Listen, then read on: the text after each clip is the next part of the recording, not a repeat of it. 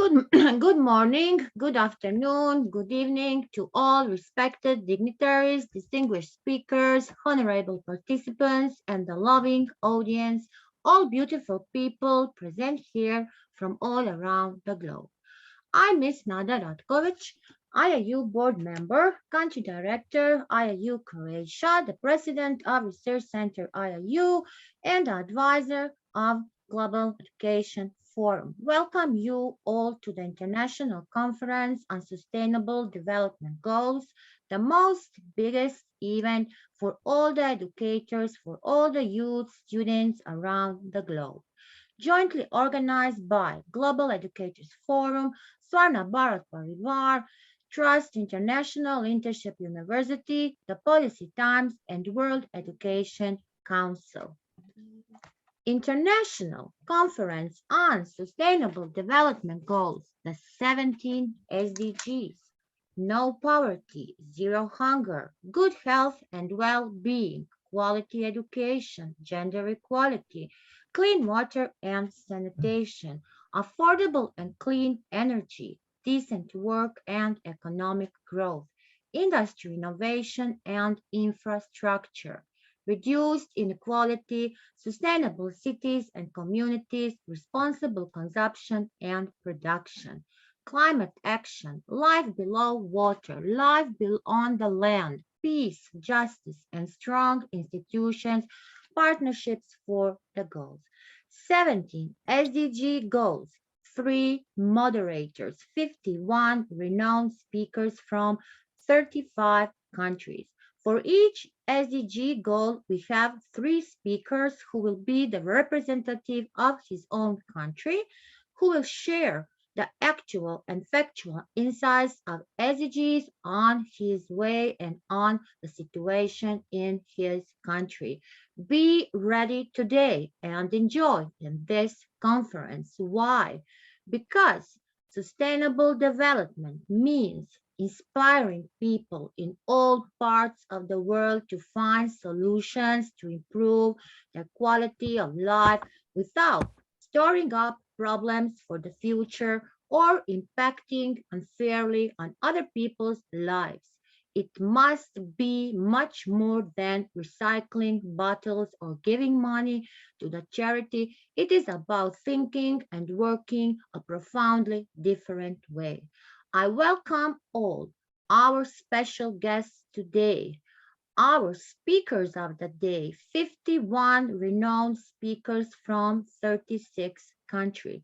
Also, our event media partner, the Policy Times from New Delhi, India, International Internship University from India. Now, I'm pleased and honored to present our great organizers. First, Global Educators Forum, the founder, respected Professor Pradipta Mandal. Global Educators Forum was formed to promote Sustainable Development Goals. 4. Sustainable Development 4 means, and it is about the quality education, and it is among the 17 SDGs established by the United Nations. The full title is Ensure Inclusive and Equitable Quality Education and Promote Lifelong Learning Opportunities for all us. SDG 4 has been targets which are measured by 11 indicators. Before I already mentioned all 17 SDGs. And they are the outcome-oriented targets. All these 11 targets, what it means for quality, pre-primary education, affordable technical, vocational, and higher education, increasing number of people with relevant skills for the success of financial, elimination of discrimination, global citizenship, and sustainable development for numerous reasons. International Internship University, IIU, is our second organizer by our founder, respected Mr. Piyush Pandit, and our trustee, Madame Roshni Lal. IIU is the world's first virtual internship university offering quality, accessible, location-independent, and skill-based education around in all areas and building a better and brighter future for all young learners and is committed to provide better and virtual education to all the young learners of the globe. IIU is a metamorphosing the conventional educational system by cutting down the costs and providing access to more than 1,000 courses and internships to their e-learners across the globe. IIU has been accredited and affiliated with the World Education Organization and International Accreditation Organization, collaborating with the world's top universities and educational institutions through the platform of MIOC, the massive open online courses.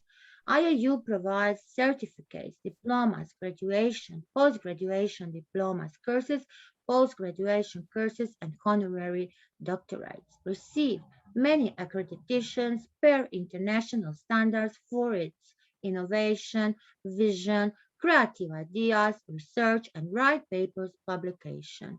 IIU is building a better and brighter future for all young learners and is committed to provide better and virtual educations to all young learners on the globe. The third organizer is Swarna Bharat Parivaar SBP Trust. Swarna Bharat Parivaar is a voluntary organization working under the strong leadership of its founder and chairman, Mr. Piyush Pandit, towards the objective of recognizing the issues and finding the end the problems that exist in society and has been working towards the betterment of society and uplifting the lives of many underprivileged, fulfilling their basic needs and providing them quality education. Serve the nation by serving the ones who can't do it for themselves. They believe in caring, supporting, protecting the rights of every human, children, older, handicapped, women in rural areas.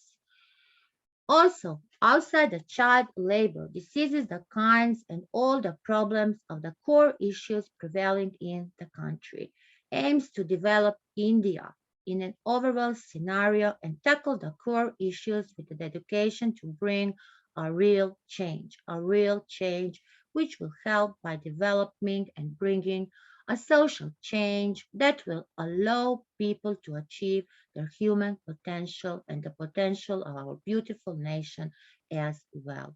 Work with projects and sustainable development goals and tries to reform it marking a modern and a friendly environment. SBP started with scholarships and many projects. And I want to say one more thing. It is a 7-0 and a fighting for the golden India. The Policy Times and the respected founder, Mr. Akram Hope. The Policy Times is the world's first media on policy and development and journalism and strategic and practical alliance of policy and business experts for policy and business connected leading to prosperity through the news. And through the news, through the articles, writing, practical networking, events, business intelligence, research, policy, advocacy. World Education Council, also our organization, by our respected Mr. Akram Hope, the founder. It is a confederation to achieve global collaboration in education, leveraging digitalization, and achieving the basic building blocks access, capacity, equity, and quality education.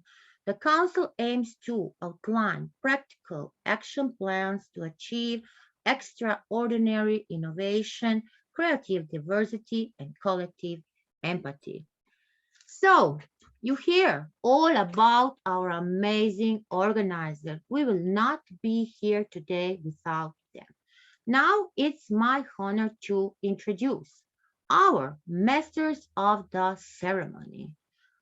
There are today three masters of ceremony. First is our respected Dr. Shelley Bist. Our Dr. Shelley Bist is a passionate, dynamic, enthusiastic, creative nation builder. I think that everyone knows our Dr. Shelley Bist. She has more than 2 decades of experience with a zeal to foster holistic education and to learn with children at the secondary school. She wants to utilize her dedication to foster quality education required for a child's development. She has high orderly thinking skills. She is increasing the performance of the students. She wants to offer many endless opportunities to career growth and to take up. Yeah, because I'm teaching. Oh, you're teaching. And with cutting, please mute yourself. And with cutting many tasks, and she's a big organization. She has all I can say she is amazing person. Uh, Sally is a multi-reader, and please, I apologize. I need to mute. I need to mute here.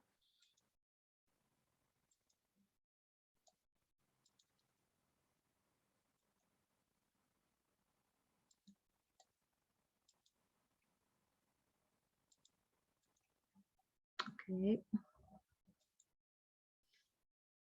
So the second moderator is Mr. von Erich Tandock. DTM von Erich Tandock is a professional, inspirational speaker, educator, moderator, facilitator, and Amazon best-selling author. Von Erich is a positive influencer, a mentor, a coach, a public speaking, clarity and confidence building. He started his coaching and mentoring program called Confidently Speaking in 2019 and published the best-selling book titled Say It Loud, Say It Proud. He is a distinguished Toastmakers DTM, the highest distinction in Toastmakers International, combining a sense of responsibility with gentleness and humor. He said, I was born to bring out the best in people by sharing my experience in the mechanics and dynamics of confident communication so that affairs can realize their dreams. He's a licensed teacher and has a big background. The third moderator is me, Professor Nada Ratkoch, as I introduced myself at the beginning. Few things more, assistant professor, educator, trainer, writer, reviewer, social. I work in Croatia, live in Croatia, finished 2 universities, has many diplomas, active member in researchers. So I have many awards. I think I don't need to talk a lot about myself. But now it's my honor to welcome all the respected again. And now I want to call my dear friend, an amazing person, our respected Dr. Shelley Bist. Please address our audience, Dr. Shelley Bist, and welcome to the International Conference on Sustainable Development Goals. I'm so honored to be today here on this great IAU stage and policy time stage with you and Dr. Von Erich. Welcome. Thank you so much, respected Nada, my dear friend, for such a warm introduction. It's a delight to have you with us today. So, ladies and gentlemen, greetings from my side, from India, Dr. Shelley Bist. Think of how we like to see the world, to be gay, or should I say happy, humanitarian in all its forms, and poverty-free, accounting to SDG 1.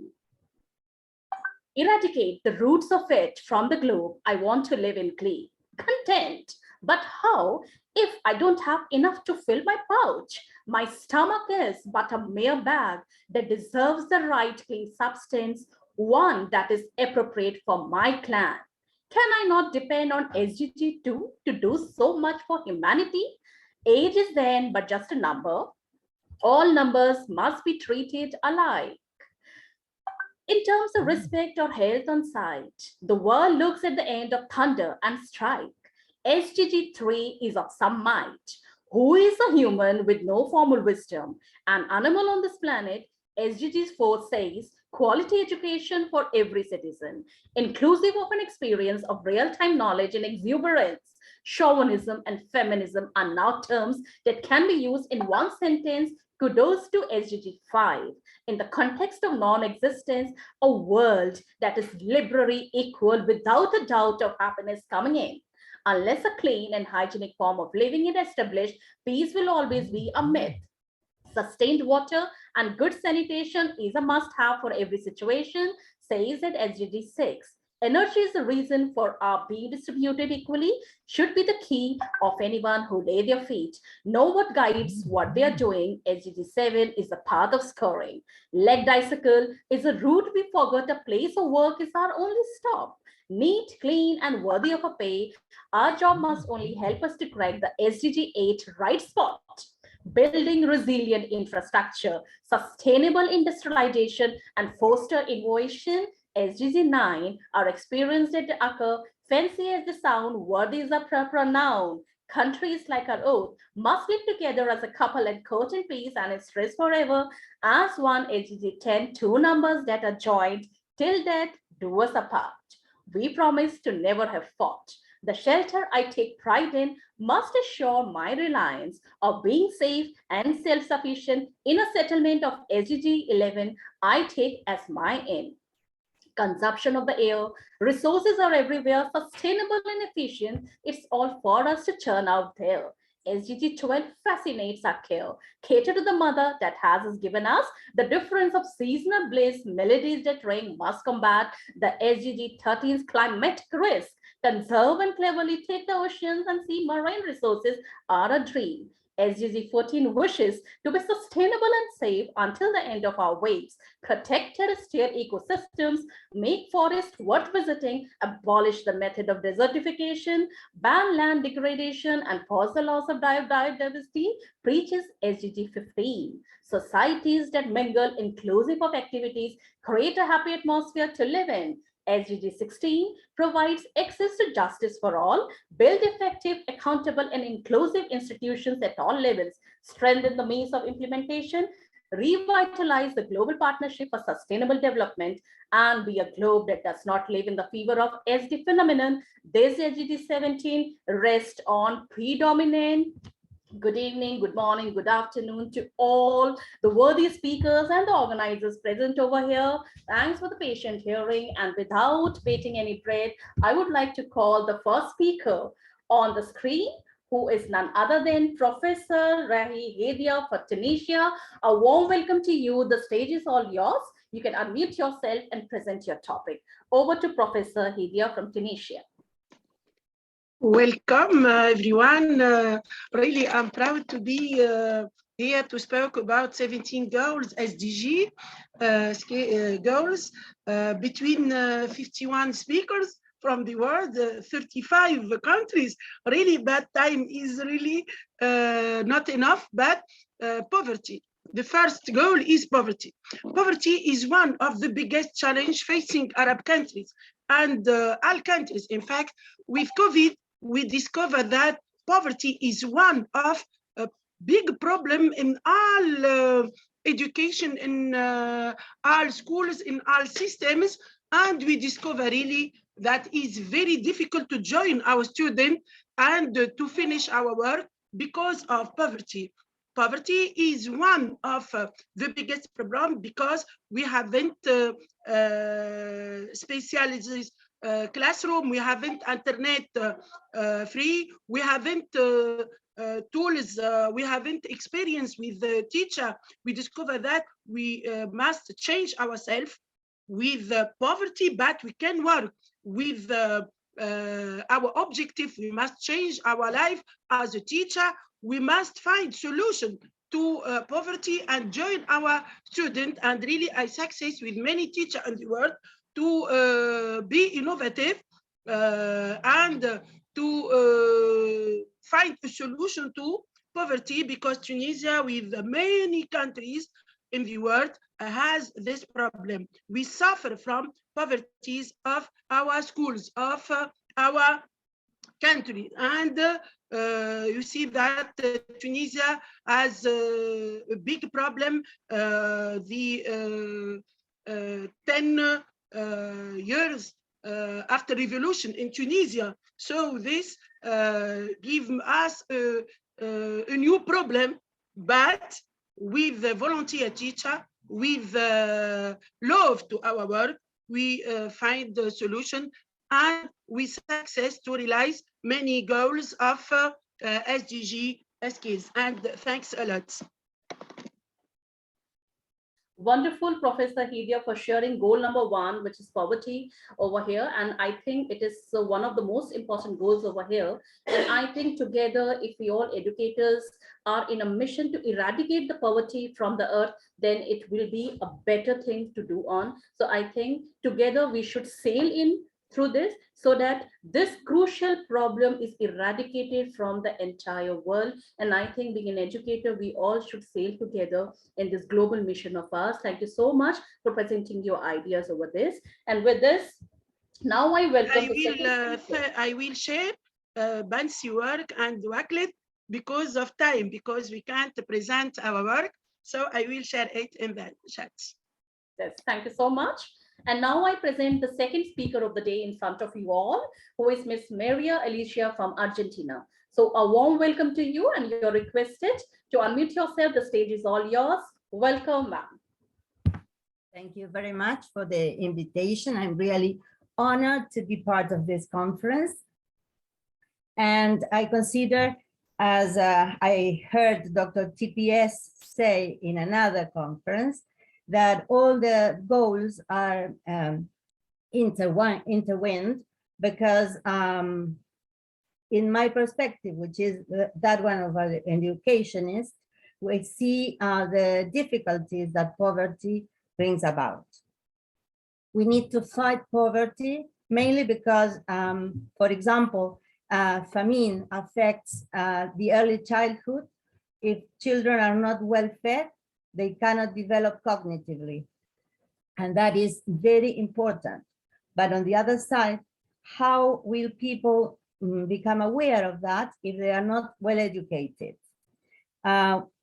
We cannot choose what we don't know that exists. So we need to teach and educate people to have a healthy diet, for example. And education is paramount to achieve social mobility. People who are in a mid-level of society can have access to education and opportunities. But the poor only have opportunities if they attend lessons at school. It is important for people to be educated, mainly because if they don't know how to read and write and make some very basic math calculations, they cannot defend their contracts when being hired. They have to accept whatever they are given. Besides, people could learn some crafts so as to work, because the part of the crafts is not covered completely. There is lack of people for repairing things at homes, for example, electricians, plumbers. So they can learn that and without having to go to university, for example, but they can start earning a living doing something useful. And besides, education gives people the possibility of introducing themselves in a really positive way, to behave correctly, to express correctly, to make themselves understood. And in this globalized world, the possibility of having access to connectivity, for some people, it's only at schools because some people don't have computers or internet at home. So it is very important for them to have access to that so as to be prepared for the future and be able to work. And at the same time, they need to be able to showcase their capacities so that they can show it to others for them to be chosen for some works. So all in all, as Mandela said, education is a tool to, that is really empowering. I consider that in order to help disadvantaged or marginalized groups, we need to educate them. And for the ones who are at a higher social level, educating them will also make them more empathetic towards the people who need their support. And working collaboratively, we can all improve living conditions at all levels. Thank you very much. Wonderfully presented your points, Maria. Here you talk about the need to educate the educators and the other people about the healthy diet, about the social mobility, about the social connectivity, and about the collaboration also. But here I want to add on one point. As we discussed about the poverty and the need for the food and the balanced diet, but here we have some people who don't have the food to eat, and then we have certain people who throw the food out. So here we need to cut the wastage of the food. Why? Because the food we are wasting is of a prime importance for somebody who doesn't have a grain to eat. Okay, this is what we need to educate the people or around the importance of food. Eat or cook the food, whatever is needed, but do not waste the food, because then there are people all around who suffer from poverty. They don't have food over here. So yes, very well perspective, which you have put over here, that we need to have, it's a high time to educate the people about the balanced diet, about the healthy diet, about the social mobility, connectivity, and how to collaborate in making and in eradicating this problem. So thank you so much for sharing your perspective. And now I welcome Dr. Frolin De Mobo from Philippines to share his perspective with us. So you can unmute yourself and share your topic with us. Yes, good evening and mabuhay. Yeah, good evening. So one of the goals of the national government of the Republic of the Philippines is to help and give support to those who are in need.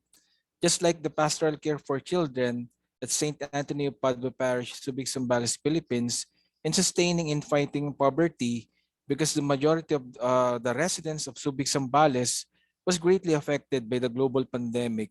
Some of them lost their jobs and others lost their business income.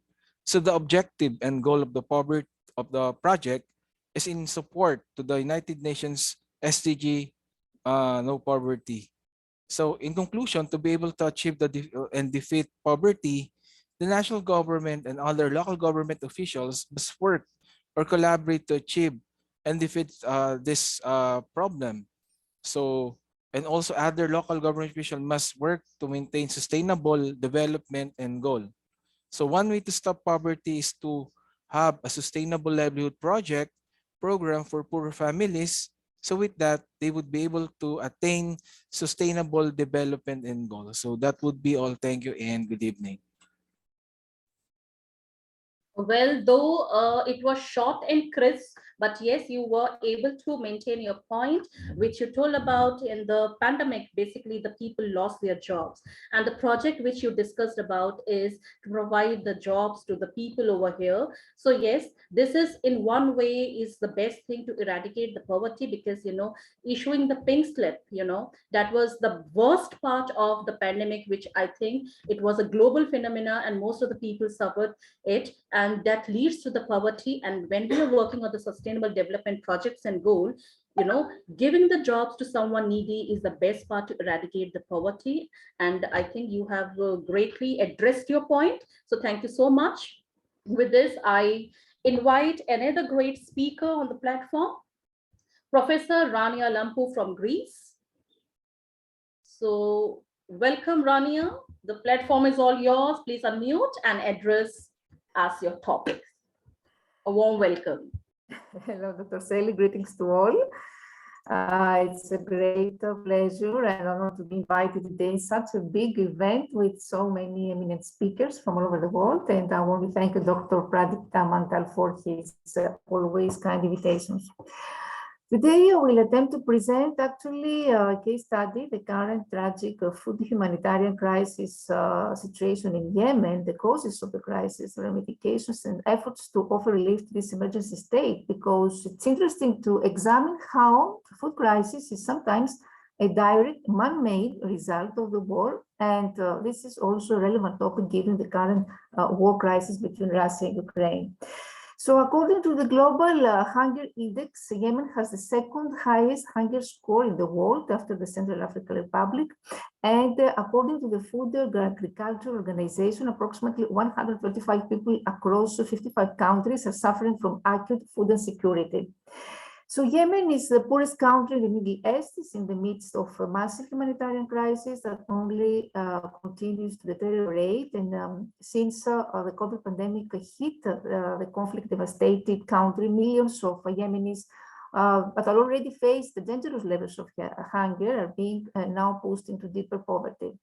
And even before the COVID pandemic, Yemen was the site of the largest food crisis in the world. Now, with the corona pandemic coming on top of the little confluence of other challenges has accelerated the misery. And what are the causes? Poverty, unemployment, poor political governance, a recent civil war caused in Yemen causes what we call the United Nations calls the worst humanitarian crisis in the world, because food insecurity and famine are increasing and are causing more conflict. And as a food deficient country, Yemen has always been heavily dependent on the commercial imports. And these commercial imports have been undermined by parties to the conflict, causing major disruption to the food pipeline and other food supplies. So hunger is rife across the country, even hundreds of miles from the front line. And combined with the coronavirus, this poverty and famine create a dire medical crisis. Of course, women in this case bear the brunt because women suffer disproportionately from these dramatic levels of food insecurity and malnutrition. They eat last and least, giving priority, of course, to children and other family members or using money for other household needs. They are increasingly struggling to access hospitals and medical services. 3 million women and girls are at risk also of gender-based violence there, and early marriages also is a dire problem there. So how war and conflict cause famine? Yemen's food crisis is a direct, as I said before, man-made result of the war, imposed difficulties importing food, the destruction of civilian infrastructure, gas crisis, an entire year of unpaid public salaries, periods of blockades had left the Yemenis without the means and processes to access basic staple food. Even before the closure of key entry points for food in November 2017. So food insecurity is considered to be a source of conflict. Also, how food insecurity fuels conflict, because we can see the presence of ill-defined political regimes when where there is a stunted economic development, where it's a slow or fall economic growth. And increases in food prices have been found to strongly exacerbate usually the risk of political unrest and conflict. So what is happening now? How to build resilience to this conflict in Yemen? The framework for building resilience to conflict is necessary. In this framework, conflicts are, let's not forget, one type of shock that hits food insecurity.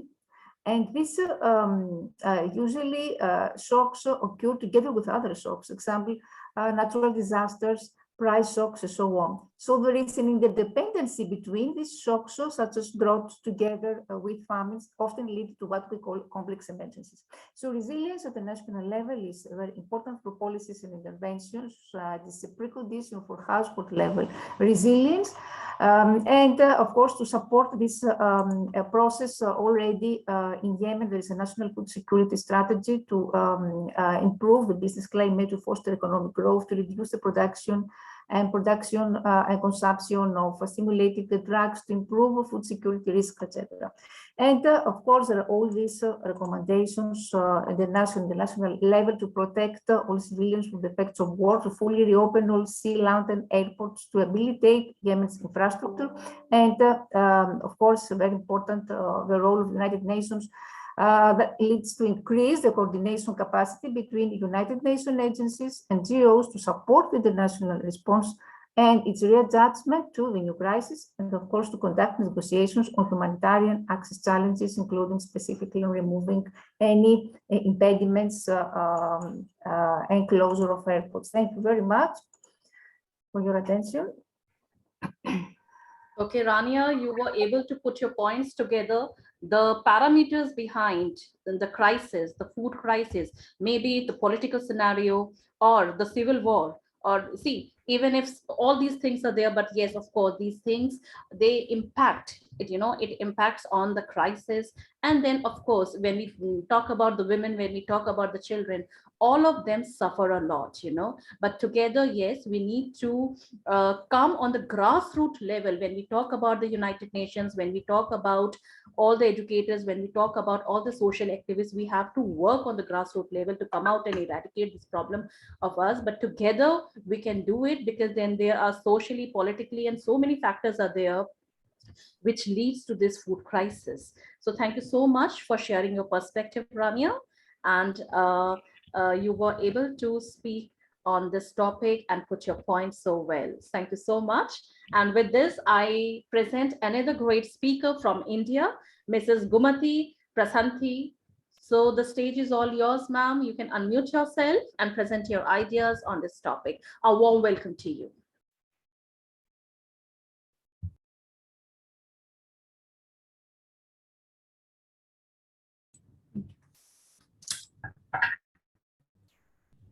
Am I audible?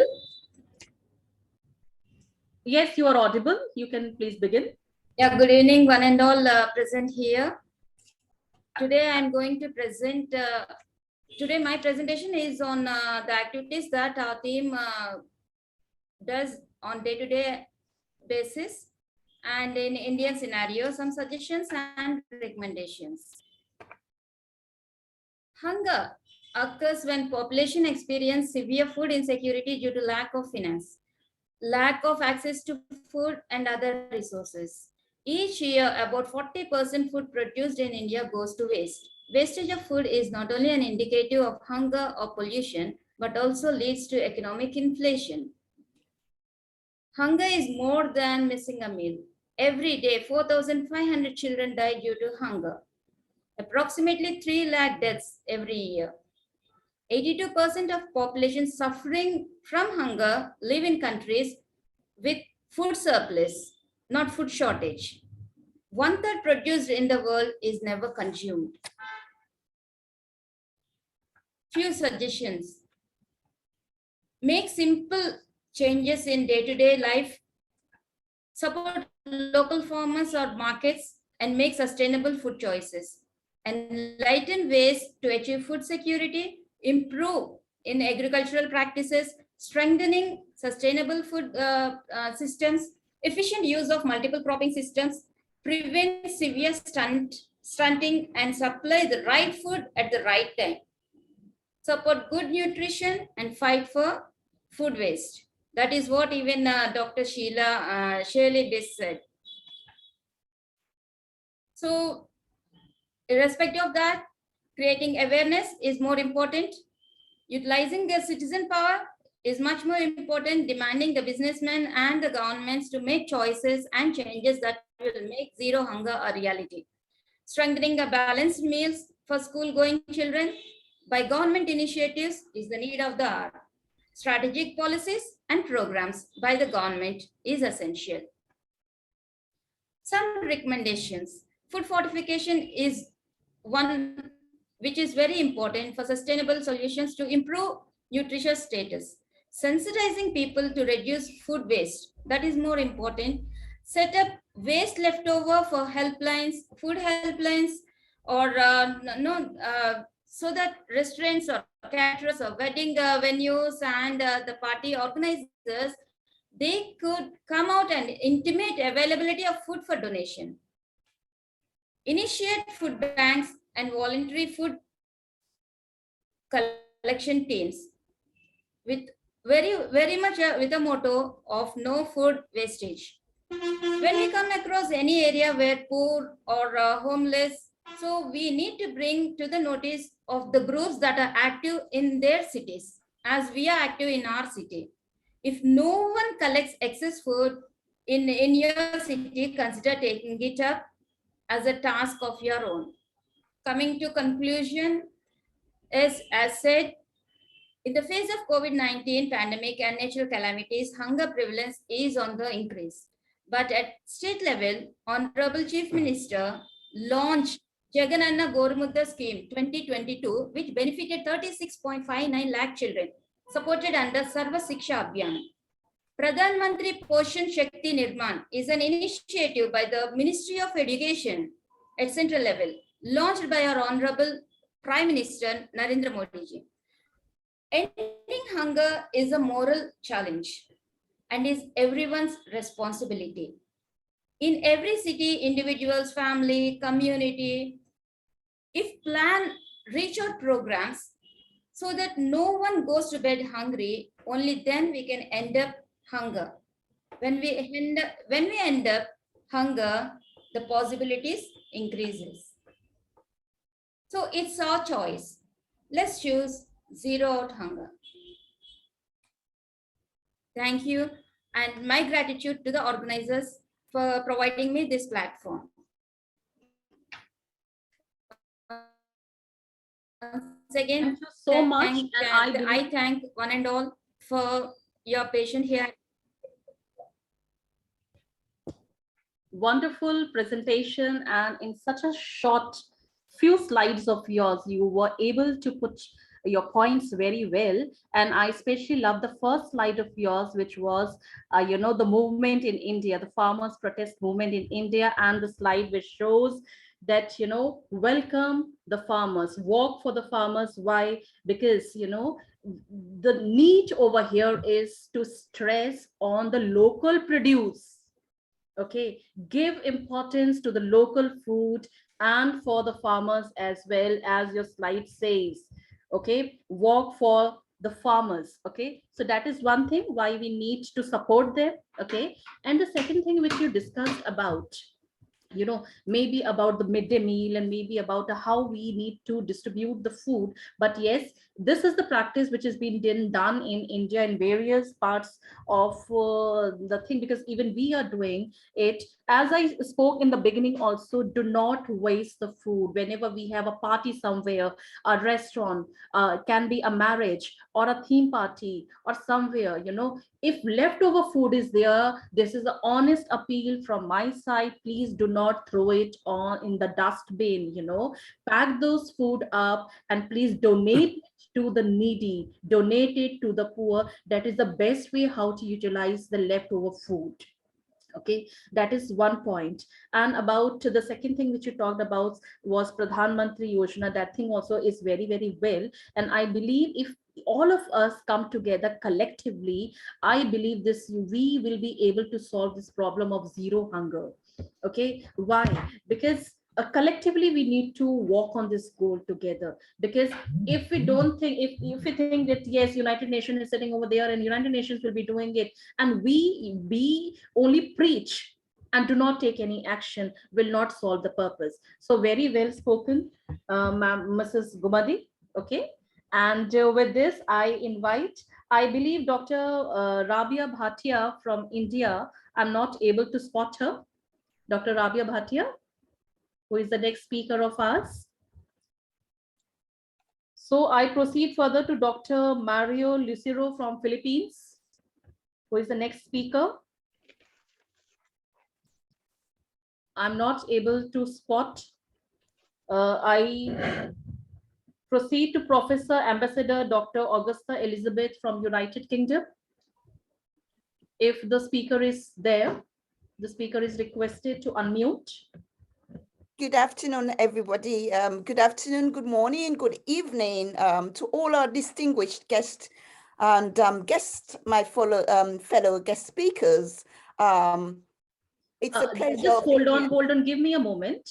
I request all our respectable speakers to kindly enter their name with their original name, because then we are not able to spot the speakers. I'm truly sorry because it is written over here, sickle cell intervention, so I was not able to spot you. So it's a humble request from my side to all the honorable speakers to kindly enter with your original names so that we are able to spot you. Okay, I must apologize for that because I was actually in a rush. Yes. Good afternoon, good morning, good evening, wherever you are watching from. I am Professor Augusta Elizabeth Kumar from the United Kingdom. It's a pleasure, it's wonderful to be here today. My topic is good health and well-being. Good health is essential to establish development on the 2030 agenda. It focuses on broader economic and social inequalities, climate change such as deforestation, etc., communicable disease like cardiovascular disease, like stroke, chronic respiratory disease, diabetes, and cancer. Lack of access to quality healthcare is one of the major factors behind the figures and regional data revealing that neonatal mortality was highest in sub-Saharan Africa and South Asia, which posts of 27 and 25 deaths per 1,000 live births, respectively in 2019. Health system strengthening is also key achieving global health security. Countries' ability to anticipate and respond to public health emergencies that could affect regional or global population. Small investment in health system now pay enormous dividends in global health.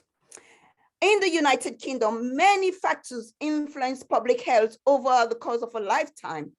Public health has been integrated into local government. Services will be planned and delivered in context of the broader social determinants of health. And the NHS, the social care, the voluntary sector, and together make it happen. So why is well-being matters? Why is it matters to health? It adds years to life. It improves recovery from illness.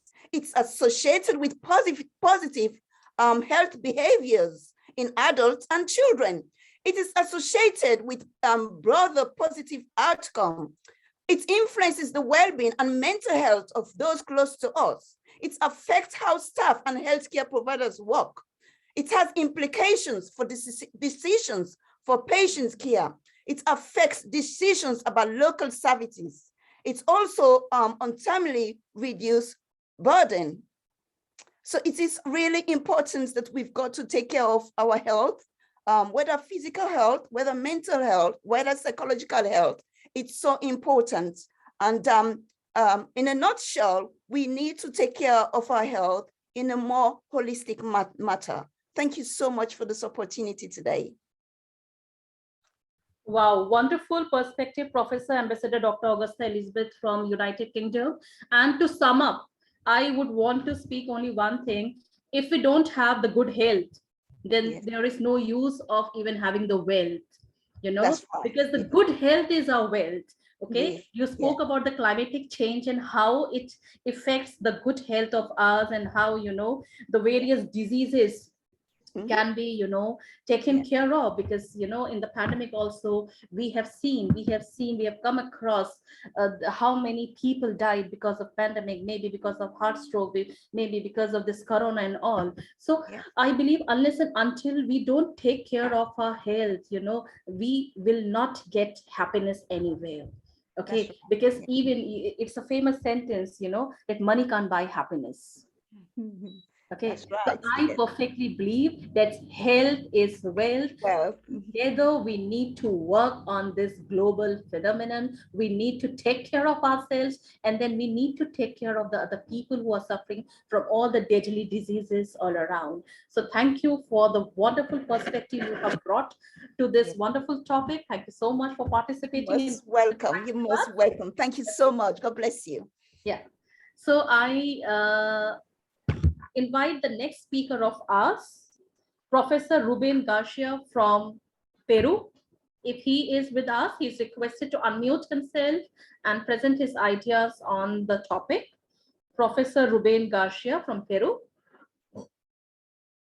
I'm not able to spot him, so I go to the next speaker, Mr. Prajwal Bhartwal from Nepal.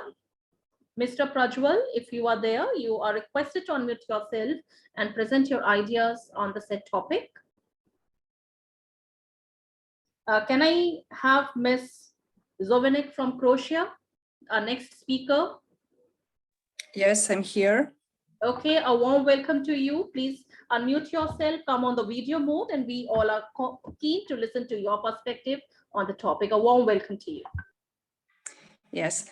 Hello, everyone. My topic is equality education. And what I want to talk about it is that is in this context, we discussed equality education in not only in Europe, not only in Croatia, but in whole world.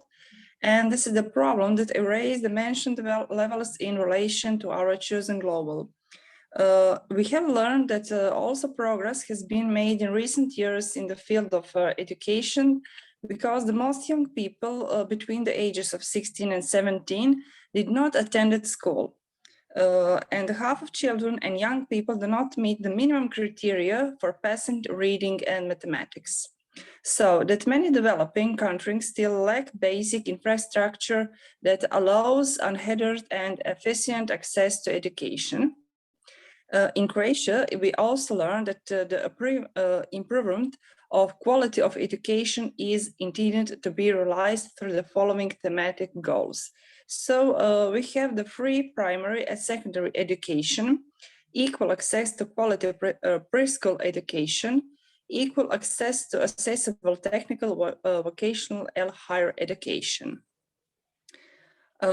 Only if it means the quality education implies the integrations of schools, teachers, parents, local community, and society that supports SDG goals.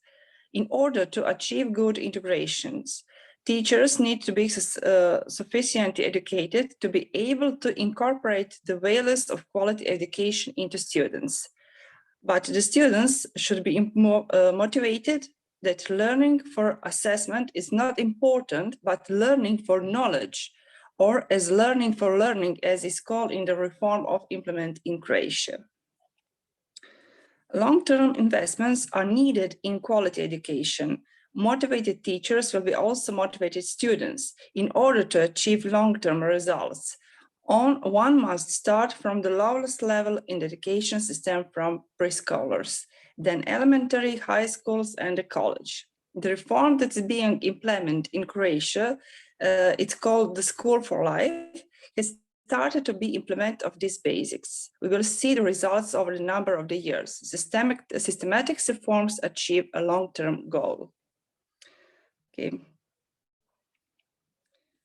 The European Parliament's Committee on Culture and Education has just phases is the draft report of 2020 that culture and education have a fundamental role to play in implementing climate change and sustainable development. So the education of children, trainers, students, and adult training enables greater information and responsibility of citizens, exchange of good practices, and their dissemination, development of new skills in the field of sustainable, development and training of future innovators who will fill the necessary solution. So that's all for me. Thank you.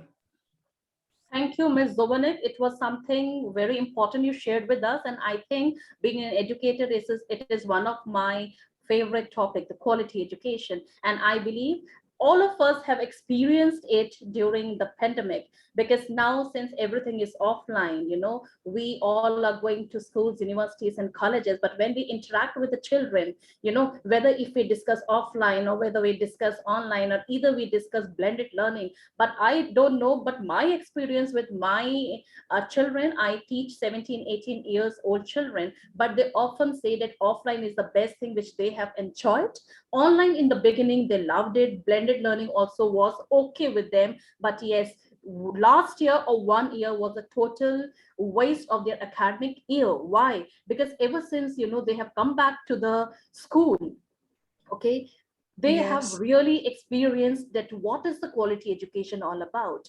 You know, we often say that pandemic was a blessing in disguise. Why? Because the zero academic year was not declared. We were able to sail through, you know, and you know, IT sector boomed up, whether it was blended learning or whether it was online or whether it was hybrid mode or what. But yes, we were successful in, you know, in imparting education to the children. But when we talk about the quality education, that yes, we lagged there somehow, because 100% educators were not computer savvy. Okay, and then in remote parts of the different world, whether we talk about villages or the remote cities, you know, whether it had the network issue or the Wi-Fi problem or the gadget problem or something or the other, you know, there were certain limitations which were there. Okay, and whatsoever, even if we talk about the quality education, the first thing which comes to my mind is to train the teachers. Okay, to train the teachers, to give them the latest curriculum, because teachers training is very much important. Teachers empowerment program should be very much important, because unless and until you don't train the teachers will not able to train the students well. Okay, so I believe this goal number 4, quality education, is the best thing which we can do it, being an educators all around. And I think we should give it 100%, because unless and until we cannot train ourselves, we cannot call ourselves the change makers and the nation builders. So thank you so much for sharing your perspective. Okay, and with this, I think I can spot Mr. Ruben Garcia in the room, but he did not respond to me. So once again, I'm requesting. Yes. Hello. Welcome. Greetings from Lima, Peru. Yeah. Good afternoon. You are requested to share your perspective. A warm welcome to you. Great. Thank you very much for this opportunity to give our accepts to the education. This is a very big word that we have to take in mind, because the only outcome that we need as educators from our students is one word: learning. But what is the best way to achieve this? What do we need to do to achieve this? The first thing is to set up the environment, because we have to prepare our brains to be open for the learning process. And this is up to interest. How can we make our students be interested in learning, achieving things? This is something that they need to acquire. It means that we don't have to force them to learn. We have to invite their brains to be interested in getting the information that we are given. But I don't know if you have had some comments of students that the class was boring. The teacher was boring. So this is something that we do not have to get from our students. Why we have boring classes? Why we just talk and they do not participate in our classes? We have to have our classes very participative. It means that they have to participate. No matter if the classes are online or in remote way, or the classes are face-to-face. The aim is only one, the same, no matter how the classes are given, is learning, motivation. We need energy. Wow, if you see a teacher that is energetic, of course, not too much, because it can be, oh, that guy or that teacher is crazy. No. It's just energy, because what is motivation? Is movement in action. Movement in action, that is motivation. And that is what we need. How can we start our classes? We need to start our classes with something very important, for example, to show our students how to breathe, to relax. Environment is very important. And then you go with your topics. Then you go with the outlines of the classes that you have prepared, because all of us have lesson plans. And we prepare and we think about possible problems, and we need to solve them. remember, we as educators have a very powerful arm, which is the powerful to make our students learn. Thank you very much. Greetings from Lima, Peru.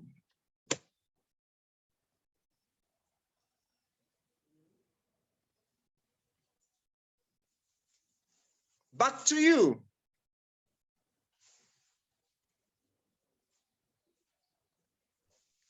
Yes, wonderfully spoken on this particular topic. And I especially loved when you talked about learning, because for learning, we never have a particular age, and also how to set the environment for the children. You know, that is something very important because we need to work on their brain. Okay. And being an educator, you know, yes, you were very much true that sometimes the children say the class is boring, this particular teacher is boring, okay, or the subject is boring. But how to develop an interest among the children, because we cannot fix on the rote learning that the syllabus is decided and the teacher goes and finish up a topic in 40 minutes without realizing whether the child has, you know, understood the topic or not.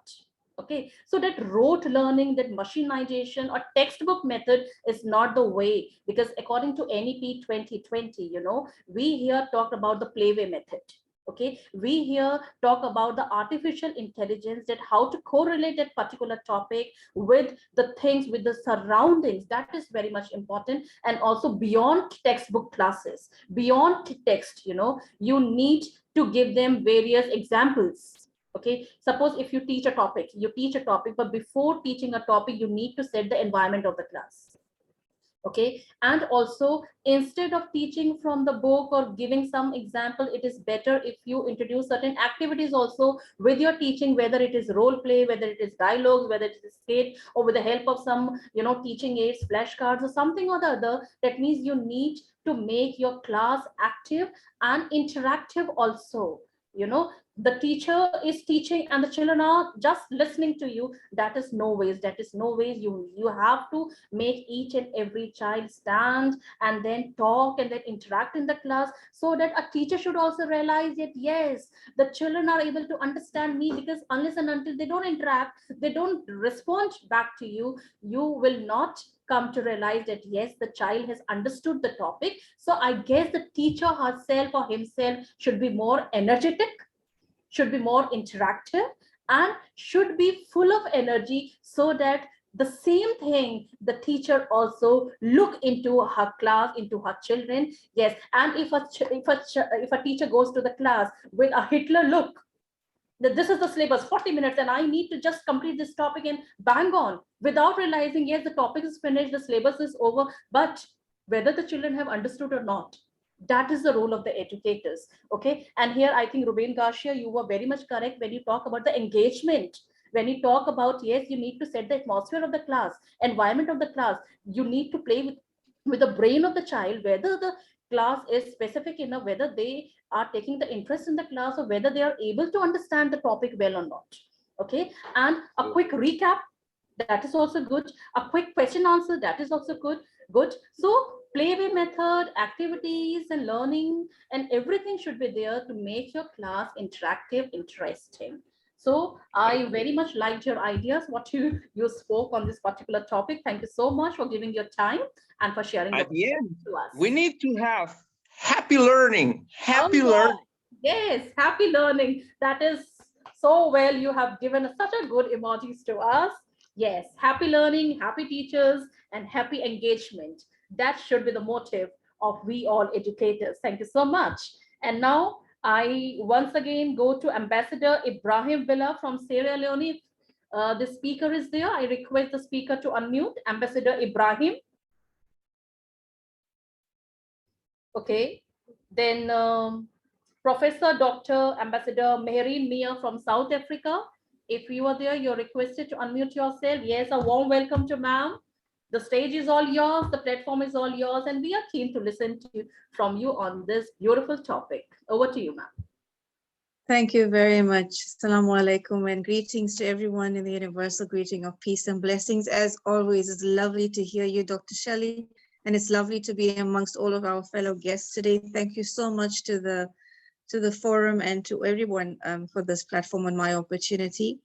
So I'm talking today about what is called gender equality. And of course, I think everybody should know by now, this is something very, very close to my heart. I'm very passionate about it, especially via women empowerment and what we do. But as much as we're talking today about gender equality, I want to pause to talk about gender inequality just quickly and in keeping with time. So what exactly is this inequality? And very simply understood and put to people, it will just merely mean that there's this differentiation where men and women are just not treated equally, right? Simply put, that is the inequality means. And what does that come from? It comes from various sources. It could be biological, it can become because of psychology, it can be because of societal norms, because of cultural norms, whatever it may be, but there is this barrier between the women and the men. There is this superiority versus inferiority complex between both genders, and that's where the inequalities come in. Now, what does this inequality bring? It actually just leads to massive negatives. One of them being there's this unequal access to education, sometimes no education at all, especially for girl children or women. There's the lack of employment, let alone the actual quality and equality of employment opportunities, especially for women. If we look at jobs, there's job segregation coming from this inequality. There's a lack of freedom of choice because of this inequality. There's a lack of self-worth for someone because of what they experience psychologically from this inequality. There's a lack of social inclusion of people. There's the lack of political representation to make actual decisions that impact on lives and communities and society. So inequalities lead to massive negatives that we're currently seeing right now. We're seeing it, we're experiencing it, we know that it's there. How do we amend it? We amend it by becoming aware. That's the key. Be aware of what exactly is contributing to this inequality. And if you look at it around us right now, Dr. Shelley, right now, how many of the parents who are listening to us or adults are listening to us are people that conform to this norm that if it's a daughter, the daughter has to like the color pink, and if it's a boy, the boy has to like the color blue. If they're going shopping for a toy, the girl needs to only like dolls. She cannot like a truck, and she cannot like the fire engine, and she cannot be somebody who likes to fix a car. And the boy, God forbid, likes clothing that are, and how to design an outfit or how to design a dress. The mentality coming from children, it is stemming from adult. So we need to go into our resources and try and find what exactly is bringing up the inequalities in the mindset, where it's at, and try and cut it off. And I think right now, we can work towards trying to cut off the inequality mindset of the adult. But if we push to the educational system, the respect children need to learn for each other, the respect learn, I can respect this as a girl child and she will respect me as a boy child. We will eliminate many issues. We will gain respect, teach our children to respect each other. But more than that, we will also eliminate GBV issues. We will eliminate this inequality frame that we have. We will make our children love to learn together. We will grow in the unity and peace. So implanting that reframing of the mindset is very crucial, but in our children. But what about us adults? Us adults need to just be able to say it is. And the number one thing we need to say to our brothers, we as women are not your competition. We as women are not here to compete with you. We are here to work with you. No competition, there is connection, there is collaboration. Respect your fellow women, respect their worth. Know that they are not there to try and take away from you, but rather contribute. They need to be included in society, community, in the building of government even. Not excluded and sidelined simply because a man rule or mind says that's where they should be. Because right now, if you look across it all, perfect example, I teach what I teach. My lessons are because of my life. I sit in the boardroom and till today, I have men that would walk in there that are not happy to sit in a boardroom because I chair a meeting. Why? Now, if I am the women leader and I'm sitting there as the chair of this meeting, am I going to have to now become emotional and think, oh my God, he's not going to be happy? I agree, and I agree to disagree about the fact that you might not like me, but I'm here to fulfill a purpose. I'm here to get a job done. My productivity is important. You're either with me or you're against me.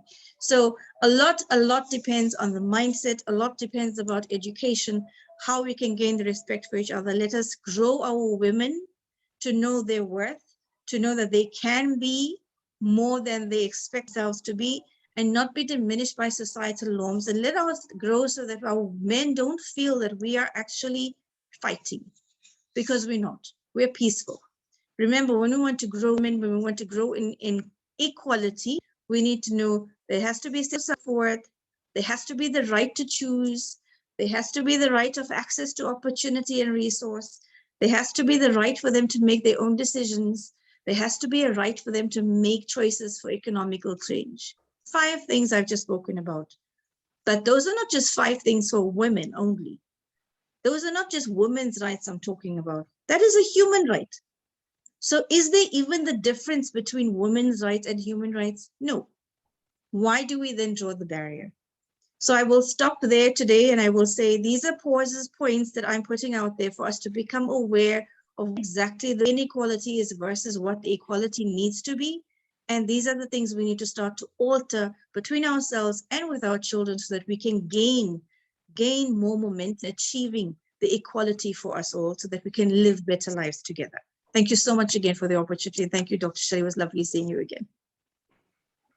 It's always a pleasure and delight to listening to you, Ambassador Mehreen Mia, because I think it is one of our favorite topics and we can have an endless debate on it as we had earlier in many forums, but I will not take much time. But yes, when we talk about the theme for this International Women's Day on Gender Equality for a Sustainable Tomorrow, then yes, the theme was Break the Bias. Okay, this was the theme and we had endless discussion on this. And yes, gone are the days when, the color blue was decided only for the boys and the color pink was decided only for the girls.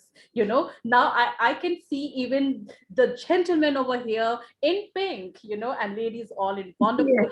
That is one of my favorite colors. I'm even spotting the blue today also. Okay, so no gender differences, and also when we talk about the shelf life of a woman, of a career-oriented women, it should not be lesser than the boys. Okay, now I guess we even have so much of difference coming on. Okay, and if we talk about an empowered women over here, then we have actually broken the bias. Okay, and gone are the days. And yes, of course, with the help of all the gentlemen over here, I will not say that we can sail here alone, but yes, of course, we are getting the support of all the gentlemen over here, and I guess we will be getting it ahead also. And then this is how we can have this gender differences all broken over here. So thank you so much, Mehreen Mia, for your wonderful time and for your wonderful perspectives, and I will be keen to listen to you for the next time also. Thank you so much. Okay, and now dear Dr. Shelley, please can we call here? We have from Sri Lanka. Yeah. I was about to invite him, Can I have the great speaker from Sri Lanka, Mr. Vivekananda? You can unmute yourself and share your perspective on this topic. Warm welcome. Okay, ma'am. Thank you very much. Thank you everyone for inviting me this, especially I would thank to Professor Nandya ma'am, so for inviting me and everyone. So I hope I have come up with the same the goal number 2. Anyway, okay, it's anyway I have just I can share my presentation with so considering the time limitations.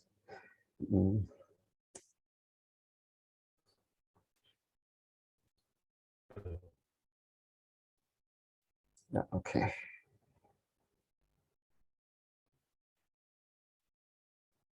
So can you all see my presentation, ma'am? Yes, we are able to see your presentation. Okay, okay, ma'am. Thank you very much. And so you know that my my topic is a sustainable development goal. So goal number 2, the zero hunger. But it's I'm very sad to say that so now we have made this goal number 2 as zero hunger. But now the situation around the world is not like zero hunger. The people are suffering a lot. People are facing many issues related to poverty and hunger issue. You know, after the COVID-19 and even the financial crisis, the economic crisis, now it's rising around the everywhere in this world. With that, you know, that I just move my slide, the sustainable development goals. You all know that I don't need to tell about that. So there are mainly five P's, you know, that mostly based on the people, planet, and prosperity, and peace and partnership. So the zero hunger will come under this people, the concept people. So there are three main dimensions: the social related, and the human related, and the economic related, and the environmental related. Altogether will come under this 17 sustainable development goals. You know that I have here mentioned the 17 goals. So with that, goal number 2, so zero hunger. So the main objective of this goal is end hunger and achieve food security and improve the nutrition and promote sustainable agriculture. With that, there are, I know, I just want to go with this quotation from Anne Frank, that hunger is not a problem, it's an obscenity. How wonderful it is that nobody need wait a single moment before starting to improve the world. So this is very clear example to elicit the concept hunger and even the zero hunger. You know that current estimate shows that the nearly 690 million people are hungry around the world, or even we can say 8.9% of the world population, up by 10 million people in 1 year, and by nearly 60 million in 5 years. People are going under hunger, with hunger. According to the World Food Program, 135 million suffer from acute hunger, largely due to the man-made conflicts, climate change, and economic downtrends. The COVID-19 pandemic could now double that, even putting an additional 130 million people at risk of suffering acute hunger by the end of 2020. If recent trend continue, the number of people affected by hunger will surpass 840 million by 2030. So, or 9.8% of the global population. This is some data from to elicit the idea hunger. So with that, you know, the concept, the goal number 2, the zero hunger, is clearly explained here with some statistical analysis or statistical data. So very deeply. So under this zero hunger concept, there are some targets of SDG number 2, the goal number 2. So the targets are divided as 2.1 and 2.3, like 2.4. So I don't have enough time to explain every targets explain under this zero hunger. So you can further read and you can get some idea about this some sub targets under this zero hunger goal number 2. Right, I can just move that. So especially I just want to focus on the COVID-19 pandemic, hunger during the COVID-19 pandemic. COVID-19 pandemic has led the first rise in the extreme hunger in the generation. The COVID-19 is the one of the main factor, the extreme hunger in this world, that has made the extreme hunger position in this world. COVID-19 lockdowns are creating hunger for those who rely on informal worker and daily wages to survive.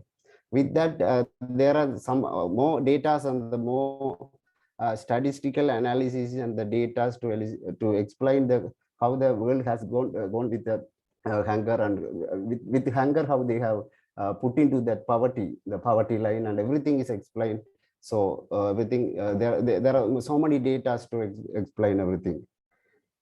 So you know that coronavirus from COVID-19, after that the financial crisis, you know the Sri Lanka also is going under heavy deadly violences, I can say, the deadly crisis, the economic crisis.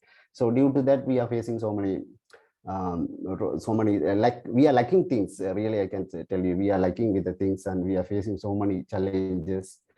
Some people are going with hunger, and many problems are happening. So the COVID-19, after that the financial crisis, is these two other major reasons. So though there are reasons, though there are problems, like a coin there are two sides. We have some ways to reduce hunger, so we can fight for that. We can eradicate hunger from this world. So these are some recommendations how we can eradicate the hunger from this world. You know that you can read that the climate smart agriculture, responding to post immigrations, maybe the migration, fostering gender equality, reducing food wastage or food waste, disaster risk reduction, supporting hygiene and sanitation, controlling infection and growth, improving food shortage system, improving food shortage system. These are some recommendations to eradicate the problems, the hunger. So we can actually reach the goal number 2, zero hunger in 2030. So we have time to reach that. So with all these ideas, I just want to finish my presentation with this famous quotation from the great personality Mahatma Gandhi. The world has enough for everyone's need, but not enough for everyone's greed. So thank you, madam. Thank you for giving me this opportunity. Thank you, everyone. Yes, kudos to the wonderful speaker from Sri Lanka who has brought his wonderful points over here. We have had enough discussion for goal number 2, but yes, one thing I want to bring to everybody's notice that it is very, very easy to discuss the problems, but more than discussion of the problem, it is very important to reach out to the solution. And I especially love the last slide of yours wherein you have given us the solution to those problems, especially when you talked about climate smart agriculture, responding to forced migration, fostering gender equality, reducing food waste, disaster risk reduction, supporting hygiene, sanitation, controlling infestation and crop improvement system, and also improving food storage system. And the way you have ended the presentation with the famous Gandhi's, quote, because we can talk about everybody's need, but we cannot cater to everybody's greed. That is more than awesome over here. I loved your presentation and the way you have ended the presentation on a very worthy quote of Mahatma Gandhi. Thank you so much for your time. Okay, and with this I bring another great speaker, Ms. Sharmila Sengupta from India. A warm welcome to you. The platform is all yours and we are keen to hear your perspective on this topic. Please go ahead. A warm namaste from India to everybody. The first thing that I would like to say is I'm so happy to see gender equality in this platform. So that is something which is very, very great to know, that the platform is giving equal opportunities to everybody and equal opportunities to speak their minds, bring their thoughts to the table. Now, my perspective is from the perspective of a school head. I am Sharmila Sengupta. In India, I am teaching in a school and I am the principal of a girls' school in Kolkata. So the topic that I've been given is gender equality. Now, what I would like to say is my experiences every day. The time is short. We are all talking about many things. Within that, I would like to talk about the experiences of that I have on a daily basis with girls whom I'm teaching in my school. Mine is a public school where children from the lower strata of the society are generally coming in. Now, education is the only means for these girls to attain something in life. To bring in equality in any society, we all know progress is required, there is development required, there is, and equal opportunities for everybody is required. Now, are girls getting equal opportunities everywhere? I don't see it every day. If it is a family of two where there is a boy and a girl, the boy gets more opportunity than the girl. Now, how the scenario changes. As a school head, I'm seeing both the perspectives. Primary education to girls is much more in India. In cities as well as in districts and in villages, they go to schools more. But when it comes to higher education, when the place of going, that is a college or a university, becomes far off, then girls drop off the scenario. They do not go for higher education and the boys get more preference there. But again, then I would say that gender equality is not only with girls, with boys too. There are many boys that I know, I've been teaching in boys' schools also, where I've seen that to bring food to the table, they have had to leave their education midway and go out and do jobs. Now, gender equality for women, there is a lot of discrimination, there is violence, and there is so much conflict around that you do find that barely 24% of the labor force in India is female. That is 1/4 of the population is actually working out there. But what about The domestic violence that we see, the physical violence that women go through, and the violence with children, especially these days, where they are not able to come into the mainstream of labor force, of education, of health. So accessing these becomes a problem for the children every day. In my school, I find that girls do not have access to better health. They do not have access to technology. They do not have access to the internet. We teachers do tend to provide them. Every government school is trying to give them midday meal. Every government school is trying to give them better provisions. But is the reality changing very fast? No, it is not. So the on ground, we may be talking about things that we would like to change, but on ground, there are many flagship initiatives of the government, of the state governments, but project-wise, implementation-wise, when the resources should reach the people who are at the base level, it is not always happening. And because that is not happening smoothly, we do not find that girls or, for that matter, women progressing. Now, I strongly believe that change, equality can happen only with leadership positions, women coming into leadership positions, women taking their role very seriously and being change makers. Now, once that starts happening at every level, not at the highest, but at the lowest level, we have to go down the hierarchy and we have to go to the grassroots where women have to take really leadership positions, and then we can see sustainable change in the society. That is what I strongly believe. As a school, I believe that we can make changes, teachers can make changes by first allowing the children to believe in themselves, to believe in what they are doing, and to believe in the world as a whole. Also, making the girls believe that they can do something with their lives. That is the first step. Even if we are doing it for 500 students, I think that that is the real change that can come over. These children who are the future of the world need to understand that they can make a difference every day, and providing the resources as much as possible at whatever levels is extremely important. The government does provide a large number of things in every state, in every country, but making it accessible, reaching those resources, taking those resources to the people who really need it, and making that count is what is most important. Lastly, I would like to end with the fact that belief is everything. If every teacher can make their classroom full of believers, full of hope, full of faith, and full of conviction that yes, I can make a change, yes, I can go forward in my life and my family, I can bring them forward, I think there will be real change. Thank you so much to everybody. Kudos, Ma'am Sharmila Sen Gupta, for wonderfully bringing your perspectives over here. Once a favorite topic of us. And yes, no doubt, Honorable Tiana Jones is sitting over here, who says women's lives exist and with a purpose. And I believe everybody, every empowered woman who is sitting over here will be supporting this fact. And yes, when he spoke about the domestic violence, only one thing I want to tell about here is, unless and until you don't talk about yourself, you don't put your step down, you don't voice your opinion, you don't fight yourself, that nobody will come from the entire world to save you. You have to fight for yourself. Okay, you are educated women, you are empowered, don't give the right to anyone to play with your future, with your life. Do not give the remote control to anyone else. Take the remote control in your hand, because it is your life. You are precious. Okay, you are God's gift given to this earth, and you have to make yourself empowered, and you have to make the others also empowered.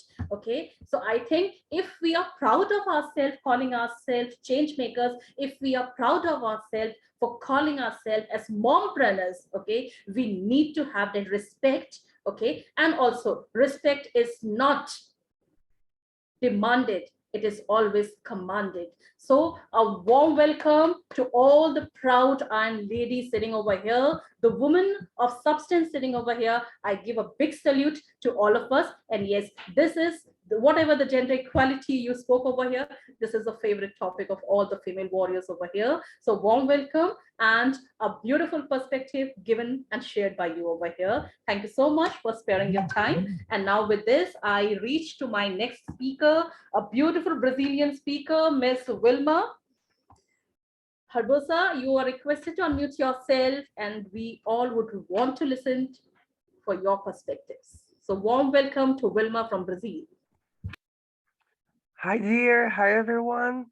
Thank you so much for the opportunity of being here. It's amazing having the opportunity to learn from others. And Shelly as a moderator is fantastic. Wow, big applause to her. She makes all the event live and active and giving comments. Congratulations, dear. You make the difference. So today, I'm gonna talk a little bit about water and sanitation, something that is really important for our lives. But as all the other goals, there are some places around the world that it's not a real thing. And I'm talking specifically from about Brazil. That is where I come from. May I share the screen, please? It says I can't. Yes, you can, Wilma. Now I can. Thank you so much.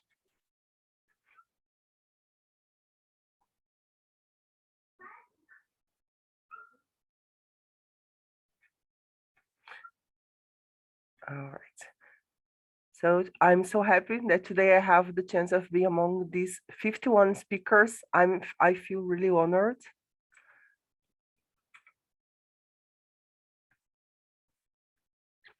Clean water and sanitation. Water is life, and clean water means health. Audrey Stepmore. Water and poverty. Why the lack of toilets is in Brazil is a feminist issue. Only half of Brazilians' population has access to a clean, safe toilet at home. For women, especially, the impact can be devastating. I guess this is all around the world, but in Brazil, unfortunately, that's the truth here. Not having a decent toilet is dangerous for many reasons. Agree has spoken for WaterAid. It means there's nowhere to treat or manage human waste properly. So germs get into water, source, and food, spreading diseases like diarrhea and cholera. It also means people have to go to outside, which is especially unsafe for women and children. So in many communities in Brazil, there are no bathrooms in their homes, and then they have to walk far from home for a place when they need to, and it is dangerous for her because some of them are rapid and bad things happen to them just because they don't have the bathroom near their house. And also we have, as we don't have, many of them don't have the bathroom, so they have to take a shower in small ponds they have next to their homes, and the water is not clean for sure because as there are no sanitation into the bathrooms, then everything goes to these small ponds, the river that runs next to their homes, and it is so dangerous because they are getting sick. Increasing access to sanitation and clean water would greatly improve the lives of women in Brazil, says Freitas. In the short term, women would save both the money and time spent on traveling to medical appointments. It would also enhance their performance in school and at work, increasing their income throughout their life. The money that is wasted due to lack of sanitation is returned to women, could lift a large share of them out of the poverty. So as it was said before about girls' empowerment, the lack of water and sanitation also is a problem when we are trying to empower girls, because unfortunately, because of the periods girls have every month, if they have no water and no sanitation, they have problems, and so the inequality is there. Girls' advantage at school. girls without toilets do worse at school, achieving on average 40 points less in the crucial Brazilian National Secondary School tests known as ENEM, compared to an average student. The impact of sanitation on schooling is seen across the world according to UNICEF. For girls, appropriate wash, water, sanitation, and hygiene facilities in school are a particularly important part of ensuring their safe and healthy participation in school. So if there are no water, if there is no water at school and sanitation, girls can't study properly because they suffer because of that. And due to cultural factors, Brazilian women are seen as the ones responsible for taking care of the family, I guess, as in India, in many other countries as well. When children or the elderly get sick, it is women who often end up helping in their recovery, therefore exposing them to more infections. Across the world, over 800,000 people were killed a year by diseases linked to water and sanitation, according to the World Health Organization. On top of this, the financial impact of sanitation-related diseases and strategy as well. Health inequalities in many poor communities. So this is the real thing we have there, unfortunately. And it end up bringing sick girls and also all the family members. But as Shelley said before, it's important that instead of just showing the problem, it's important that we also show some solutions. And then we are working here in my community. As I am part of some groups, I am part of a Rotary Club and also some other groups, and we are working on some projects in poor communities with the town hall to bring water to these communities and build some bathrooms for them there. Firstly, they will be they will use the toilets together, but later the idea is to build the bathrooms in all homes there, and we are sure that we will improve their lives, and then they will be the girls will be everyone will be happier, but mainly as now we are talking about girls, they will feel safer because they won't need to go far from their homes to go to the bathroom and take care of their necessities. So this is just a small project related to, we know that we won't save the problem of the world related to water and sanitation, but if we do, as I always say, if we do our small part in our community, then we will be changing the world little by little. So I always believe this, that we can make a difference. It doesn't matter if it is a small difference, but if you make the difference in your community, and Tiana makes the difference in her community, Heidi makes the difference in her community, Nadia in her community, Charles in his community, then we'll do small things around the world, and soon for sure we're gonna have a better world. And this is all for me. Thank you so much again for giving me the opportunity. Thank you.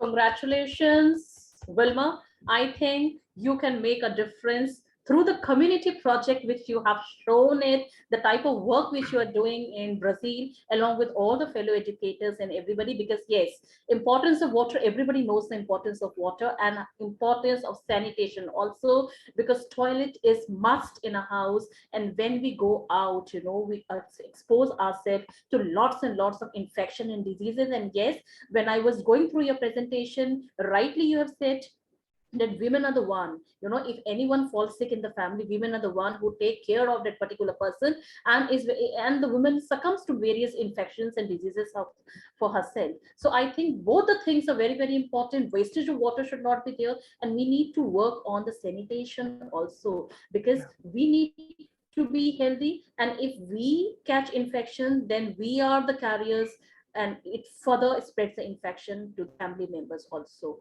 So very good, and I'm so happy with the community project which you are doing.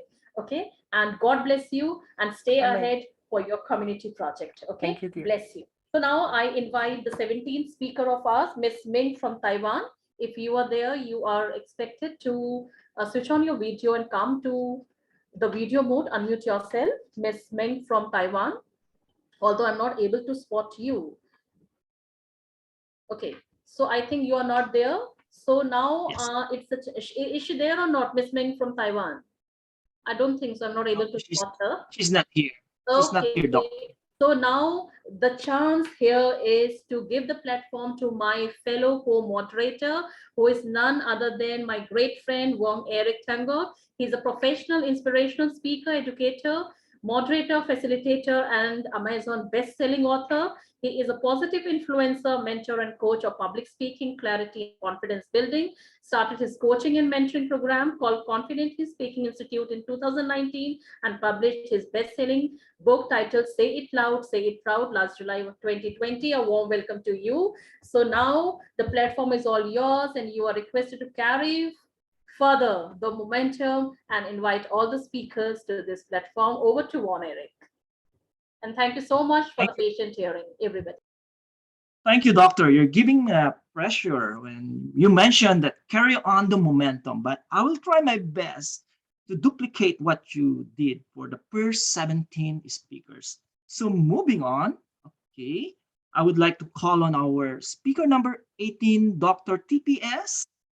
The virtual stage is yours, sir. Take it away. Namaskaram and pranams to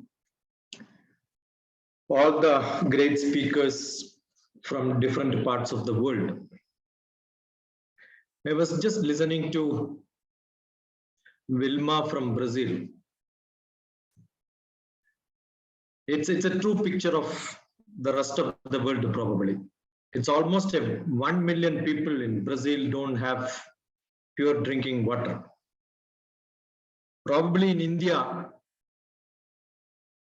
we don't have 80% of the people doesn't have the pure drinking water.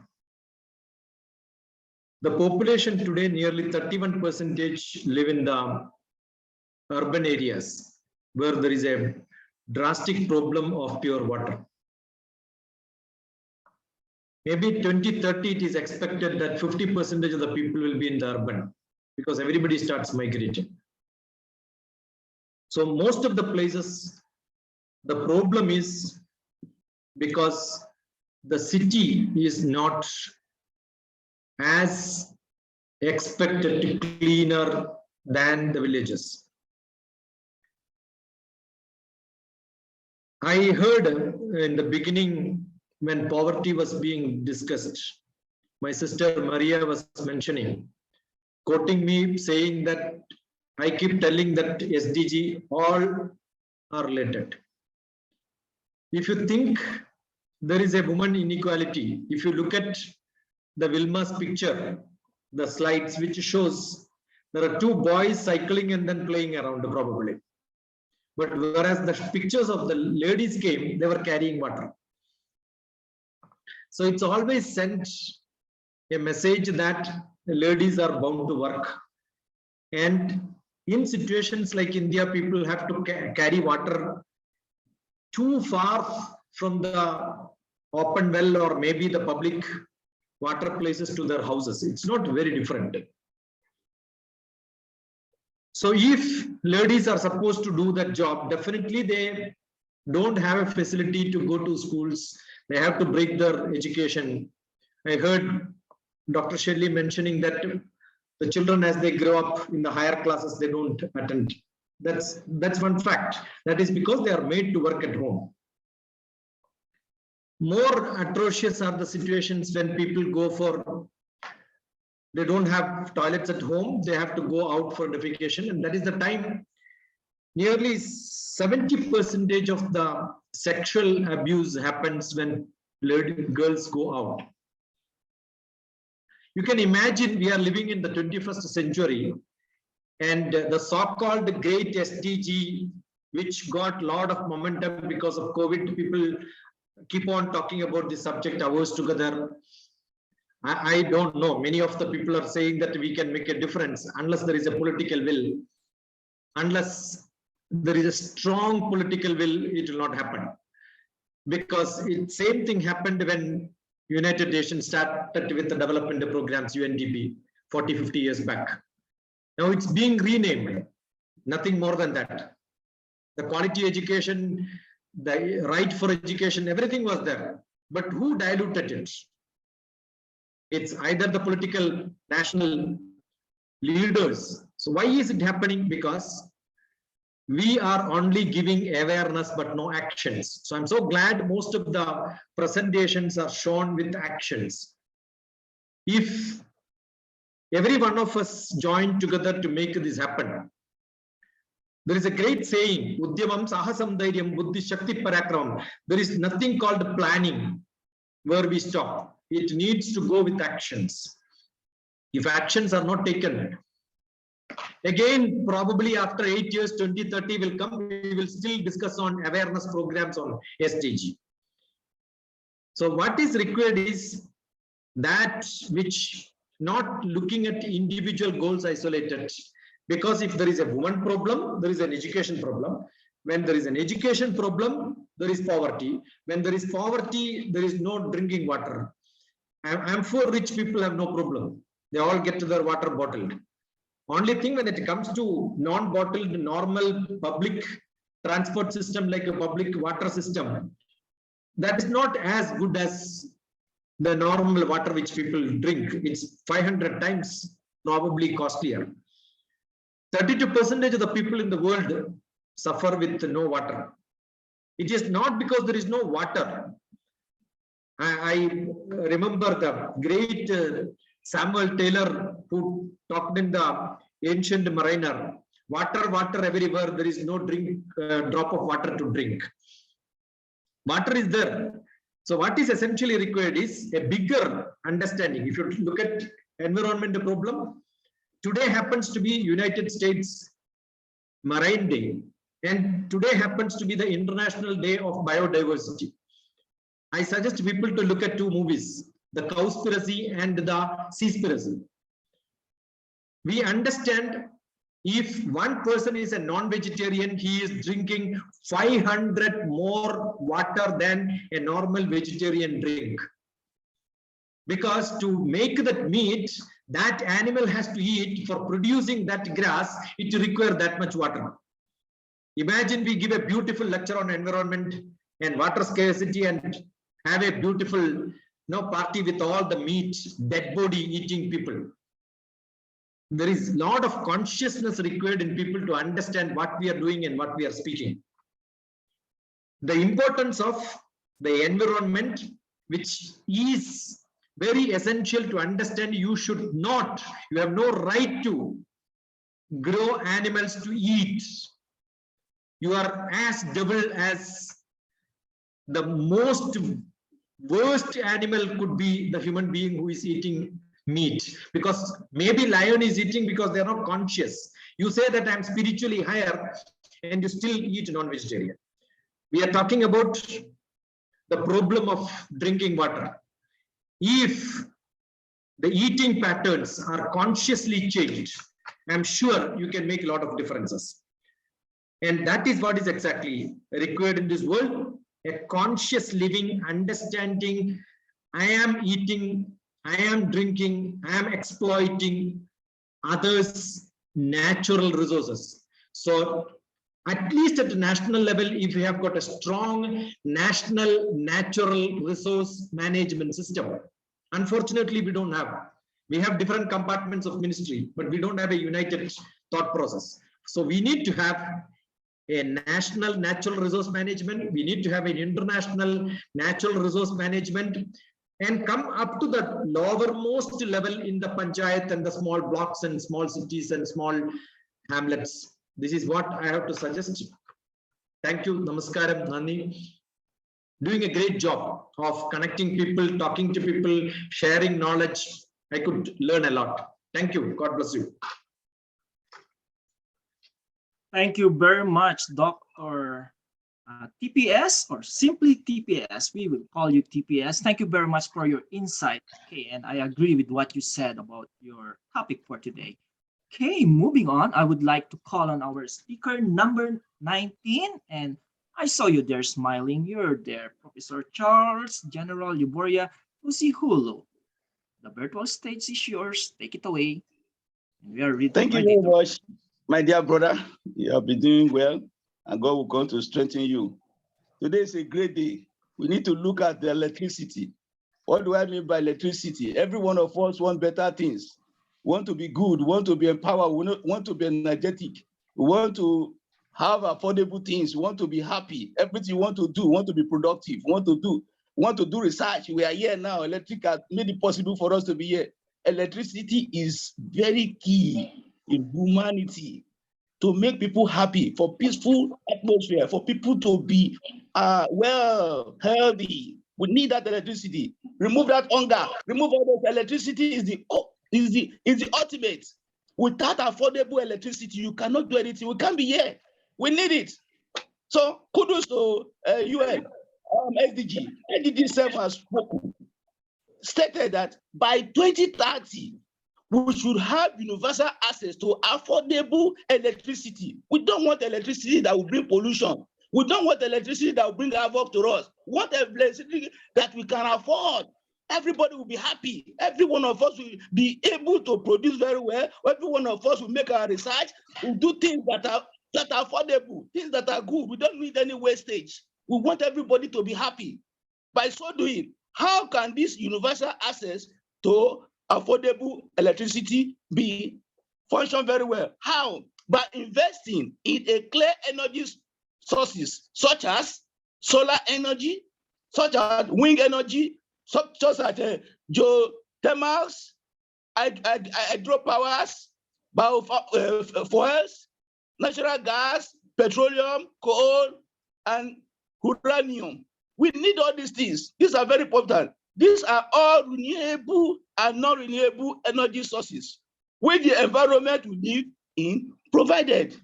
So as far as the environment are provided this, we must go and use affordable electricity, which we have listed. There are about 9 as listed, by the use of cost-effective standard for a wider range of technologies, which could also reduce the global electricity consumption by building an industry by 14%.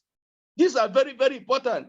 It is worth knowing that clean energy are energy that come from renewable and zero emission sources.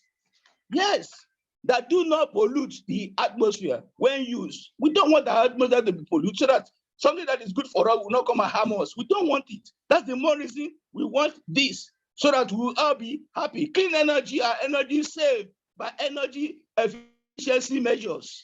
Clean energy is important for sustainable development because they are renewable. They are development because they are renewable energy, which does the following: improving the energy use in security, environment, economic, mechanical, manufacturing, construction, transportation, and industry. Also, it helps to create jobs. We need jobs.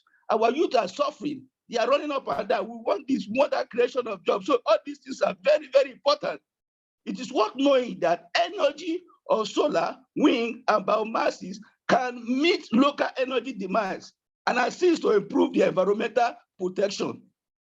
It also reduces the dependence on imported fuel because of the associated financial and environmental costs it incurs.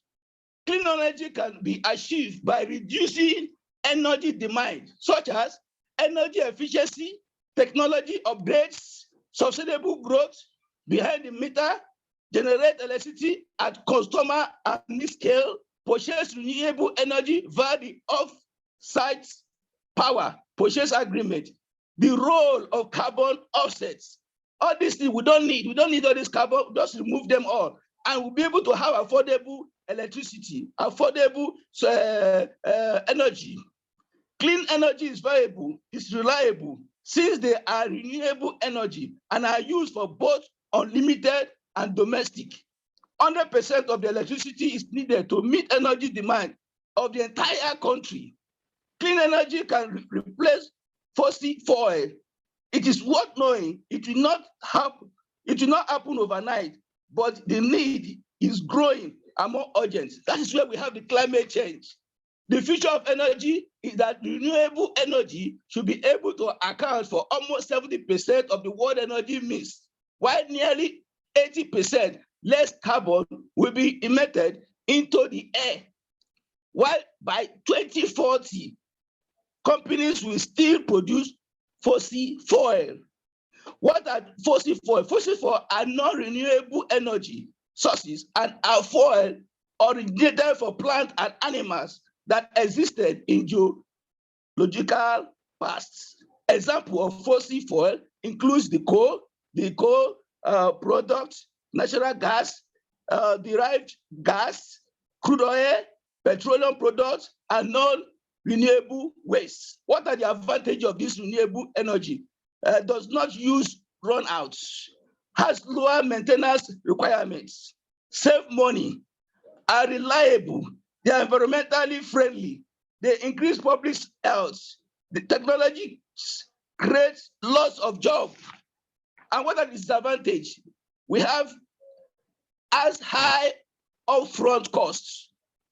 Yes, have limited storage capacity, still generate pollution, not always a commercially visible option, take a lot of space to install, low efficiency level, can be renewable. The most suitable source of renewable energy includes the wind power. It comes out on top by a wide margin over all the other sources, and it follows in order by this geothermal. We have hydropower, we have nuclear, we have solar. The wind power is the best energy source for the environment. This is the power from the wind, which is one of the cleanest and most sustainable ways to generate electricity, as it produces no toxic pollution and local and a global warming emission. Wind is also abundant, inaccessible, and affordable. This makes it visible and also large-scale alternative to fossil fuel. Nuclear is better than solar, yes, by 2.5 to 3.5 times more reliable than wind. The solar, 1.5 to 2 times more as natural gas or cool unit. The solar energy comes out ahead as a cheaper way to generate power for residential use. It also makes much feasible to install. Solar power is noted the cheapest in history. The technology is cheaper than coal and gas in most major countries. There are 3 top sources of energy. We have the petroleum, we have the natural gas, and we have the coal. What are the 7 best future energy sources? We have the offshore wind, we have the next gen nuclear power, we have the carbon capture and sequestration, we have the nuclear fissions, we have the gen tenor, and we have the space technologies and the solar foil. All these are very important. What are the disadvantages we can see from the disadvantage of renewable energy? We have as high upfront costs. Yes, have limited storage capability, still generate pollution, not always a commercial visible option, take a lot of space to install, low efficient level, can be unreliable. The most suitable source of renewable energy is the wind, as I already said. So what are we trying to say? We want a situation whereby when we are using our electricity, we don't need to be consuming much heat. We don't need to make things so that we pollute the system, that we make other people to be suffering. We want a good way of using electricity. That's the more reason we want this. UN is trying to tell us to do what? To make change, to let people know about this, that we need this solar system. Solar system will be able to economize, make everything to look fine. We will be able to afford it because it's very cheap. Everybody will afford it. By 2030, we want everybody to be happy. As far as you want to be happy, you must afford it, you must have it. We must try to help ourselves by making sure that we flow with the system. And flowing with the system, as we are saying, we keep on using all those things that will not cause havoc to us, but will make us to be happy. I need to appreciate IU, the educators, everyone that are listening. May God come to strengthen us and help us. Thank you very much for the opportunity. Thanks. Thank you, Dr. Charles from Nigeria. Thank you very much. There's only one thing that I can say about your topic today. If there's no electricity in our respective location, we are not here in this conference. So thank God we have electricity in our place. So I would like to remind every one of you, we are given 5 minutes. So if you see me clapping, that means you have to wrap up, but you can still continue speaking. I will not interrupt you. It's just a reminder. Thank you. Thank you very much, Dr. Charles. Thank you. I appreciate you. Your topic very well said. Moving on to speaker number 20, and that is our friend from Romania, Michael Stanescu. Take it away, sir. Do you see my screen? Yes, yes, yes. Okay, thank you for invitation. Congratulations to the previous speaker, and let's start, right? So, clean energy. Why I choose this subject today? First of all, it's about environment. The pollution increased a lot, and let's try to reduce this. Another thing, it's about to be efficient. Okay, there are so many ways to make this, but which one is so efficient, economical, and for environment? And another one, it's about profitability, because every action we try to do, we need money, we need funds. And let's try to see which can make also some money, because let's try to think in an entrepreneurship view. So what is exactly sustainability? The quality of an anthropic activity to be carried out without exhausting the available resources, thus compromising the possibilities of satisfying the needs to the next generation. Or maybe, much better, the balance between economical growth and environment protection, and also finding alternative resources. Something like this easier in this diagram. Now, total global primary energy consumption by fuel from 2 years ago. We can see it's unrenewable energy like oil, natural gas, and coal. About the others are only 5%. What does clean energy mean exactly? Clean energy is energy gained from sources that do release air pollutants, while green energy is energy derived from natural sources. There is a subtle difference between these two energy types, even though they are often spoken of as being the time. Why is this so important today? The environmental benefits as part of a global energy future.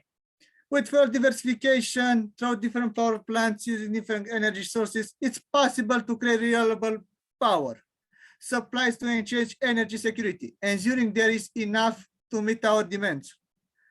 I make a case study about my country, Romania, about top 3 green resources. First one is from biogas plant.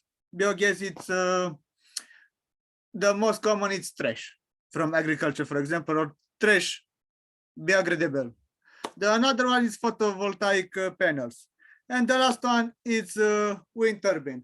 I make an analyzing in economic about cost, production, green certificate, prices, and estimated receipts in euro. And these are the results. What is with green is the bad point. What is with yellow is the best point. As we can see, using biogas plant, we have 4 the most good points. So I think it's one of the most efficient if we thinking about cost and rentability. And also, a lot of pollution is from trash that we don't know where we can put it. So let's try to transform it in something good. So if we put in balance advantages and disadvantages, we can see a lot of advantages. So the winner. But first of all, let's try to remain some disadvantages. Longer time.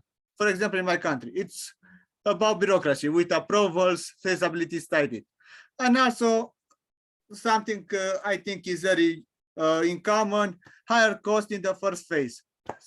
Always the first steps are the heaviest. About advantages, it's efficient, faster payback, service equality, environmental conservation. Now, some suggestions and recommendations. Pollution, that's a problem. Let's try to clean the environment. let's try to transform disadvantages in advantages. From danger, let's try to make beneficial business like recycling, or why not to be an entrepreneur on green energy. The good quality of information the population will make a future better. Why not? Now, if you are a younger and you try to make something, I think it's time to take part in international project about sustainability. There you can develop your public speaking on this type of issue, and you can understand better the problem, and why not to find solution with others in the intercultural environmental. For example, I was in one and I made some practical workshops. There we made toys, chairs, tables, which after the project were donated to organization which help the poor people. In the ending, I want to finish with an important quote for me from Dan Shegmal, a Nobel Prize winner. Sustainability requires human ingenuity. People are the most important resource. Thanks for your audience. I'm finished. Thank you very much, Dr. Michael from Romania. Thank you very much for your slides, and thank you for your wonderful topic. Okay, moving on, I would like to call on our next speaker, but I think she's not here. That is Miss Nita Balya. You're not here, so I will move on immediately to our speaker number 22 from Bangladesh, Professor Sharb. I think you're here. Yeah, Professor Farbes, you're here. I saw you. Okay, thank you. Take it away, sir. Thank you so much, Dr. Von Erich Tandock, because I already do many conference with you. You have certain motivational speaker and you have a great knowledge about this thing. And at first, I want to give my gratitude to this platform, International Conference on Sustainable Development, and Dr. Pradipto actually do a very much important platform, created this kind of platform to us. And in front of me, I have many of my friends. Professor Nada is here. Also, Dr. Shelly also do a great job is here. So the point is here that SDG goal number 8 is decent work and economic growth. So if I just want to say something about it, actually, these are things related with the policymaker. We are here just the expert, or we are the professors, we are the academician here to discuss our perception. So according to this thing, the UNESCAP in 2016, they say this under this goal, there are some priority key, and that the priority keys are the sustained job creation through the industrialization, and also social protection on financial inclusion, and also related the enhancing the environmental sustainability. So these are the key priorities on the goal number 8.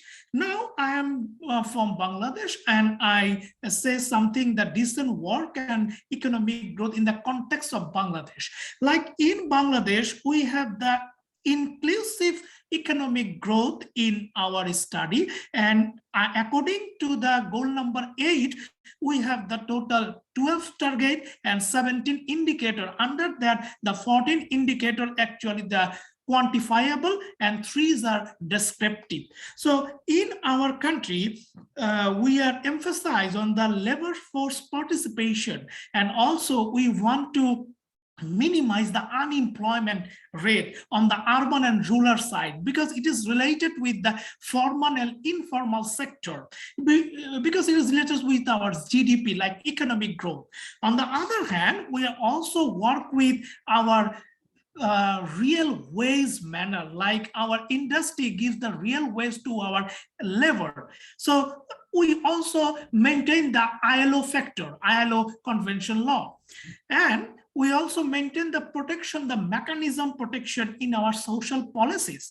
And also in the decent work agenda, Bangladesh always maintain the ILO government law and policy in our industry, in our labor law, focus on it.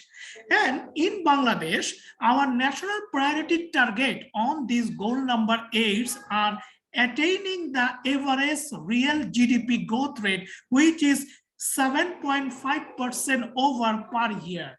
And also we are creating the job for a large pool of underemployed and also the new labor force.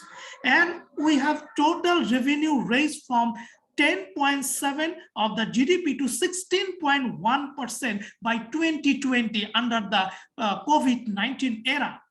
And also in 12.9 million additional jobs available during this year, which is some 2 million jobs also we are creating abroad. It is called our certain type of labor we also migrate to the abroad, and they gives us the remittance. That is also another point of economic growth for our country.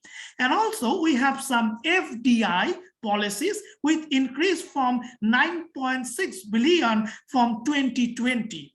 And also we increase the productivity in our country, also the financial policies and micro, small and macro, medium like SME, small medium enterprise facilities in our economic sector. For that reason, our economy will boost up in this manner, goal number 8. And also we encourage the female empowerment and enrollment in our technical and vocational studies. That is very much important part, and our Prime Minister always trying to do this thing in our country. And also we spending the social protection. I think I have very less time in my watch. So Bangladesh vision to accelerate economic growth to emerge a developed country by 2041. Our agenda is 2030. And our target, our vision is 2041. We are saying this is our vision, and also require that economics able to bring many people, including the young. We are targeted the young and women into the productive and decent work and labor force participation, and also minimize the unemployment. And I think I already said enough thing because the time is limited. So thank you so much again, this platform, and also Dr. Vaughan to give me a chance in this platform to sharing my perception. Thank you. In behalf of IIU and other organization, thank you very much, Professor Parvis, for your insight tonight. Thank you. Thank you. Great to see you. Okay, moving on, I would like to call on Dr. Perdus Basbit. I think you're here. Yes, you're here. Okay, so good evening. Yeah, good evening, everyone. So evening is 10 in the evening here. So I'm Firdaus from Indonesia, country in the Southeast Asia and archipelago in the equator. So I have a slide presentation and I promise it will be finished in 10 minutes. It's about SDG number 8. Let me share my SDG number 8.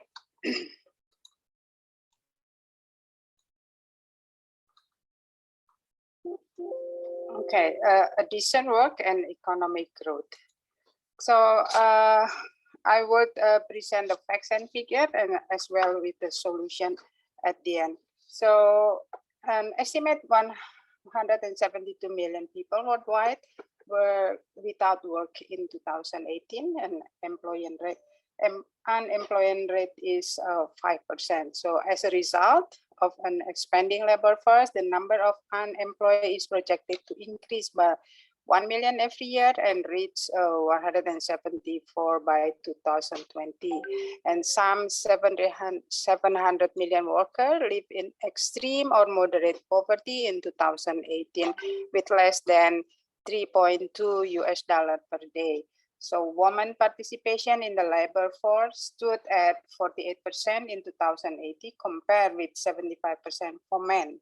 Around 3 in 5 of the 3.5 billion people in the labor force in 2018 were men. And overall, 2 billion workers were in informal unemployment in 2016, accounting for 61% of the world's workforce.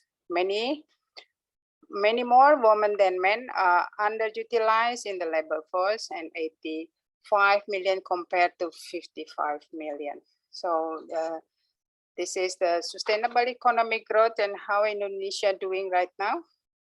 Okay, so in between the world average and India. Before pandemic is 2 to 4%, while India is 4 to 5%, and then we performing here in after pandemic. And diversify, innovate, and upgrade of economic productivity, we still also in between the world average and India. And also the full employment and decent work with equal pay, Indonesia is the lowest compared to their neighbor Malaysia and Vietnam, also Thailand with $15.57 per hour. And also unemployment rate, Indonesia has a better performance. Good news at the 2 to 3% compared to their neighborhood in Asia. And then promote beneficial and sustainable tourism. Although we have a bunch of natural resources for tourism, however, we don't have that, not yet that with the infrastructure compared to Malaysia, we still have 4%, and world we still above that. Okay, and then universal access to banking, insurance, and financial service. Access to financial service, look at Indonesia, a lot of dramatic changes, improvement. However, population with financial account is still below world average of Malaysia or India. So government of Indonesia has solution. They said that SDG as financing hub, to mobilize fund to ensure the fund used for sustainable development, build a strategic networking, climate change mitigation, develop models to create innovative finding, and increase capacity and knowledge sharing. And there are triple helix with the industry, academic, and government to sources the fund. So industry like banking, stock market, foreign and domestic investment, and also from non-government and others like philanthropic donation. We are with a Muslim country in the world, the biggest. We have also the zakat infat or sadaqah to the poor. But however, we also introduce the just transition to achieve a low carbon economy and to create green job. Just transition is a premise on an inclusive approach that brings together worker, communities, employer, and government in social dialogue to drive the concrete plans, policy, and investment needed for a fast and fair transformation toward a low carbon economy. It adopts right-based approach to build social protection system, provide skill, training, redeployment, labor market policy, and community development. Finally, the incipient challenge of digitalization and the impact of the new technologies pose primary issue, especially for developing countries like Indonesia, new type of jobs demand for the new skill on the labor market. So government must strengthen their capacity to improve people's skill. So I will finish it with a Peter Drucker quote, the ultimate resource in economic development is people. It is people, not the capital or raw materials that develop an economy. So thank you very much. This is my email address. Thank you for the moderator and the organizing. Thank you, Dr. Basby. Thank you very much for keeping up on time. Okay, we appreciate your topic. Very well done. Okay, moving on to our next speaker, a friend from India. Okay, so Dr. Rishikesh Kumar, I saw you there. Okay, thank you. Take it away, Dr. Kumar. Yes, thank you so much. My voice is audible, sir. Professor Vaughan. Yes, yes. Thank you so much for giving me an opportunity. And I was listening all the beautiful speakers, the way they were explaining each and everything about SDG. Now, I think what I'm going to do, I'll try to discuss the practical approach. And my topic is decent work and economic growth, that is SDG 8. So I'll give you some facts and figures first, then I'll discuss what kind of challenges we all are facing first. What kind of support government of any central government is supporting to all the country, and as a faculty it is our responsibility to provide them the right input, what I believe, right, Professor Wong? So now first and most important thing, what is the purpose of education? Education is not about just creating or getting some degree. Degree is a piece of paper. So if we'll talk about education, we are getting education for the purpose of either we can start our own business or we can join any organization. So if we'll talk about one data by one NGO, and it was some recent data, more than 80% of engineers are not capable of getting a job, right? If we'll talk about Indian government, Indian education system, 15 lakhs engineering graduates are getting degree each and every year. Out of that, 80% of engineers are not getting a job. Only 20%. It means out of 15 lakhs, only 3 lakhs are getting a job. If we talk about MBA graduates, approximately 4.75 lakhs MBA students are getting degree each and every year. So if we talk about the actual facts and figure, it means what we are doing, we should try to create good culture. We should try to develop some skill set. So before speaking in detail, I'll give you some facts and figure. I was referring to data by International Labour Organization. Nearly 205 million unemployed people would exist around the world, higher than the 2019 in pandemic situation. It means, it doesn't mean if I'm getting some degree, so I'm going to join any organization. So I'm going to discuss on 3 parameters. First, quality of education. Second, what kind of support any government is doing. And third is industry. If we want to get a good job, what I believe as a faculty, as a facilitator, we should try to develop some kind of strategies with the industry person. They can hire good employed, what I believe. So now, if we'll talk about the data, in world, South Africa, according to World Bank data 2020, South Africa is #1 in the world. It's 29.20 unemployment rate, my dear friends. If we'll talk about approximately 40% not employed, but looking with an available requirements, it means they are searching something, but they're not getting a good job. My dear friends, what I believe as a faculty, when I started my career, it was my dream to provide them the good quality education. What does it mean? It means skilled person are required in that industry. If I'm going to divide the industry, that the primary sector, secondary sector, and tertiary sector. Primary is about agriculture, secondary is about manufacturing and production, and many more industries are there, and tertiary is about service industry. In India, more employment are in that service industry, my dear friends. So we should try to develop some kind of skill set that is the actual demand in that industry. And my dear friends, if we talk about one facts and figure, India has more than 50% of its population below the age of 25. It means we are young, we are having young population. We can do anything and we can create a good environment. And apart from that, our Indian government, I respect Honorable our Prime Minister Narendra Modi ji, he is promoting entrepreneurship in the mind of a youngster. We should not just try to get some job. We can create some business. We can create some startup, and we should provide the good opportunity for the person who are looking for. And more than 65% below the age of 35.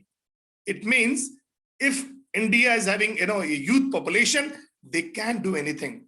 They can achieve more information. They can share a lot of employment to other country, what I believe. So thank you so much for giving me an opportunity. Really, I enjoyed my space. Thank you so much. God bless you all.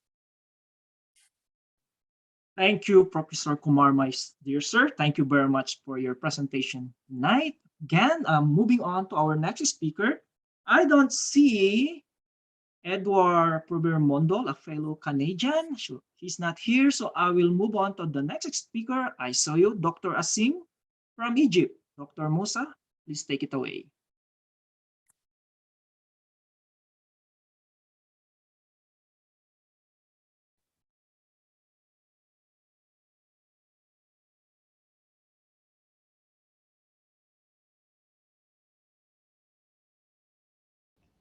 Hello, can I share the screen? Hello?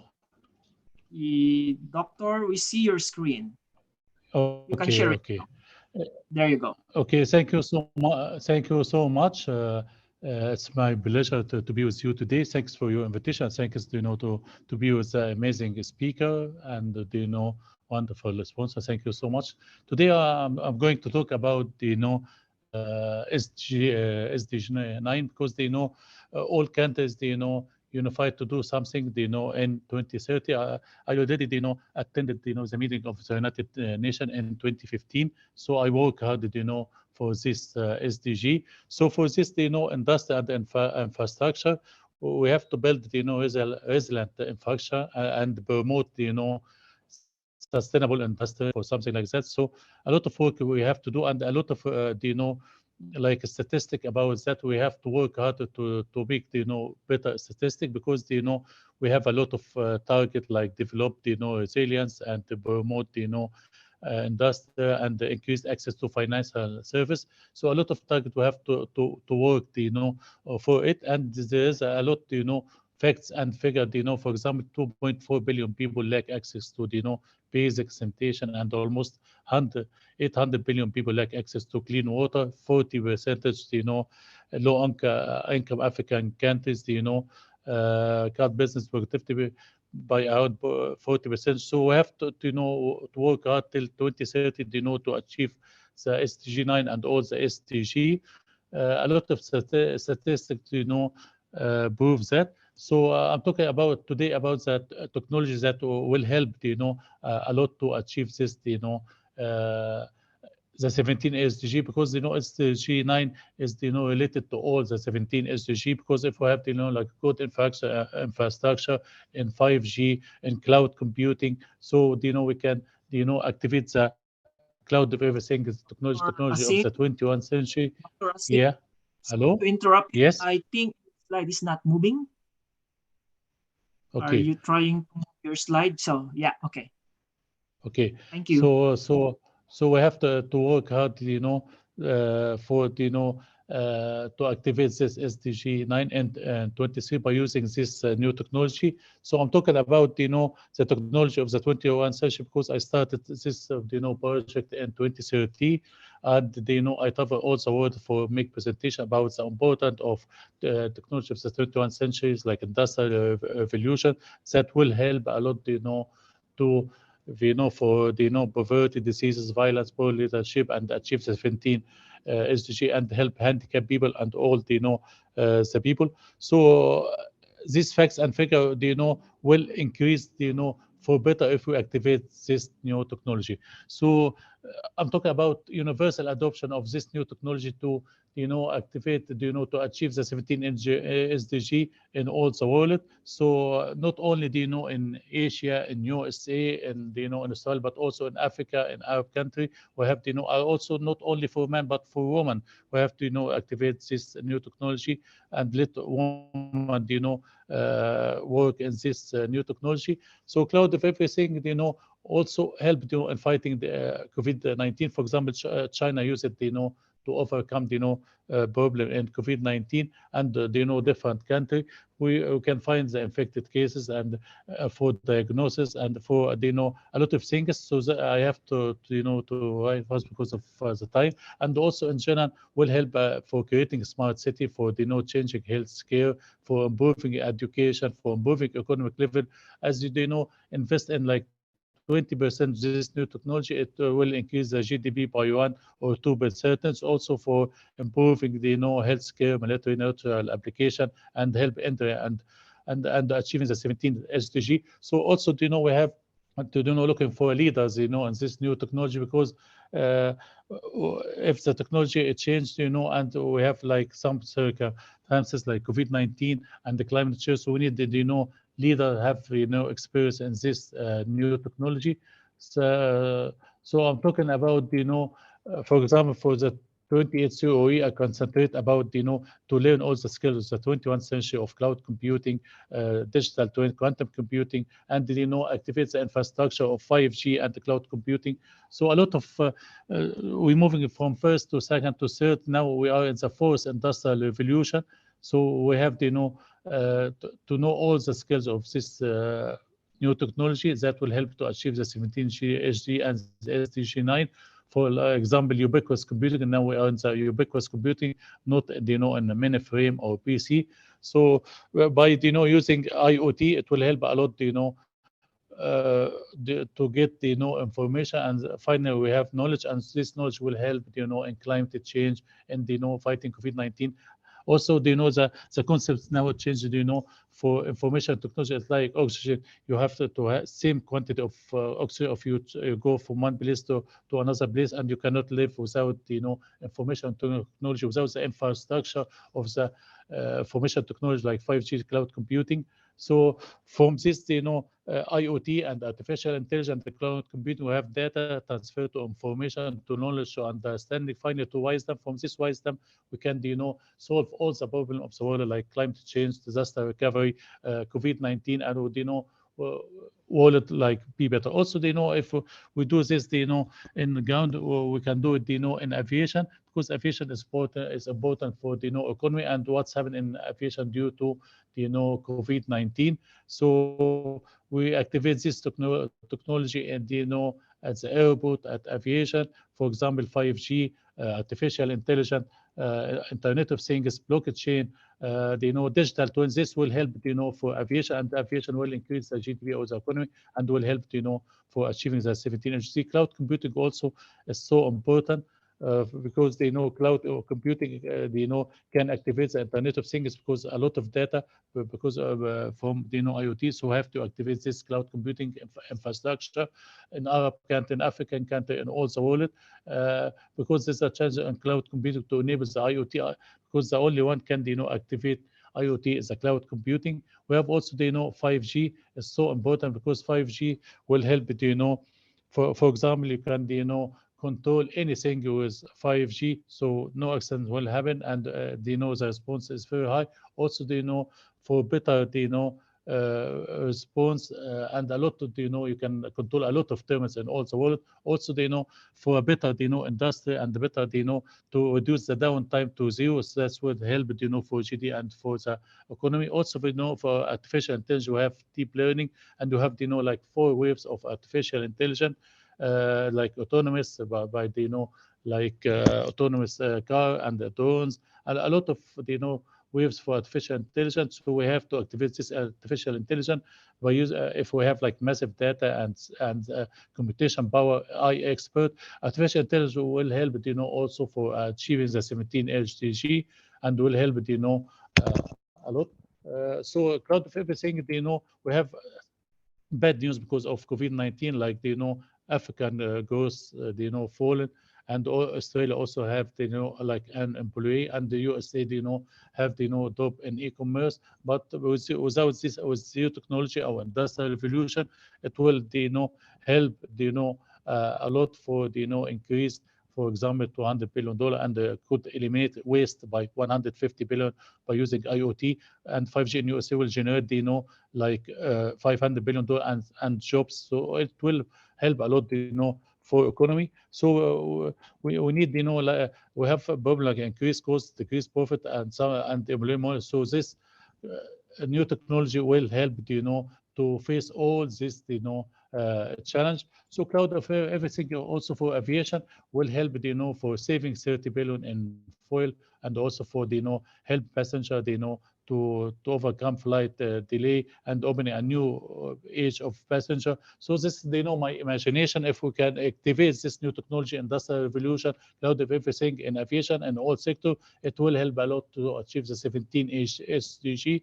So also we have bad news in aviation. A lot of bad statistics because of COVID-19, like travel reduced and, a lot of cost and, 75 million job at risk. But with this new technology, we have, good news because we reduce cost, increase revenue, and a lot of good things, would have. This is a statistic that, I do it by using this new technology. Also, we can, overcome the travel frustration because, this new technology will help to know the way at the airport and for the, intelligent recommendation and intelligent, a lot of, good, benefit for this new technology. And this is the layer, for the from sensor to cloud, so big data till business value. From this new technology, we got business value that we can improve customer experience and improve the, economy. For example, using the, mobile data. For example, in Hong Kong, we can, know the flight information. Everything we can know using a mobile and use new technology. So it's like one way from car parking to flight status, Wi-Fi, shopping, boarding alert, till transport planning. This new technology will help a lot. Also for for queuing sensor, it will help to find the luggage. Also for tracking everything for GPS tracking, and the most important thing for aircraft turnaround management, that you let the aircraft don't stay too much at the ground, fly because you finish the cleaning and finish everything using this new technology.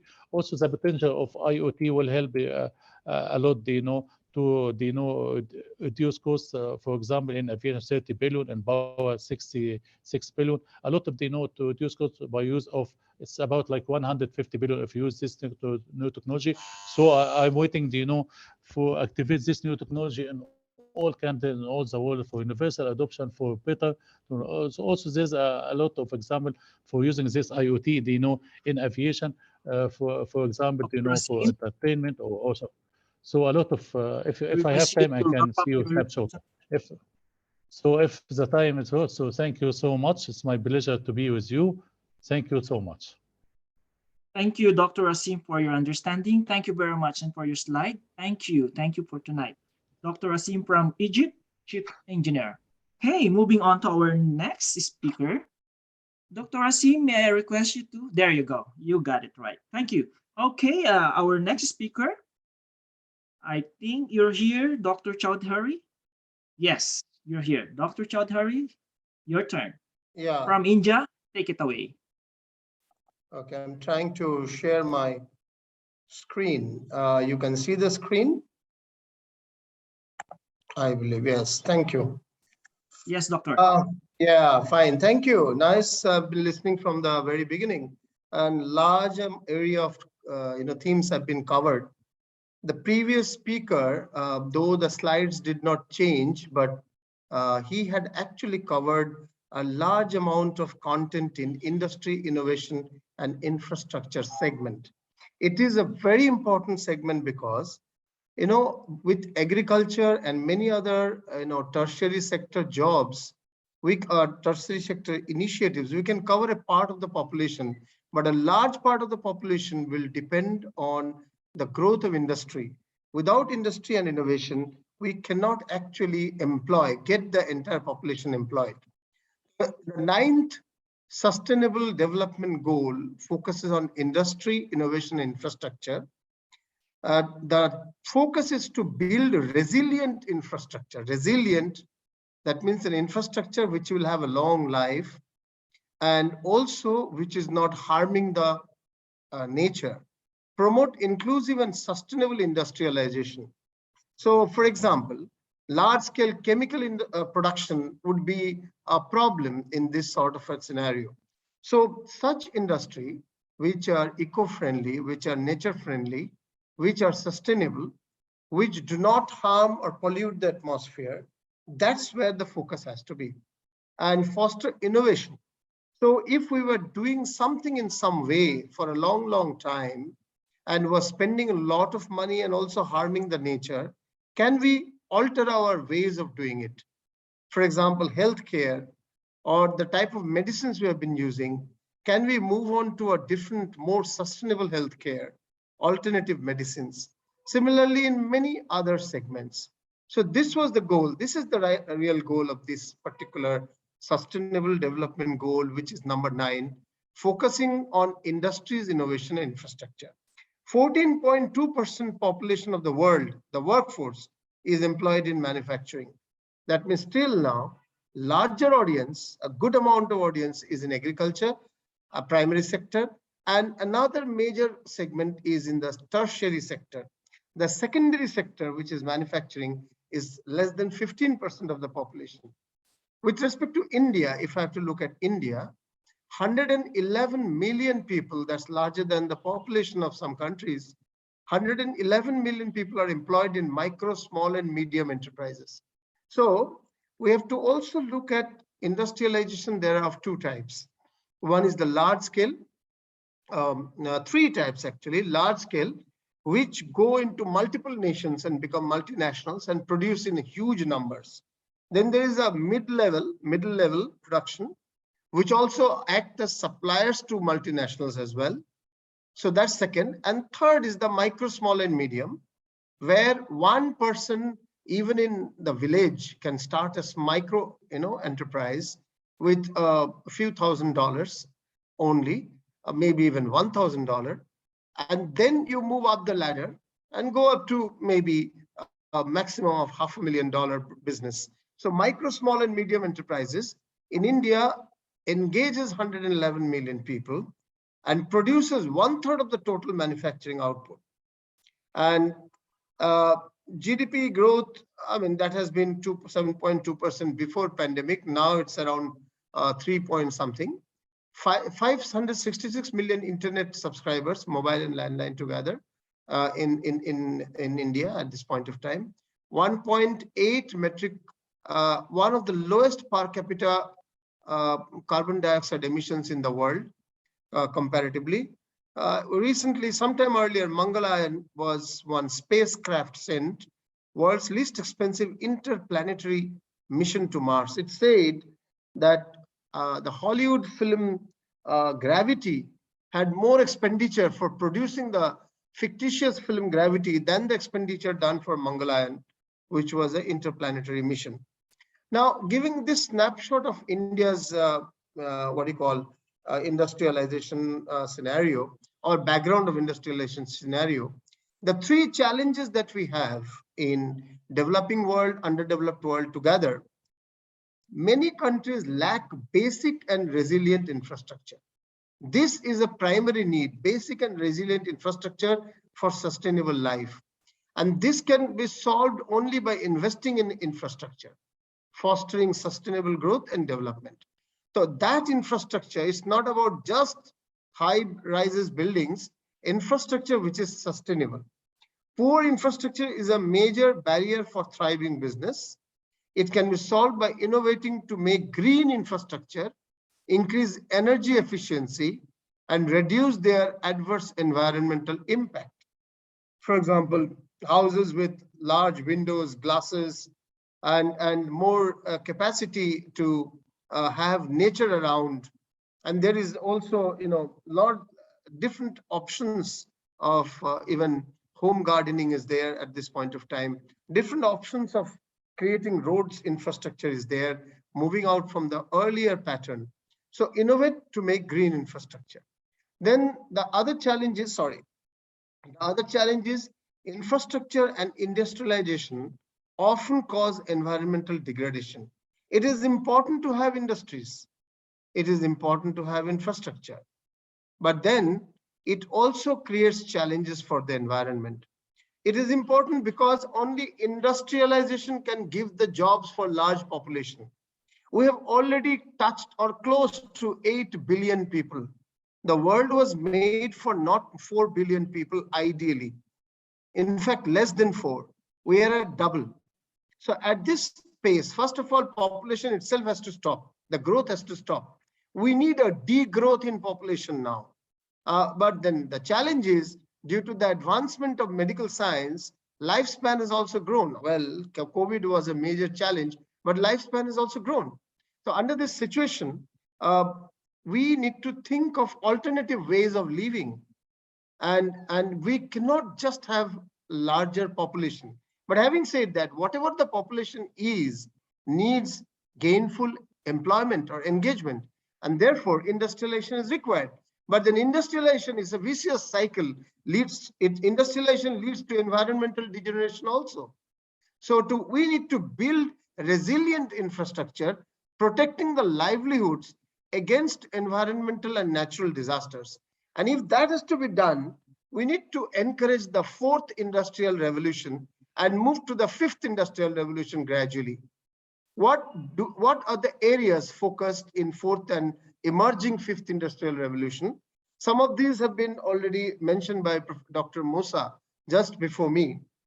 I mean, we can bring in cloud technology in a big way, as you were saying, cloud computing, 3D printing, that will reduce the cost of production of whether it's homes to products. So 3D printing, cloud computing, we can bring in augmented reality, virtual reality, and mixed reality, AR, VR, and XR, which will also make expenditure in certain industrial products lower. IoT, it has already been told how you can make a smart home, smart office by using Internet of Things. Artificial intelligence and machine learning, which will reduce the need for human movement. One of the challenges of modern civilization is human movement, and spending a lot of a huge amount of let's say a huge amount of fossil fuel. We need to move to alternative fuel, alternative energy sources as well. So AIML, 5G, it has also been mentioned by 5G telecom connectivity by the previous speaker, cyber security and blockchains. We know while cyber-based industry or digital industry is on growth, the need for security is also there. Blockchain, smart campus. Now we have campuses. I'm just now sitting in a campus in Bangladesh. I'm a consultant strategic advisor to Daffodil International University here in Bangladesh, in Dhaka. It's a university of 22,000 students. Now, if we have smart campus, there would be the need for a lot of expenses in traditional activities going down. Even monitoring can be easy. Lesser number of people and a smarter monitoring of the campus can be done. The education transparency and openness can increase. The delivery of the education, learning, management, that is online learning and management, can be far better. So smart campus, big data and data analytics, that's a big thing. People collecting data is an old school pattern in requiring a lot of investment. So new age investment is about machines or artificial intelligence also collecting data. Digital communication, marketing and branding, and alternate housing production, and very importantly, green technology. The way we have developed the beauty industry, the way we have developed the health industry, the wellness industry is not necessarily good for the health, though we talk about wellness, because it is based on chemical-based production. So we can move on to green technology for these sort of things. Even housing, green housing, the old pattern of housing has to change. So therefore, the point that the developing world needs to focus is surely industrialization is required, but an innovative industrialization with fourth industrial revolution coming up and moving on to the fifth one. And we are there in some countries, but we are still far off in larger part of the world. There has to be a higher collaboration going ahead, not competition, but collaboration. Back to you. Thank you, Professor. Thank you very much. Thank you. Okay, moving on to our next speaker so that we can save time. I think Miss Melissa Esposito from Italy. You're here? There you go. Yes, I am. Thank you very much. Good evening. I'll share my screen. This is my presentation. Professor Ujwal, great presentation. Dr. Musa also, please, I will apologize that we have only 5 minutes So next time we will arrange a conference for the researchers, because we see today great research papers. So please apologize, but we need to go. We are on a half of the conference and we are 3 hours here. Melissa, please continue. Okay, thank you. I'll begin. My goal is goal 10, reduce inequality within and among countries. Goal 10 of the 2030 agenda aims to reduce inequalities between countries and within them, an ambitious goal that concerns many different areas, not just of an economic nature. In fact, although the income inequalities are the most evident, the 10th goal of the agenda wants to focus on all kinds of inequalities, even those concerning age, sex, disability, origin, religion, economic status, or other. On a global level, there is an unequal distribution of wealth among the various countries. The economic results for habitants referring to the average wealth of the population indicate an evident imbalance between the Euro-North American areas, with the addition of the Arabian Peninsula and Australia, and the rest of the world, in particular Sub-Saharan Africa and Central Asia. In any case, there are also some progress made in recent years, for example, by comparing the thematic maps of the gross national products. Internal equalities, social distances in terms of wealth are not only registered between different countries, but also within individual nations. To assess whether the poorest sections of the population in a country are participating in economic progress, it is statistically useful to compare the income growth of the poorest 40% of the population with the income of the total population. Data collected between 2011 and 2016 indicate that this value has generally grown, but has failed to reverse the trend of excessive concentration of capital in the hands of a few. In fact, in many countries, the distribution of wealth is strongly discriminating.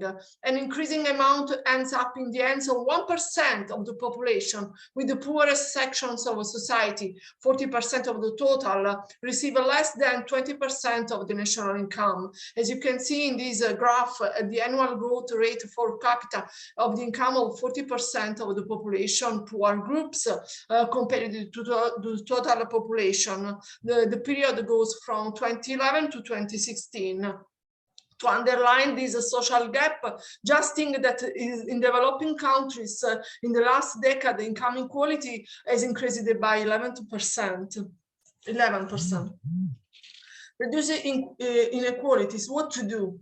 Aiming for GDP growth for the poorest population remains the central point of this global goal, because if you don't have enough to feed yourself and a place to live, other differences become the secondary. In general, the international community has shown the commitment to lift people out of poverty, just as we work to support the growth of the most vulnerable nations. For example, export facilities were extended, and in 2017, 66% of products exported by developing countries were duty-free.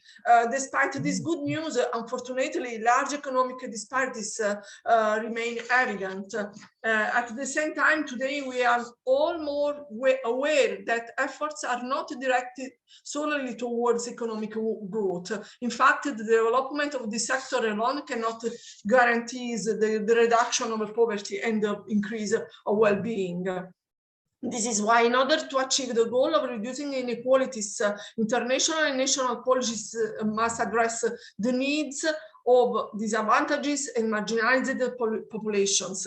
We must therefore aim to improve the entire system, especially in access to health and education. United Nations projects, the most serious situation is recorded in developing countries where the poorest segment has no means of subsistence and suffers from hunger. The United Nations, with regard to this goal on the 2030 agenda, proposes a series of initiatives such as the International Coalition of Equal Pay, EPIC to achieve equal pay for men and women. In addition, the United Nations Development Programme has launched some projects in developing countries to reduce inequalities in countries where human rights are most at risk. For example, in Mexico, in collaboration with the UNICEF, United Nations Development Programme supports efforts to ensure the full inclusion of children with disabilities. In Mexico, a lot of girls and boys under the age of 6 have a disability, about 1% of the national population. The project intends to enable children with disabilities to reach their full potential and fully exercise their rights. In this slide, I show you all the targets of the 10 goal of the 2030 agenda. I don't have enough time to explain you all the targets of this goal, but they are 10. And worrying social discrimination is bullying, for example. It manifests itself with a series of episodes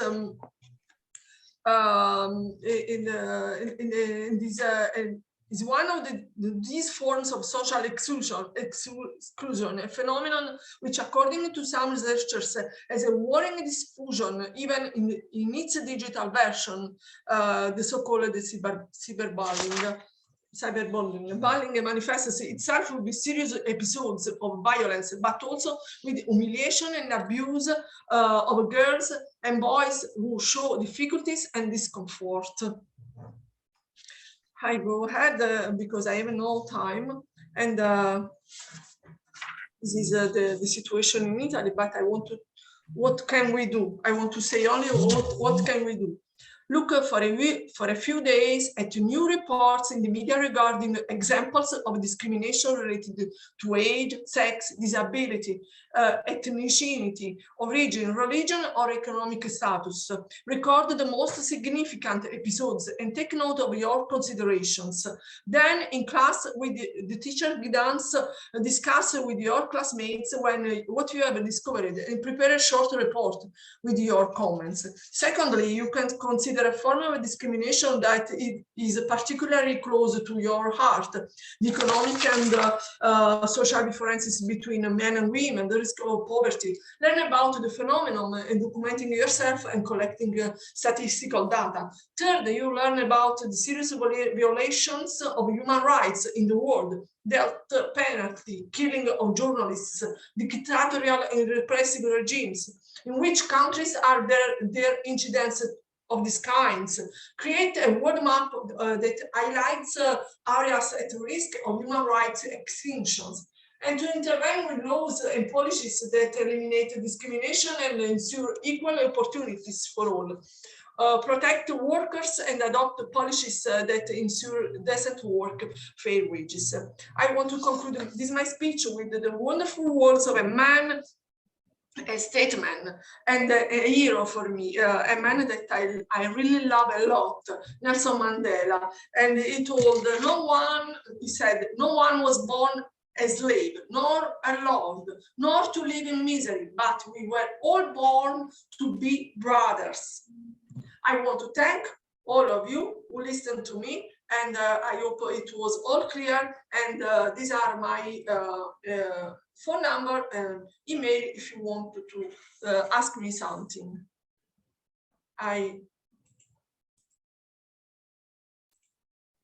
Thank you, Dr. Melissa. Thank you very much. Thank you too. Okay, thank you for wonderful slide and wonderful research. Okay, moving on, I would like to call a friend from Vietnam, our next speaker.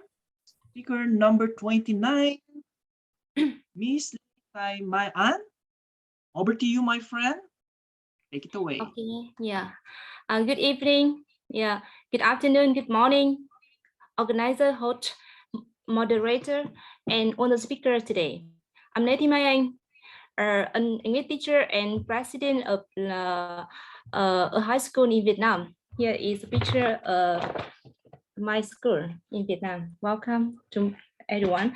And so happy and honored tonight. I have a big trust in international conference and sustainable development goal, and so interesting topic I will share with you in equalities.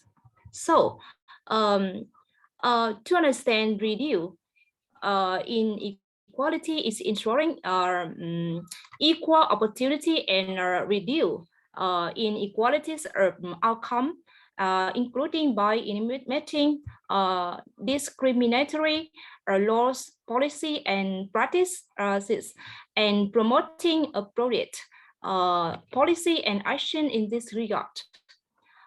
In this fight, there are some examples. For example, social inequality include outcome gap, gender equality, inequality, healthcare, social class, and education inequalities. And why reducing inequality within and among countries matter sustainable development. Here, overall, it is build a better world. And first, everyone deserves the same chances to get a good education, work a decent job, and obtain equality healthcare. And second, inequality impeded economic growth. And third, equality improves social solidarity and increases sustainable prosperities, for example. And so what do they need to do to reduce inequality? First, adopt legislation that protect the rights of all regardless of sex, race, ethnicity, promotes economic inclusion, and enable people with disabilities to fairly contribute to societies. And I think ensure that developing countries are better represented in global decision making, so that solutions are more effective and credible. I will mention one aspect of reduce inequality because I'm a teacher. It relates to the education. Here, reduce inequality in education.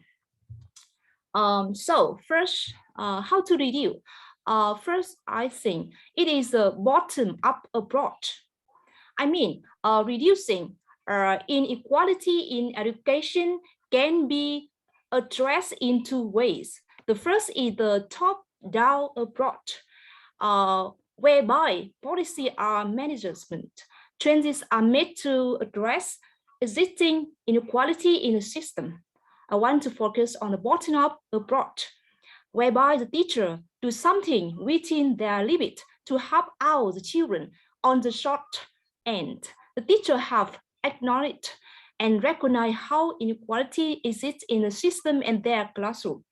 Second, I think it's very, very important is to provide book to low-income family or children in remote area or mountainous area, for example. Unfortunately, for many family, the inequality gap in education start even before kids go to school. One of the first way that kids experience inequality in education is with the exposures to books in early year. Scientific research has broken that reading to kids when they are young is a head tossed in their education. For example, in my school, local high school in Lampu in Vietnam, a group teacher, student, and parent together doing charity build a human some bouquet to give free book to the student. I mean the poor student or in the remote area, disadvantaged children who can't afford to buy book. Every year we donate some book for the student over there. For example, here's some evidence. The parent, the teacher, and the student of my school donate many books to the children, disadvantaged children and poor children in the most countries and area. For example, here some more evidence here. Okay. And next one, I think the third is exposing individual to free resources. Costs are associated with education continue to increase every year. One of the best way to combat this issue is by exposing individuals to free resources. For example, there are many great free resources online, but not many people know where and how to access the resources. So by exposing people to free learning resources, not only can they learn free and some resource. Okay, and this one is building the more flexible.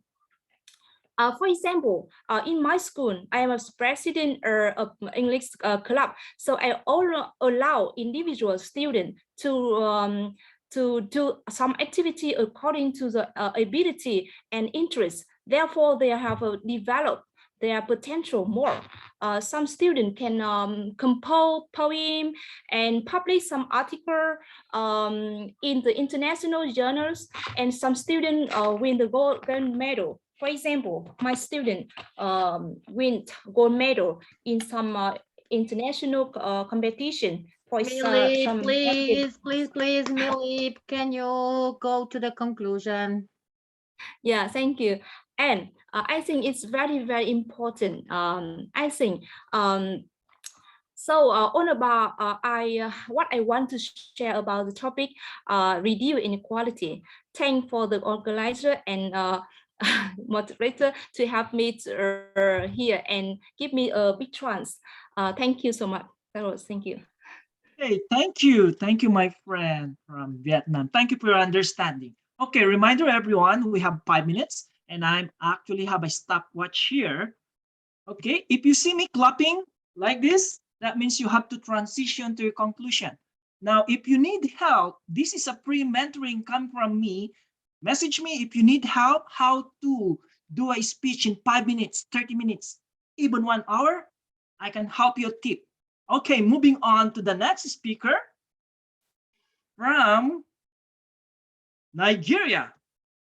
His Excellency Archbishop King Ambassador Professor Dr. Michael Olusogen Ogedengbe. Take it away. Greeting able excellencies. Can you hear me very well? Can you hear me very well? Yeah, okay.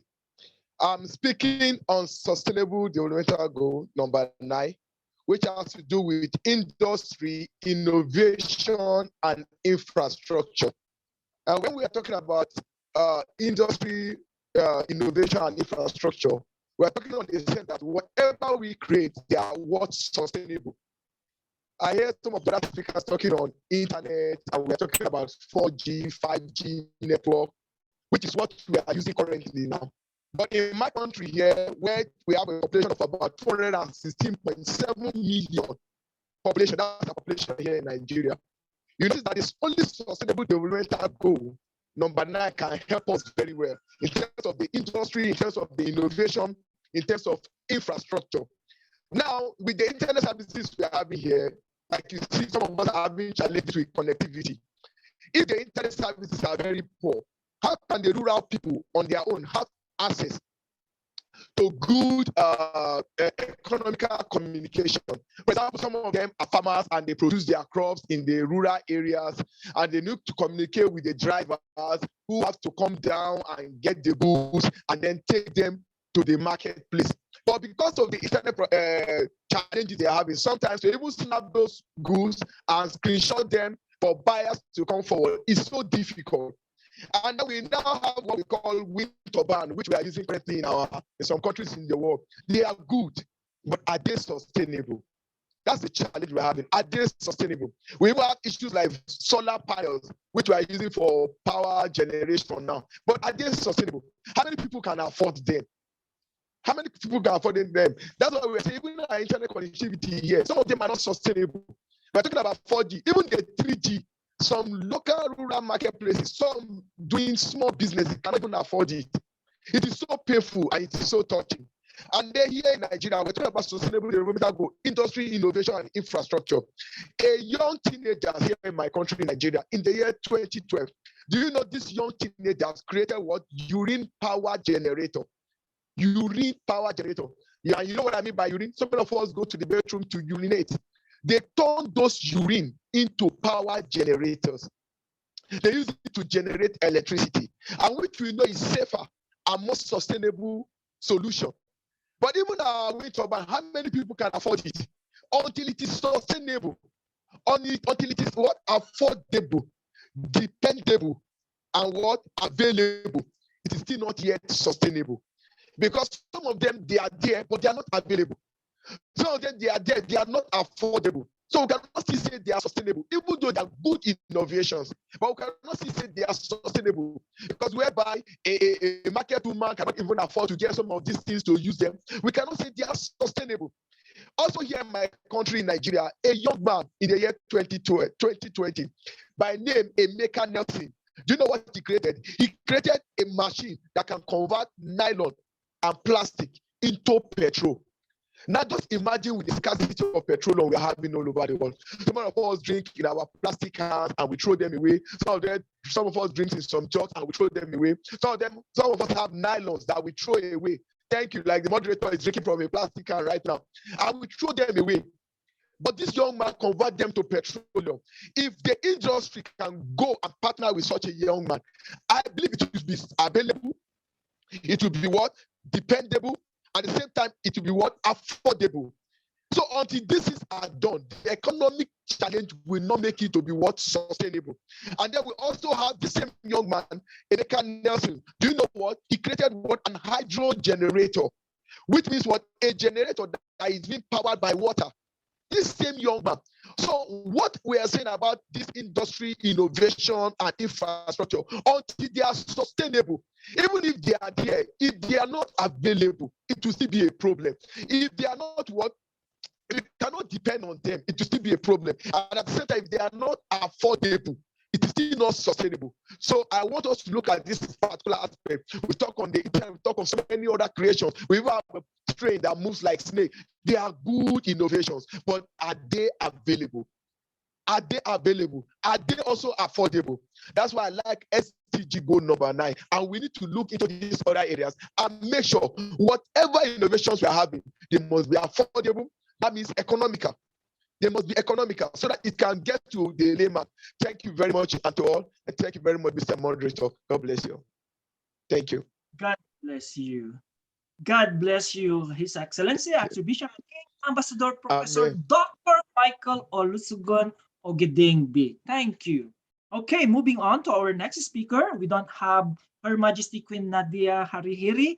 I will move on to the next speaker, Dr. Alika Dorgarian. Take it away. The stage is yours. Dr. Alika, I saw your name there. Can you hear me? She's here, but she can't open the camera. Dr. Alisa.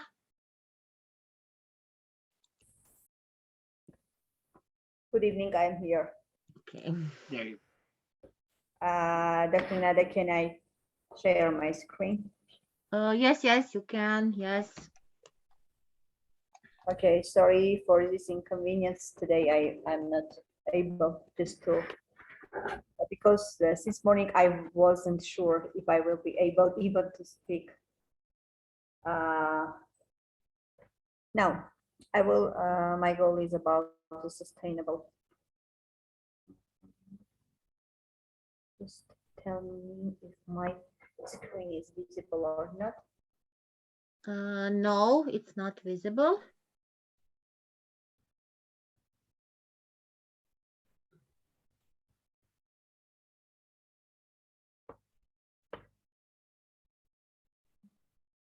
I think now it's visible. Yes, but full screen you can put. Okay, great. Okay, today I'm going to speak about the goal 11, about the sustainable cities and communities, because it's going to be just now one of the modern issues that usually we have. according to the data that every year we can just look through or get through the statistics, because nowadays, according to many different kinds of problems, starting from the financial to even the population growth, everything just comes to the result that today we have sustainable cities and communities problem. Because there is a really strong link between the quality of life in cities and how cities draw on and manage the natural resources available to them. In many cases, due to their high concentration of people, housing, economic activities, cities particularly, they can bring to climate change and also different kinds of natural disaster impact. Why not only the natural one, but also building different kinds of factories and also even as building different kinds of housing and such kind of things. Everything brings in some cases to negative results, and it can be like crucial to avoid in such cases human, social, economic losses. What can we do in order to solve?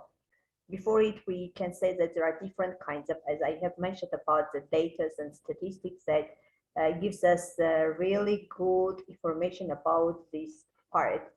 And according to this, for example, one of them that every year the number of population, it grows and grows and brings not only, for example, that they can have a problem where they can live, where they can work, but also it can be like as a result of, in some cases, we can destroy many forests in order to build a house for this population, etc., etc. What can be done in order to solve, and what kind of solution can be just according to it? There are different kinds of programs that really are can be just realized, and as a result, we can just in some cases solve, not with, I can say that 100%, but maybe in some percentage we can just reduce this problem and can have beneficial solutions to it. And according to it, what can be done?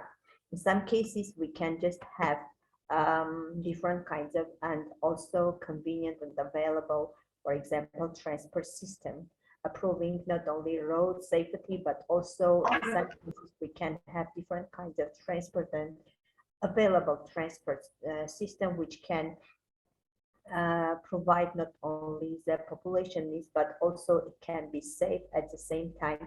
And why not, in some cases, not polluting and not destroying the nature.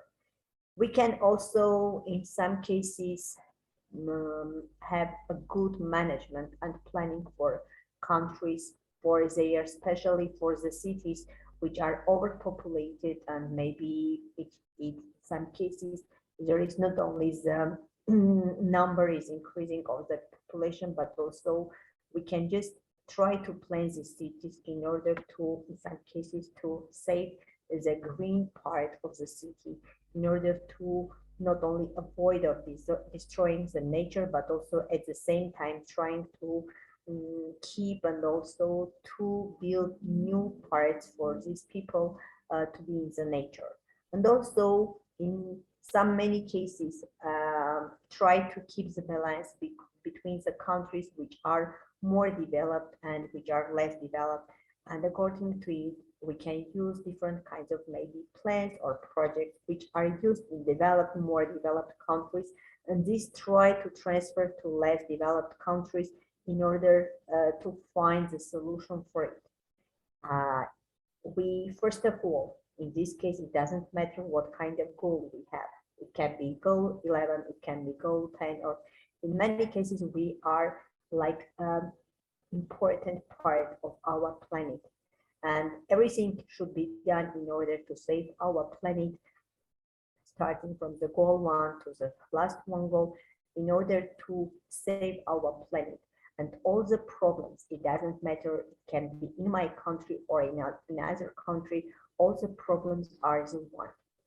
To help people to help the planet and save the planet. And from this point, we as a person, as an important part of this problem solution, we should think different kinds of plans in order to save our planet. Thank you. Oh, thank you, Dr. Alika. Thank you very much. Wonderful presentation. Okay, before I'm going to call on the next speaker, let's have some stretching. Okay, everyone, let's do stretching. You can stand up, your neck, stretching, and the number one exercises, smile. Okay, so smile, keep smiling. Okay, your arms, we've been sitting here for how many hours? If you want to stand up, thank you. Okay, on. All right, a good friend, Dr. Pratik Rahan Mongikar. Thank you very much. It's all yours. Thank you for coming. The stage is yours. Thank you. So I will not take much time.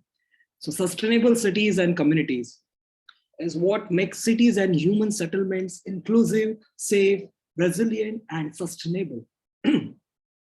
There is a strong link between the quality of life in cities and how cities draw on and manage the natural resources available to them. Today, the trend towards urbanization has been accompanied by increased pressure on the environment and accelerated demand for basic services, infrastructure, jobs, land, and affordable housing, particularly for the nearly 1 billion urban poor who live in informal settlements. Due to their high concentration of people, infrastructures, housing, and economic activities, cities are particularly vulnerable to climate change and natural disaster impacts. Building urban resilience is crucial to avoid human, social, and economic losses, while improving the sustainability of urbanization processes is needed to protect the environment and mitigate disaster risk and climate change.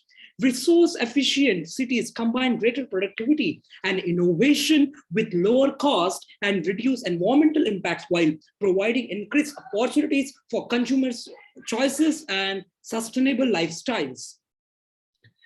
Next is why this is important. Why sustainable cities and communities are important. Over 90% of COVID-19 cases are occurring in urban areas with the 1 billion residents of the world densely populated slums being hit the hardest. Even before the coronavirus, rapid urbanization meant that 4 billion people, over half of the global population of the world cities, faced worsening air pollution, inadequate infrastructure and services, and unplanned urban sprawl. Successful examples of containing COVID-19 demonstrate the remarkable resilience and adaptability of urban communities in adjusting to new norms. Now, what are some of the most persisting challenges that cities face today? Inequality and the levels of urban energy consumption and pollution are some of the challenges. Cities occupy just 3% of the Earth's land, but account for 60 to 80% of energy consumption and 75% of carbon emissions. Many cities are also more vulnerable to climate change and natural disasters due to their high concentration of people and location. So building urban resilience is crucial to avoid human, social, and economic losses. Why should we care? Why should I care? All these issues will eventually affect every citizen. Inequality can lead to unrest and insecurity. Pollution deteriorates everyone's health and affects workers' productivity, and therefore the economy and natural disasters have the potential to disrupt everyone's lifestyles. Now, SDG 11 and the transition to sustainable and resilient societies. Cities are the heartbeat of most societies. They are complex systems that bring together diverse communities to work, live, and play.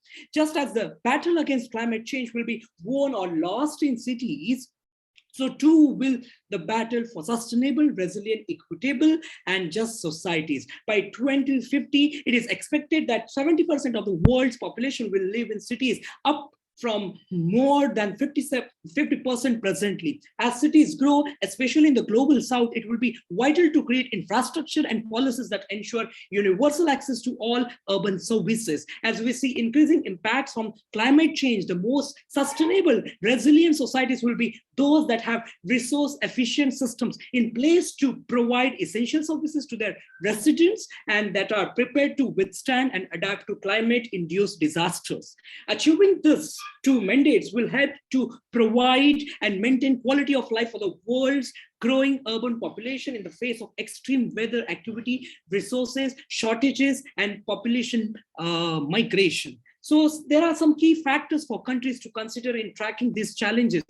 First is resilience. I will conclude. I'll just take 2 minutes more. Thank you.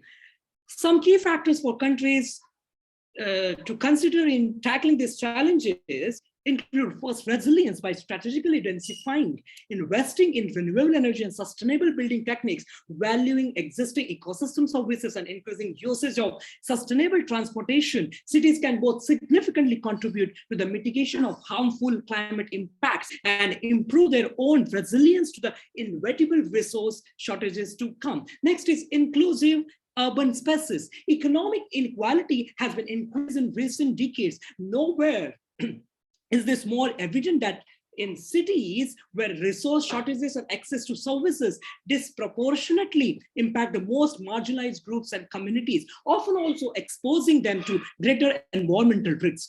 Policies and programs that better support undeserved populations, improve systems for participatory and democratic planning and decision making, and provide affordable access to resources and urban services for all will be crucial. By investing in equity now, countries can start to close the inequality gap. And last is cleaner, greener cities. 75% of the infrastructure that will exist in 2050 does not exist today. This provides a unique opportunity to ensure that the infrastructure we build today for tomorrow is low emission, resource efficient, and resilient. Future proofing, but infrastructure has many benefits. There are 4 benefits. First is creating incentive for investment in public transport and non-motorized transport. Infrastructure will improve air quality in cities and help to mitigate climate change. Second is creating frameworks towards a zero emission, efficient, and resilient buildings, and construction sector will help to reduce energy demand. Third is investing in parks and green spaces in urban areas will help to ameliorate the urban heat island effect and improve air quality in urban spaces. And last one is investing in natural or efficient water treatment and management system to improve water quality, and sanitation in cities will reduce water-borne diseases and improve sanitation for poor population. And I would like to conclude with what can I do to help achieve this goal? Take an active interest in the governance and management of your city. Advocate for the kind of city you believe you need. Develop a vision for your building, street, and neighborhood and act on that vision. Are there enough jobs? Can your children walk to school safely? Can you walk with your family at night? How far is the nearest public transport? What is the air quality like? What are your shared public spaces like? The better the conditions you create in your community, the greater the effect on quality of life. With this, I would like to thank the organizing team, the Global Educators Forum, Dr. Pradipta Mandal, and the all organizing team and our IIU for organizing this wonderful international conference on sustainable development. Thank you so much, everyone. Thank you, Dr. Pratik. Thank you very much for your insight. I love your shirt and I love your color of your wall. It matches your color of your wall. So thank you. All right. Before I'm going to call the next speaker, I would like to remind everyone, smile, smile, and check your time. Okay, from United States, Miss Yana Dana Jones, over to you. We know her as Khalife. Miss Khalife, your virtual stage is yours. Take it away. Thank you. I just want to thank IIU and Professor Nada for inviting me here today. Today, I'm going to discuss Health and Well-Being, Day 3 Sustainable Development Goals. It has been remarkable and amazing to listen to all the researchers, teachers, professors, doctors, and many more that are hitting very targeted, presented reasons that need to be fixed, and sustainable development goals that need to be targeted to know what's right and what's wrong here that's happening in our world. Evolution is continuing to grow every decade, every year, and we want to go ahead and work on our health and our well-being. The target here for me today to discuss is going to be mental illness and mental health. I have a mental health diploma, so I'm able to discuss this, and I have experience level of understanding the mindset of all people and the emotional awareness. If we are able to include this in our society's development and sustainable goals, we can achieve every solution that we are trying to achieve here, knowing what's right to make an impact on the world.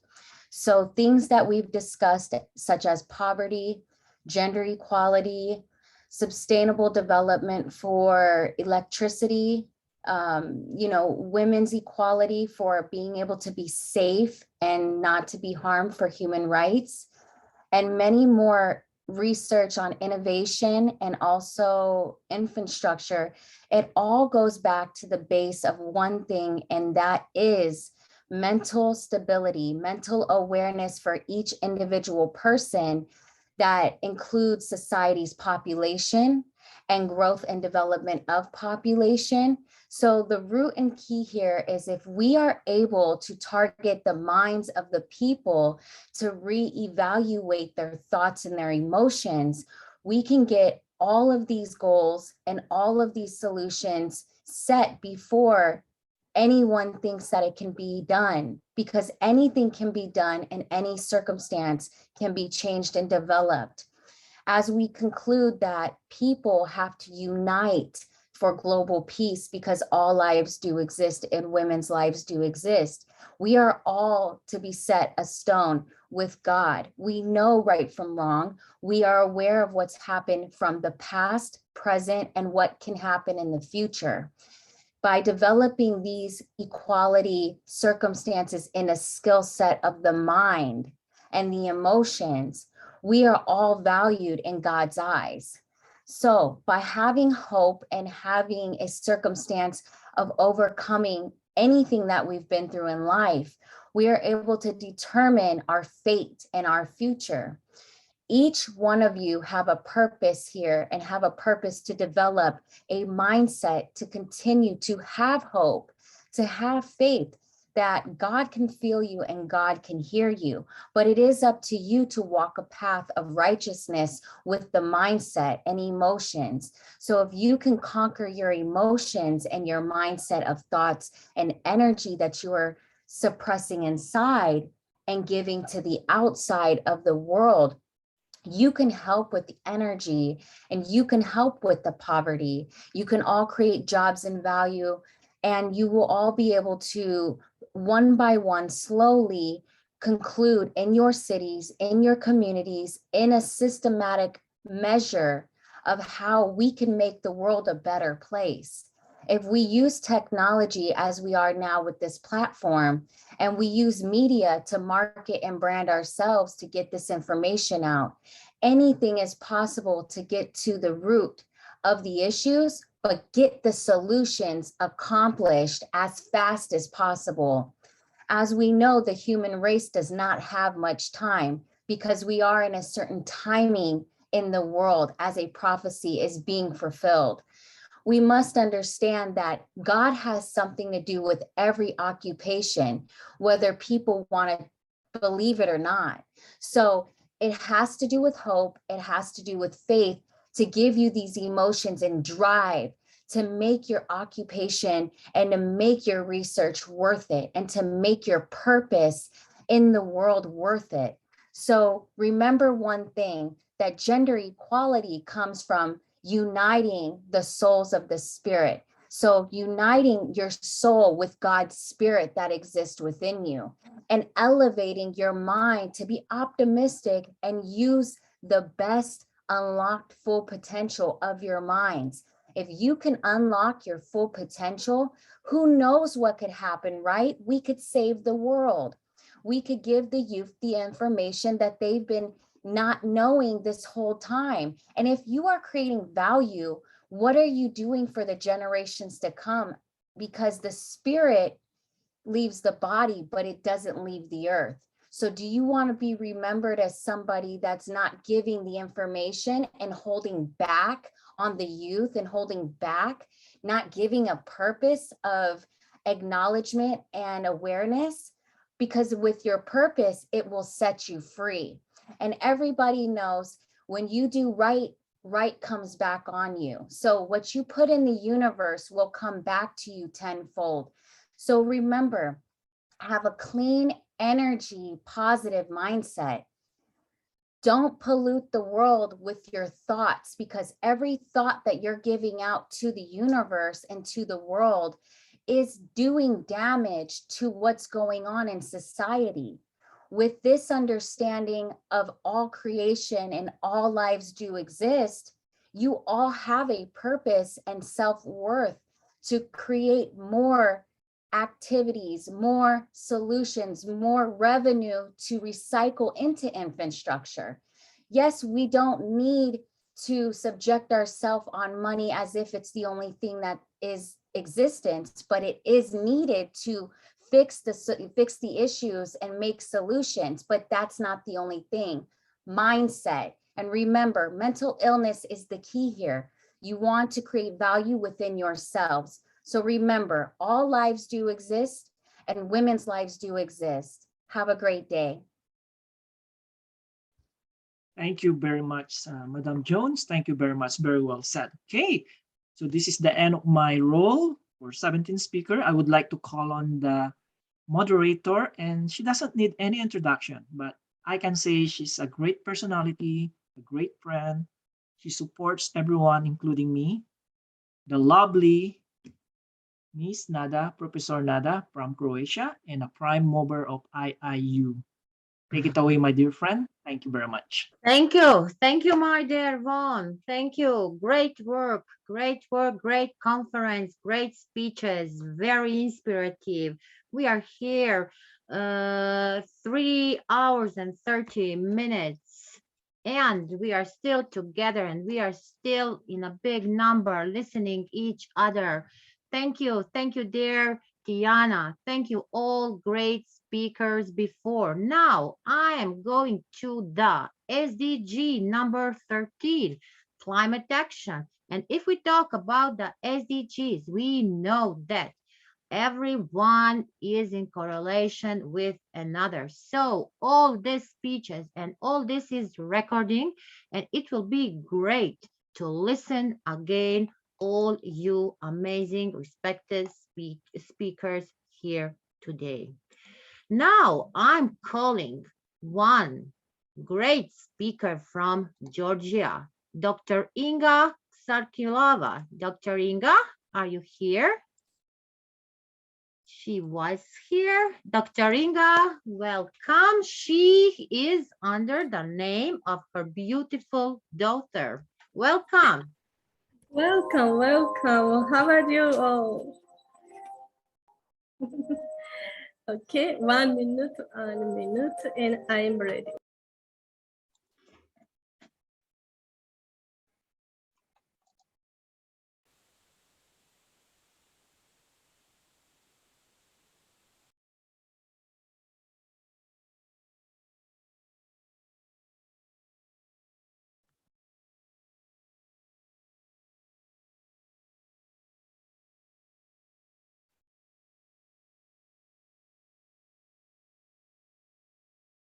Okay, I'm sharing my screen.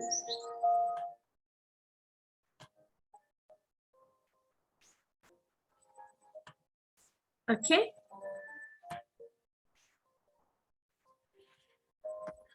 Hello, my dear friends. How are you all? Congratulations. Wow, really amazing session. I wish you good luck, everyone. Thanks, organizers, thank all speakers. Really amazing job. Please Keep up a wonderful job. Okay. To achieve sustainable development goals, it is necessary for children to occupy central place in the state strategy and action plan. Sustainable development means a community development, and it takes into account the interests of everyone's protection. It provides humans welfare and the growth of life level and quality. It raises the level and knowledge of the future generation. Students should understand the contents of the short and long sustainable goals for reaching economic welfare and the continents of optimal use of the nature resources. The main thing is to teach them complexion with nature and the means of sustainable development goals from the early age. Climate change, oh my God, Georgia is experiencing the effect of climate change on a daily basis, and its impact on the country's economy and people's lives is worrying. Rapid melting of glaciers and landslides are observed in Georgia. The floods have already triggered well-known tragic events in Tbilisi in June 13, 2015, when a disaster caused by climate change claimed the lives of 24 people. Yes, very, very sad. During the pandemic, in the background of the lockdown announced in many countries around the world, production and traffic were temporarily suspended, which along with many negative consequences led to the urge to browse. We left in Tbilisi as well, where the smoke dissipated and the sky became so transparent that a glacier appeared 118 kilometers from the horizon. Such contract and visible examples help us to understand how we damage the natural environment in which we live. Okay, I try. Yes, I try to learn all the news, because if you won't teach, you have to learn too. I attend trainings, projects, conferences to provide news to my students and prepare them to enter the arena of life. Besides, I give my students chances to take part in different important competitions. I have the first place winner of the project about change in climate, who has earned a cash prize and gifts. Okay, also 1 minute. My students are hardworking, and these are our project about climate change. Yes. Okay, this also my project and my students' projects and gifts. So, okay, not only they are my friends, I focus on raising the awareness of my students, but I also train the students of the youth parliament of my region on the goals of sustainable development. The mayor of the region is often invited to these events. Yes, today, in 21st century, it is very difficult to change and protect nature for the better, but we can reduce and limit the actions that harm our planet. Planet has many tries possible. Reduce the number of cars, Do not use chemical for soil.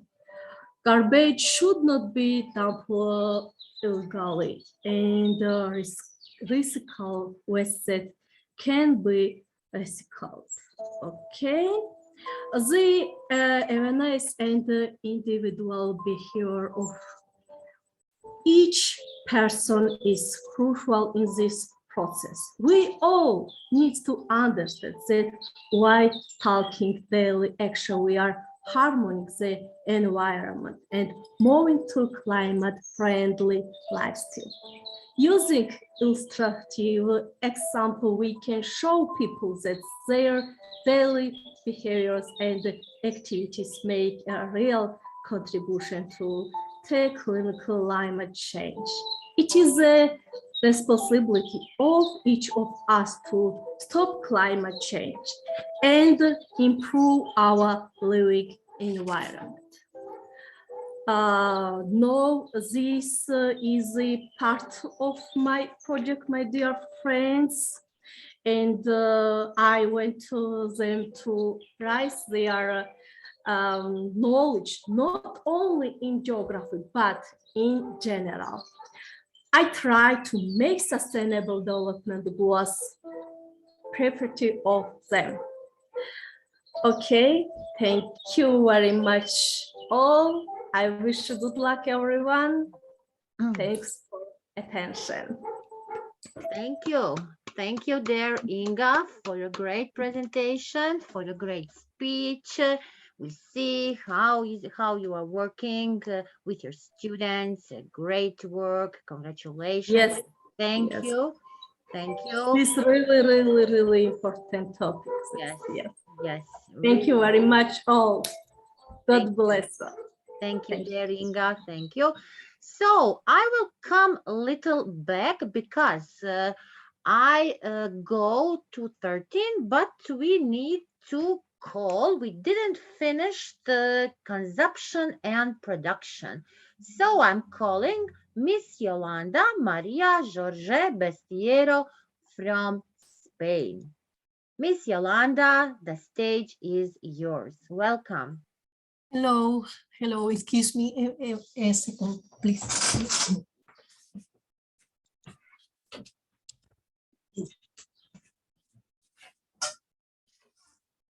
Okay.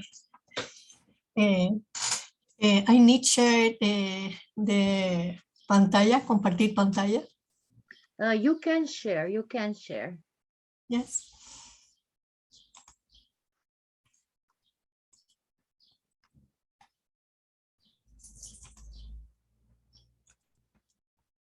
Mm-hmm. Okay. See you? Can you see? See presentation, but not the full screen, only first. Yes.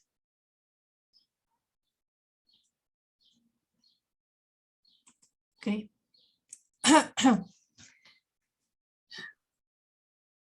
Well, my name is Dr. Yolanda Maria Jorge Besteiro. I'm from Spain. And my little speaker is about 12 aims to change the current model of production and consumption. Well, you know, climate change mitigators, forests and oceans, 1/3 of human-caused CO2 emissions are absorbed by territorial ecosystems.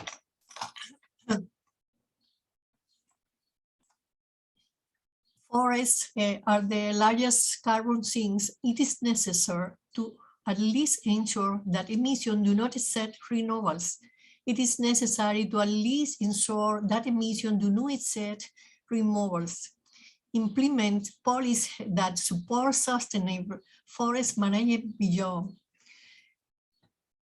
2050 that make possible to articulate the broad terms and management of forest systems. The demand, okay, wait a minute. The demand of material has not been separated from population growth and GDP growth around the world. it is imperative to reverse this trend as soon as possible by establishing urgent measures to stop the overexploitation of resources and therefore further degradation of the environment. In addition, there is inequality in the distribution of resources. The material footprint of high-income countries is greater than their natural consumption of material and is 13 times the level of low-income countries, indicating that the standard of living of people in richer nations is highly dependent on the resources extracted from the poorest countries through global supply chain.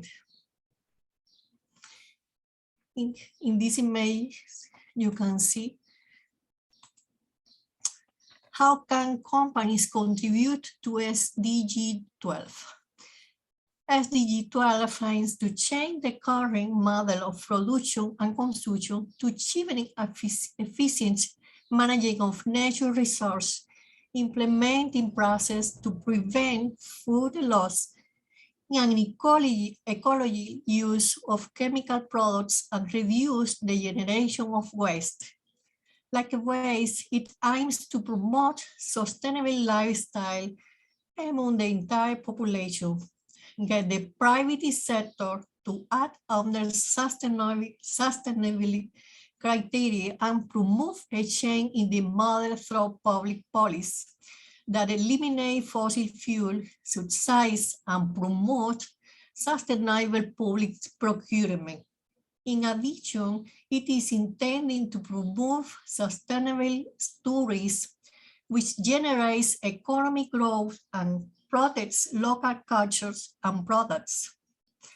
Private sector companies play a key role in achieving these goals, having to incorporate circular economic criteria into their production and consumption models, promoting responsible consumption among their stakeholders and building a business culture linked to sustainable development.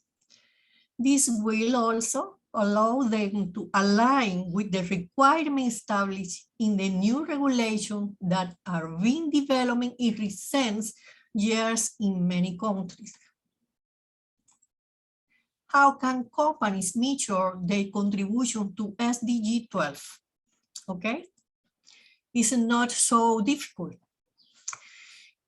They are using the company's activities to promote sustainable production and consumption.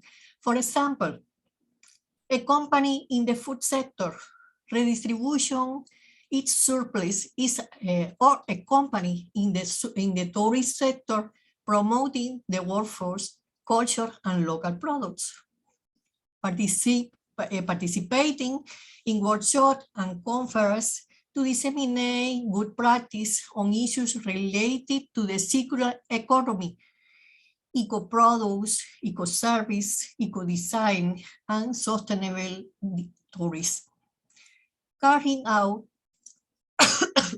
products to strengthen the scientific and technological capacity of developing countries, promoting in them sustainable forms of production and consumption, collaborating among all the companies in the sector to promote practice and guidelines for sustainable production and consumption, creating an industrial symbiosis, taking advantage of the synergy of companies in the same area, such as an industrial state seeking to improve efficiency in the use of resources, participating in events relating to sustainable reporting to promote transparency and communication between companies and their stakeholders, creating tools that allow companies to better manage and control the supply chain, especially in relation to products and service manufacturing guidelines. For example, in Spain, 10% of the consumption of seafood in the European Union comes from aquaculture. Let's increase this percent and prevent overfishing. Private sector companies play a key role in achieving these goals, aiming to incorporate circular economy criteria into their production and consumption models, promoting responsible consumption among their stakeholders and building business culture linking to sustainable development. This will also allow them to align with the requirements established in the new regulations that have been developed in recent years in many countries. And this image is some examples about in some countries, in Spain, the people make these huertos. I don't know how can I say in English huertos. Change cities into huertos, where everyone participates. For example, the child, the teacher, all people.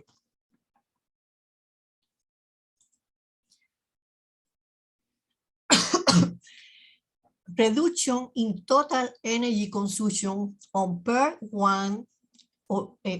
unit of products. Reduction in total water consumption on per unit of products. Reductions in the energy requirements of the products and services sold. Degree of reduction of the environmental impact of products and services. Greenhouse gas emission avoided due to recycling. Percent of recovered products and packaging material for each product category.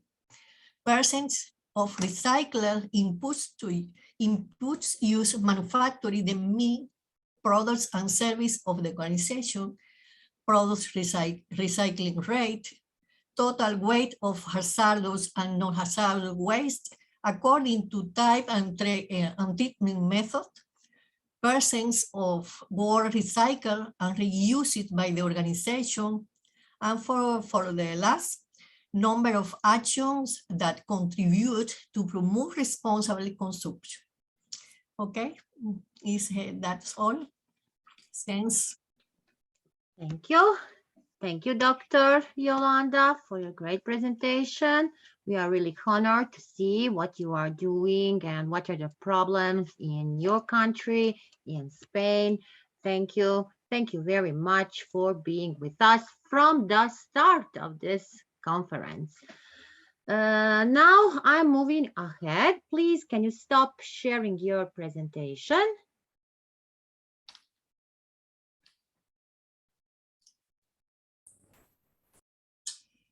Okay, now I'm moving ahead.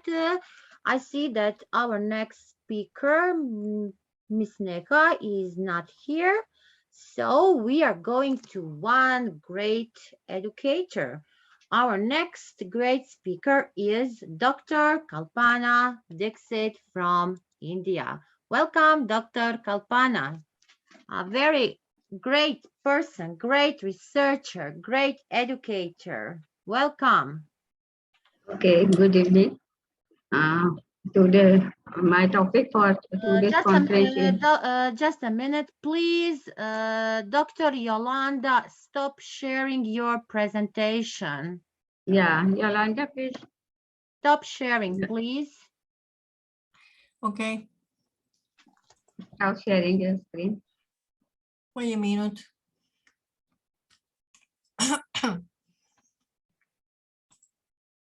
Okay. Yes, thank you. Okay. Hello, everyone. I am Dr. Kalpana Dixit from India. And I am really very proud and happy to see all the sustainable leaders here. So I would like to discuss today about the climate action plan. Why climate action is required? Because climate change is a great threat to humanity, to the environment, and to our natural resources. So this is very much important to implement some policies some plan, some program of actions to combat, to take the challenges of this climate change. So I would like to share my screen. Can you share my screen, please?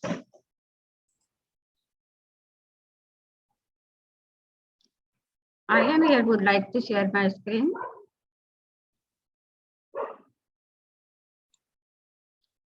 This is my screen.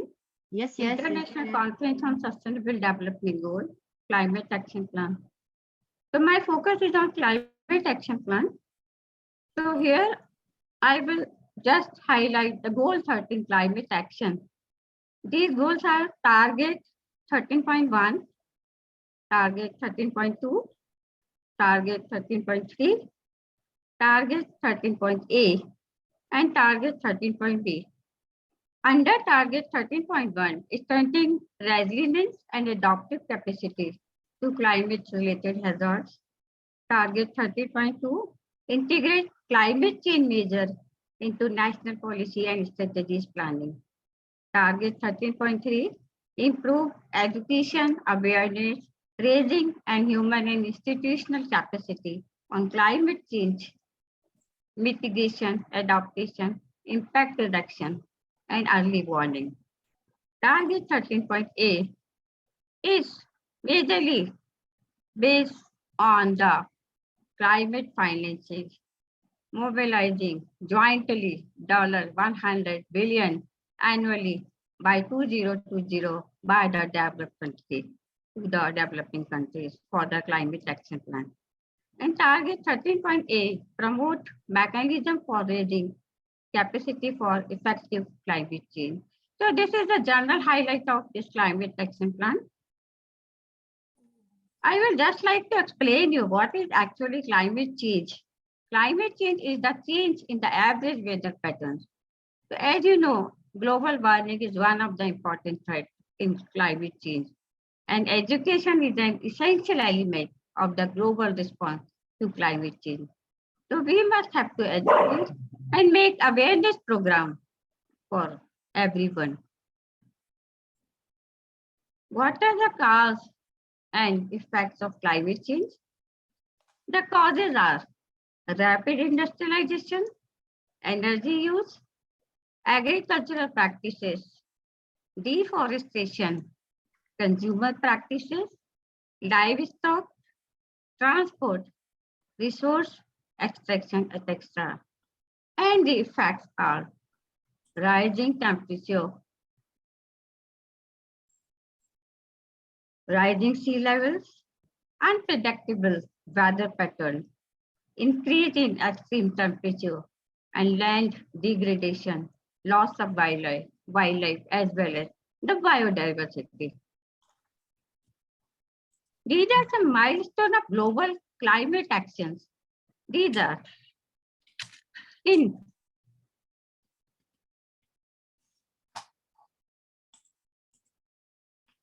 we have in 2015 Paris Agreement, in 2018 take a start review of national targets, 2019 UNSGA Summit, and 2022 new and updated policies and programs.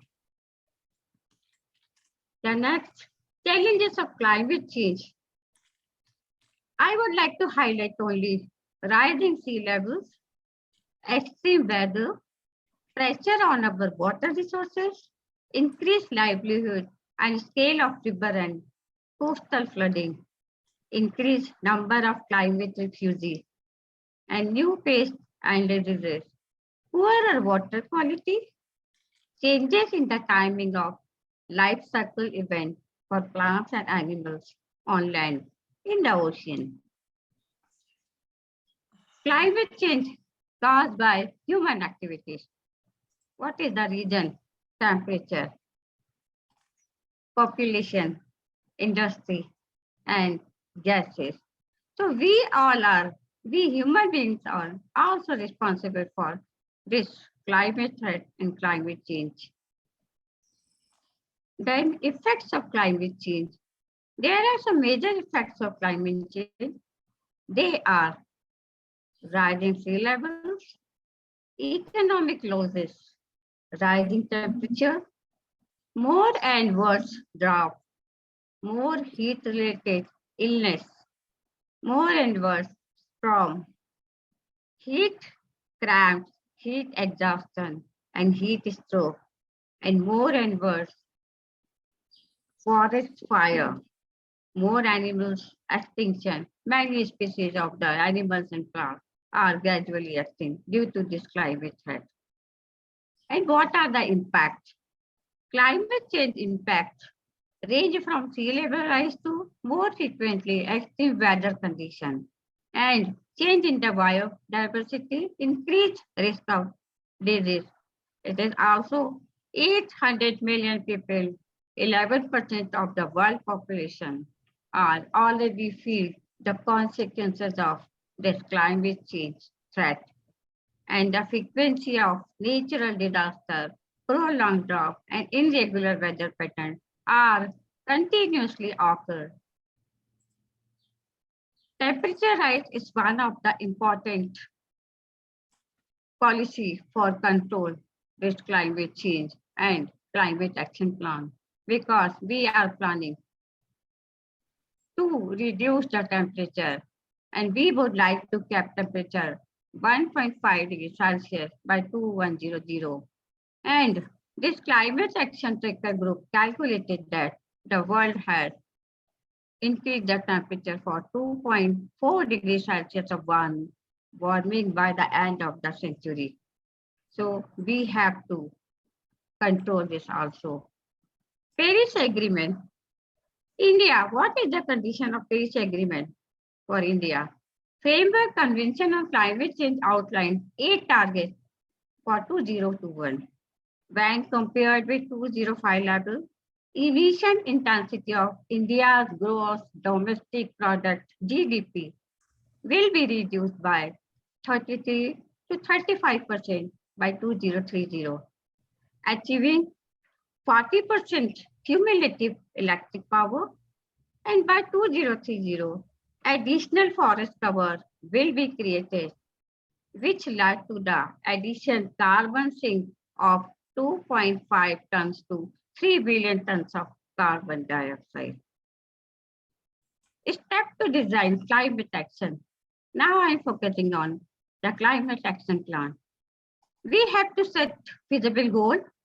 We have to determine and implement various steps. We have to track our own progress and the global progress itself. We have to update the community for the climate change and climate action plan. And we have to invite input from different experts. And climate action plan strategies. We have to engage, measure, set targets, implement actions, and monitor, evaluate the remote report. This is the climate action plan framework. And climate action plan 2021, this is provide 51% reduction in overall greenhouse gas emission by 2030 and setting us on a path to reach net zero emission. This is a very new, unique, and very important word for this climate threat. Net zero emission by no later than 2050. National Action Plan for Climate Change. We have 8 missions for this. National Solar Mission, National Mission on Enhanced Energy Efficiency, National Mission on Sustainable Habitat, National Water Mission, National Mission for a Green India, National Mission for Sustaining the Himalayan Ecosystem, and National Mission on Strategic Knowledge for Climate Change, National Mission on Sustainable Agriculture.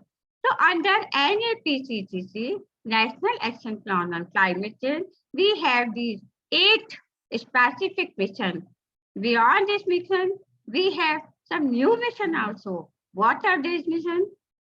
Wind energy. We are focused on our wind energy and to build preparedness to deal with impacts on human health, effective management of India's coastal resources, and harness energy from the waste. The other targets for national action plan of the climate. Please, Dr. Kalpana, please, Yeah, can you okay. come to Okay, I am the just concluding. I am conclusion? just concluding. The other targets are sustainable lifestyle, climate-friendly growth path, climate change adaptation, climate change finance, capacity building, and technologies. Out of 8 missions, 3 missions is to slow down the growth of Indian emissions. They are mission on solar energy, mission on afforestation, and mission on energy efficiency. We have already launched our program, Panchamitra, that is the five-folded program. I will discuss later on detail. We have National Action Plan for conservation of migratory birds, and we are saving our energy in different forms, solar, wind, biomass, and nuclear. And the most important thing is, India is the only one country who has adopted the cooling action plan. And objective for 2037 by 38 is 20 to 25% reduction of cooling demand across all sectors and reduction of refrigerant demand 25% to 30%, 25% to 40% reduction of cooling energy requirement. And here I have explained each and everything in detail. Some slides are there, but I am obeying the time constraint also. So thank you all the organizer, IIU, and policy time, and that other organizations who have supported this great sustainable development goal international conference. And I am really personally appreciate all the moderators who are sitting continuously to encourage and appreciate each and everyone. And congratulations to all the STD leaders here. Thank you so much. Thank you, great Dr. Kalpana. Thank you for your presentation. Thank you for showing us the great plans for India, and we are really happy that India only has that action plan and nobody other in the world. Thank you very much. I'm now calling amazing speaker, also a professor who is really investing a lot. First, we want to tell everyone today, happy Biodiversity Day. And our next speaker, Dr. Elibet Zablon Kimaro, is coming from Tanzania. And in this morning, when I open my eyes, I see greetings from Tanzania. Welcome, Dr. Kimaro. Thank you so much. Thank you all speakers. Thank you, moderator. Thank you, IAU, for this opportunity. I'm a familiar of IAU, and today is a special day because it's Biodiversity Day. I would like to share my screen. Yes, you can.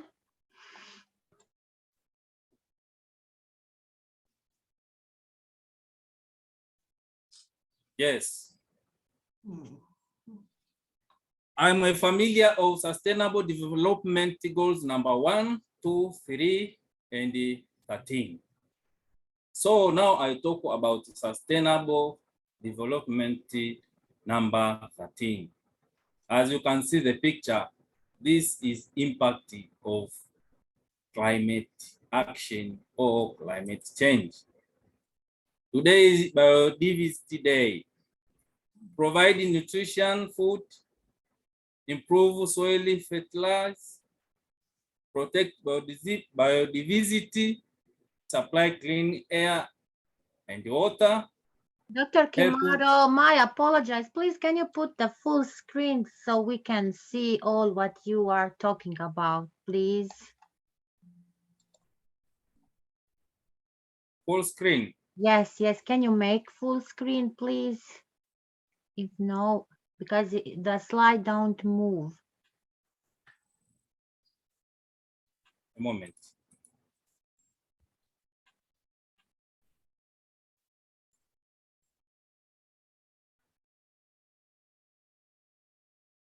Is it available? Great, great. Okay. Today is Biodiversity Day. First picture, providing nutrition, food. Provide soil fertilizer, this is organic compost. Biodiversity, this is here, I include others. Supply water and air. Help mitigation climate change. Climate change is the long-term alternation of the temperature of a typical weather pattern in the place. Due to activity of some of human beings, the world is under threat. People are destroying natural mitigation, such as deforestation, urbanization, industrialization, and all this is because of global warming. Effect of climate change, the question to ask us, what are the effects of climate change and global warming? Number one, you can say rising of maximum temperatures, rising of minimum temperatures, rising sea level, higher ocean temperature, and increasing a heavy participation, heavy rain, shrinking of glaciers. Natural causes of climate change, you can see like a volcano eruption, ocean current, the Earth orbit change, solar variation, and the internal variability. Natural hazards such as flooding, hurricane, earthquake, and strong wind. Here is a short list of activities that's responsibility of climate change. As you can see, this is deforestation, urban development, agriculture activities, hydroelectricity power. The picture here shows a natural hazard according to climate change. This is flooding.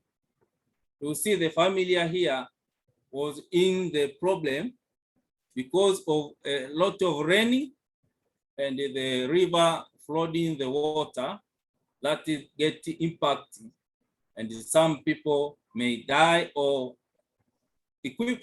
food like crops.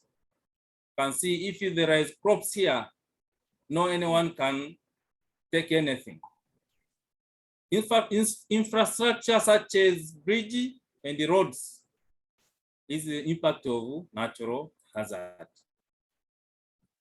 Yeah, impact, people lost their diet, people lost many facilities and food due to flooding, earthquake, and hurricane. Damage of different types of infrastructure, such you can see the bridge and the houses and the road. Global warming. This is impact of climate change. As you can see the picture here. If there is a watering, there is a grid. But if there is not a watering, the earth will be like this one. So we have a responsibility to take action according to climate change. Cause of climate change, power plant production, transportation, unsustainable farming, deforestation, fertilizers, oil drilling, natural gas drilling, and proper solid waste management, and the war. You can see the picture here. This is deforestation. People, they cutting tree down and they make a charcoal. Others, they cut a tree down and make a timber. All this is important, but how can we reduce it? Causes for rising emission, burning coal or oil gas produce carbon dioxide and nitric acid, cutting down tree forestation, like you can see the picture, increase livestock farming. People in Africa, they have a lot of animals, like cows, but the area of feeding is small. So for this, it causes climate change. Fertilizer contain nitrogen, produces acids, fluoride gases, emission from equipment and the product that use these gases. As you can see the picture here, this area is semi-desert and have a semi-stone.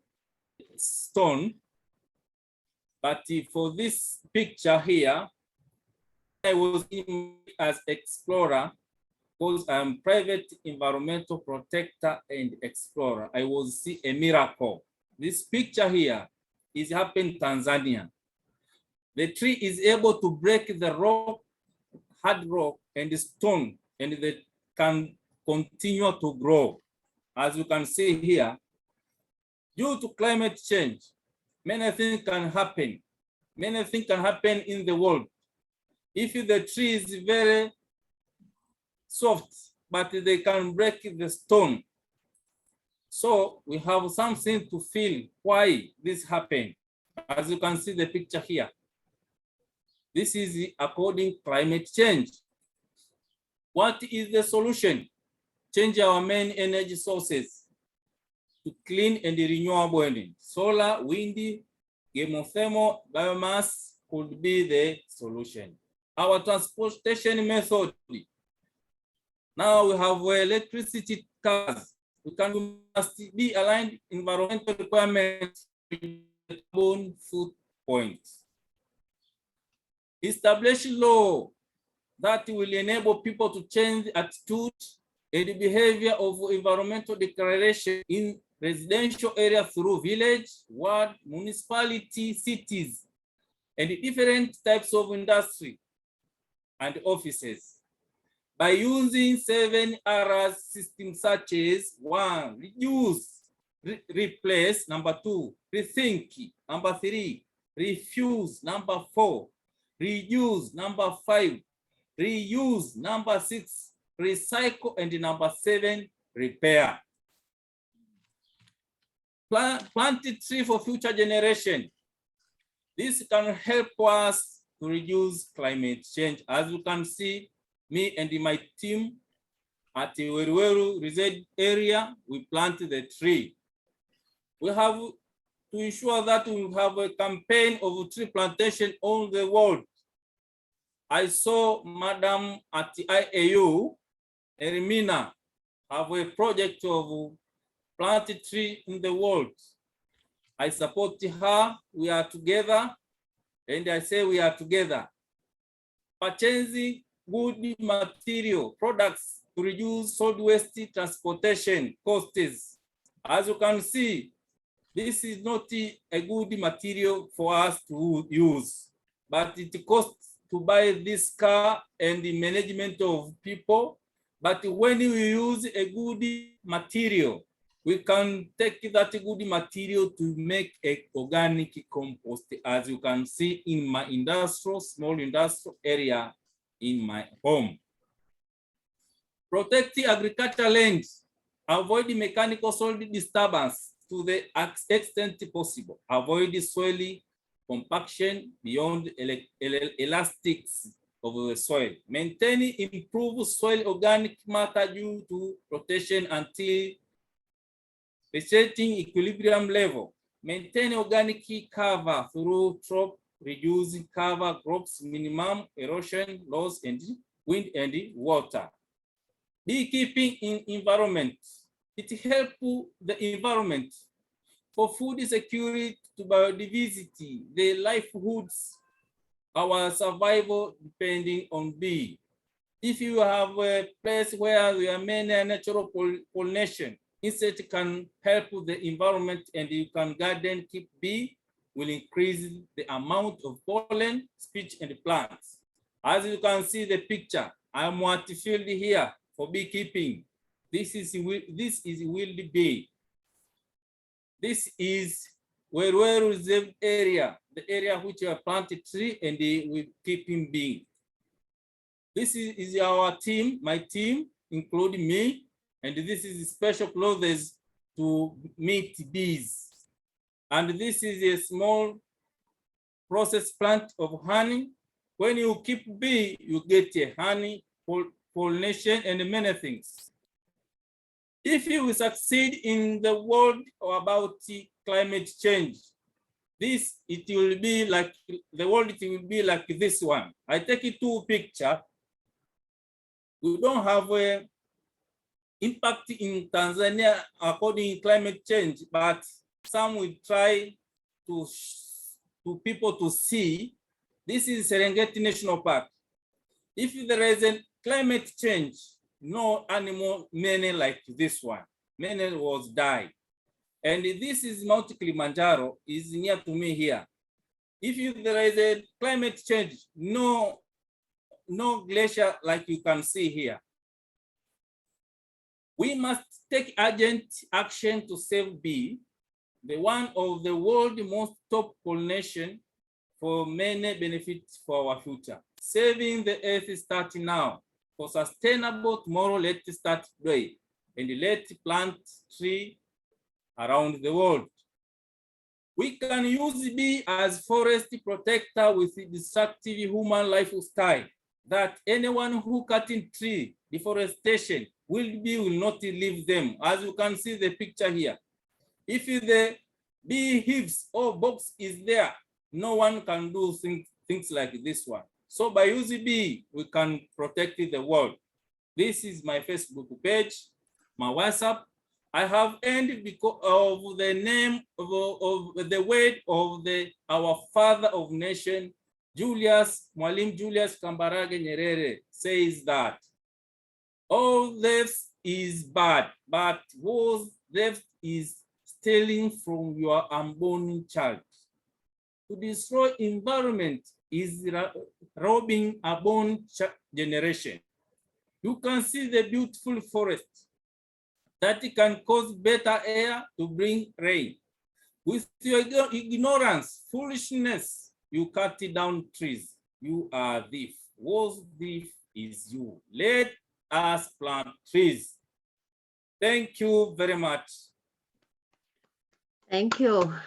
Thank you, dear Kumar. Thank you for your great presentation. Thank you for your great work for the nature. We are really proud on you. We are monitoring your actions and really, really proud and hope that many other people will see and will take actions like you are doing. Yes, as you said, IAU also have actions.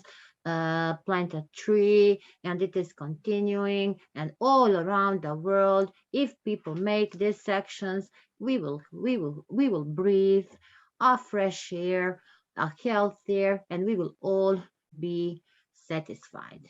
Thank you very much. Now I'm moving on another SDG, life below water. Our next speaker is coming from Malaysia, our respected Professor Khairuddin Sudamin. Respected Professor Sudamin, welcome. Thank you, Inga. Professor Inga, thank you. Can I start now? Yes, you can. Okay, now let me share my slide first. Now it's 10:30 p.m. at India. I know it's very late, and it's 1 a.m. 1:03 in Malaysia now. Oh, yes. I'm supposed to sleep actually.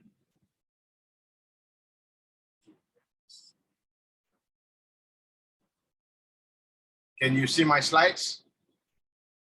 Yes, we can. All right. Okay.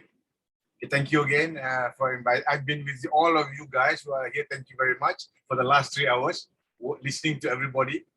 Dr. Kalpana, Dixit, yours too. So everyone. Okay. Now, quickly, I'll try and do it in 5 minutes, and I'll, can you guys hear me clearly? Am I audible clearly? Yes, you are audible. Yes. All right. Okay. That's good. And I will try to do the presentation like the China Express, what they call high-speed train. Okay, let me move on. Okay. Okay. All right. As usual, my prologue said there are some people who begin the zoo at the beginning called way in and walk as quickly as they can past every cage until they come to the one called way out. But the nicest people go straight to the animal they love most and stay there. So I'm dedicating this presentation, 5-minute presentation tonight, to those people who are interested in open fields rather than closed cages. Okay, whatever that means, right? Right. Okay, that's the we all know what it's all about. Okay, that's life below water. Okay. Okay. Now, goal 14, life below water. Quickly. Okay. The world's oceans, their temperature, chemistry, currents, and life drive global systems that make the Earth habitable for humankind. How we manage this vital resource is essential for humanity as a whole and to counterbalance the effects of climate change. Well, we all just heard what it is, what's going to happen, okay, if there's a climate change problem in the world. Now, over 3 billion people depend on marine and coastal biodiversity for their livelihoods. However, today we are seeing 30% of the world's fish stocks overexploited, reaching below the level at which they can produce sustainable yields. Oceans are also absorb about 30% of the carbon dioxide produced by humans, and we are seeing a 26% rise in ocean acidification since the beginning of the Industrial Revolution. Marine pollution, an overwhelming majority of which comes from land-based sources, is reaching alarming levels with an average of 13,000 pieces of plastic litter to be found on every square kilometer of the ocean. My focus in these 5 minutes is I will come to that plastic thing, okay, shortly. The SDG aims to sustainably manage and protect marine and coastal ecosystems from pollution, as well as address the impact of ocean acidification, enhancing conservation and the sustainable use of ocean-based resources through international law, which will also help mitigate some of the challenges facing our oceans. Let's move on to the next one. Okay, what is the meaning of life below water? Definition: conserve and sustainably use the ocean, seas, and marine resources for sustainable development. Target: by 2025, prevent and significantly reduce marine pollution of all kinds, in particular from land-based activities, including marine debris and nutrient pollution. Let's move on. Okay, why is SDG 14 important? Okay, the 14 SDG target 6 to prevent and reduce marine pollution, further the sustainable management and protection of marine and coastal ecosystem, address the impacts of ocean acidification, regulate harvesting and end overfishing, illegal, unreported, and unregulated fishing, and destructive fishing practices. Conserve. Okay, let's move on. Now, okay, these are some facts of the figures quickly. The ocean covers 3/4 of the Earth's surface and represents 99% of the living space on the planet by volume, 75%. 200,000, okay, the ocean contains nearly 200,000 identified species, but actual numbers may lie in the millions. As much as 40% of the ocean is heavily affected by pollution, depleted fisheries, loss of coastal habitat, and other human activities. 40%, okay. Now, the ocean absorbs about 30% of carbon dioxide produced by humans, buffering the impact of global warming. More than 3 billion people depend on marine and coastal biodiversity for their livelihood. 3 billion. Now, the market value of marine and coastal resources and industries is estimated at US $3 trillion per year, about 5% of global GDP. Let's move on. Okay. Now, the SDG targets 14.1. Okay, I won't read to you. I'm sure you can Google this. 14.2. Okay, sustainable ecosystem, marine pollution. 14.3. So they have 1, 2, 3, 4, 5, 6, and 7. By 2030, okay, a smaller island developing states and least developed countries from sustainable, increase economic benefit, prohibit certain form of fisheries, conserve at least 10% of coastal marine areas. So, okay, quickly, that's a 7 targets. Okay, pictorially, okay, 14.1, it shows that. Okay, you can see that. It's visually represented. 14.2, 14.3. Okay, CO2, fish 14.4, 14.5, 14.6, okay, and 14.7. Right, let's move on. Okay, this is the healthy ocean, sustain life and promote prosperity in different languages. Right, quickly. Now, biologically sustainable marine resources continue to decline from 90% in 1974 to 69% in 2030. You see, 90%, and now it's 69%. Quickly, let's move on. Okay, now how much plastic will be in the ocean by 2030? This is something that is close to my heart. I'm very passionate about this. I'm really very upset why everybody is throwing all the plastic. I'm also responsible for it. Okay, 58.4 million tons. A new report from the National Academy of Science said that by 2030, 58 or 50.4 million tons of plastic will be added to the ocean across the world each year. Now, by 2050, the World Economic Forum says that there will be more plastic than fish in the world's ocean. Oh my God, scary, isn't it? There will be islands out in the ocean. The island is made up of plastic, right? Okay, that's it. Microplastic abundant, eastern tropical, and all that. Okay, I won't go into the Okay, now quickly, does Malaysia have any effort in achieving SDG? Yes. Malaysia's spillover index stood at 77.8%. The SDG index measures a country's total progress towards achieving all 17 SDGs. The score can be interpreted as a percentage of SDG achievement. A score of 100 indicates that all SDGs have been achieved. So we are at 78%. That's good. All right. Okay. What is being done for SDG 14?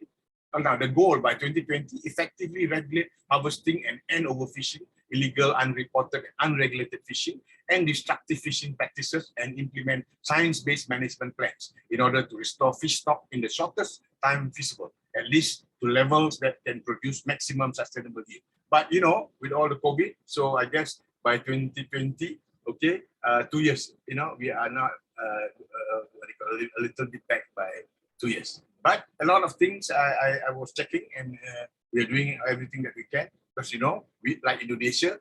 Indonesia is an archipelago, and it's all surrounded by the sea. We are a peninsula, all of us are surrounded, and we're only attached to Thailand. In case some of you don't know where Malaysia is. You know, Thailand, we are just right below, and right below us is Singapore, and all around us is the ocean. That's where we have been, you know, taking things for granted far too long. All of us, all over the world. Let's move on. Okay, that's it. I'm done. The global fishery subsidies, I won't go into that. Okay. Now, in order to prepare for the future, prepare future leaders to ensure the sustainable, development goals. Okay, we live in a VUCA world, and then we prepare future leaders. In those days, we give them BIGRA, okay, which means versatile, inspiring, incentive, and good. Now, today, and in the future, okay, in the new normal that we are now, the new VUCA will be the vision, the understanding, the clarity, and the agility. So we need to give them vaccine, which is again related to the COVID. Versatile again, assertive, competent, collaborative, inspiring, networking, and empowering. Right now, okay, that's it. I've already ended the slide. What I've done is just, you know, made up of a bunch of other men's flowers, providing my own only string that ties them together. And okay, that's it. I am done.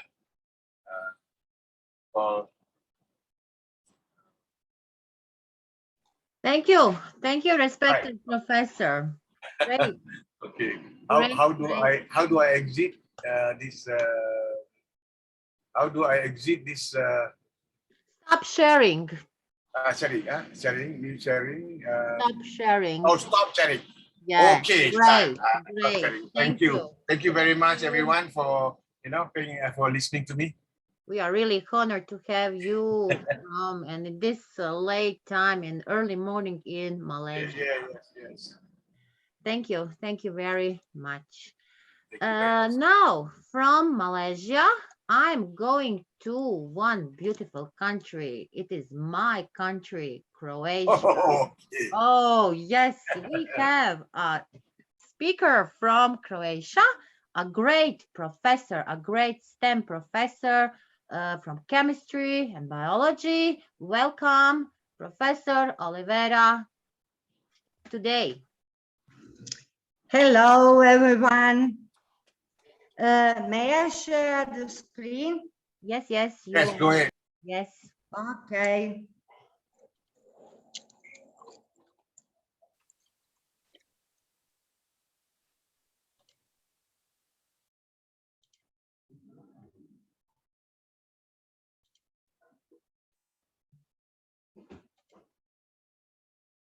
It's okay now?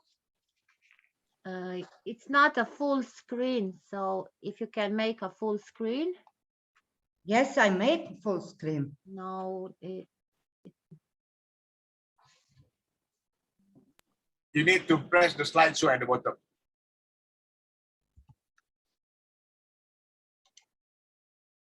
Now?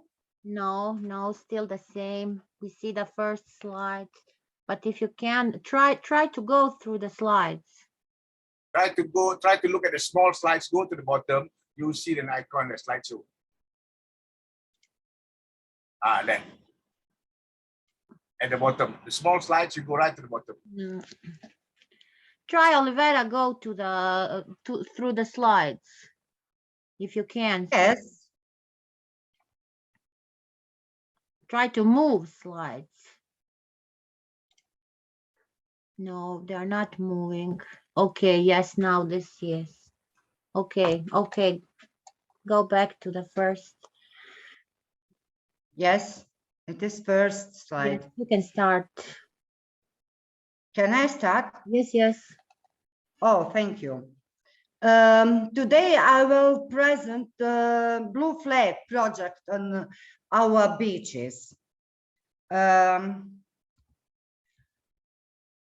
place where we live is tourist-oriented, and as such, clear water is the basis of tourism. Sustainable tourism is an imperative for the future of our region, and environmental protection is an essential part of it.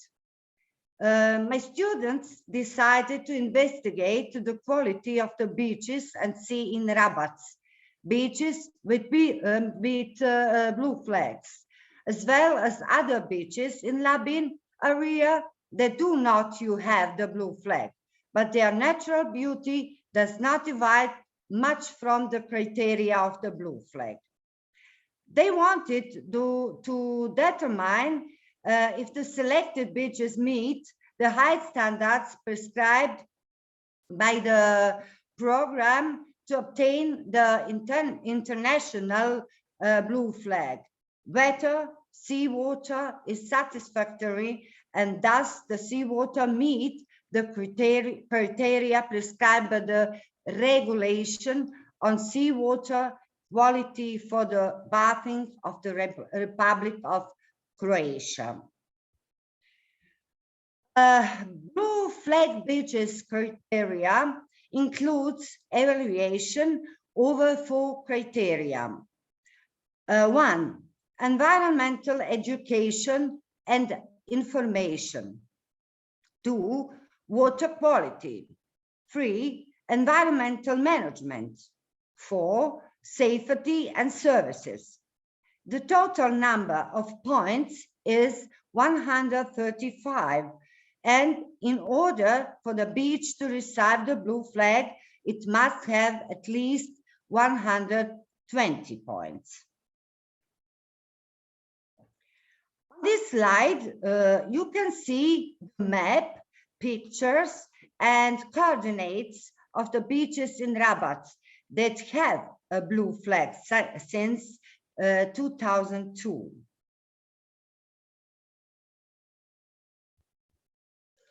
Here you can see the map, picture, and coordinates of the beaches in Russia for which we would like to reach the blue flag criteria.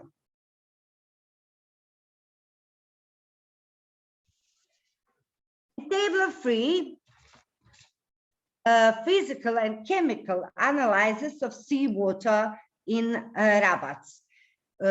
Following is concluded. All of the beaches meet the criteria needed for a blue flag. Table 4, a physical and chemical analysis of seawater in Russia.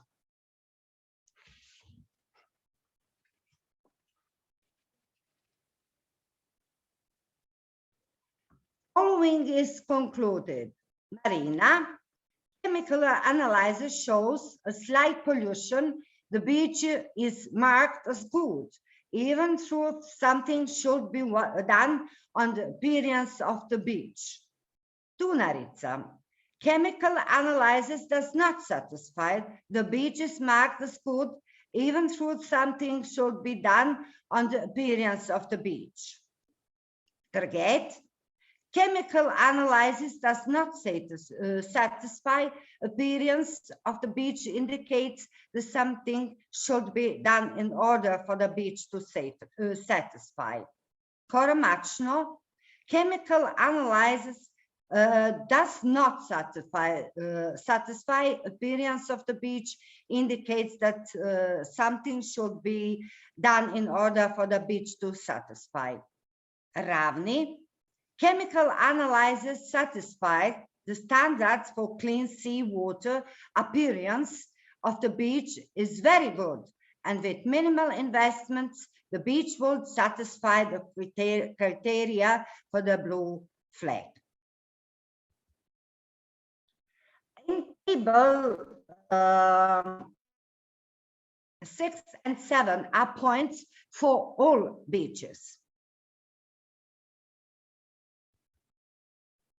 The graph shows the position of the beaches in relation to the number of points required to acquire the right to the blue flag.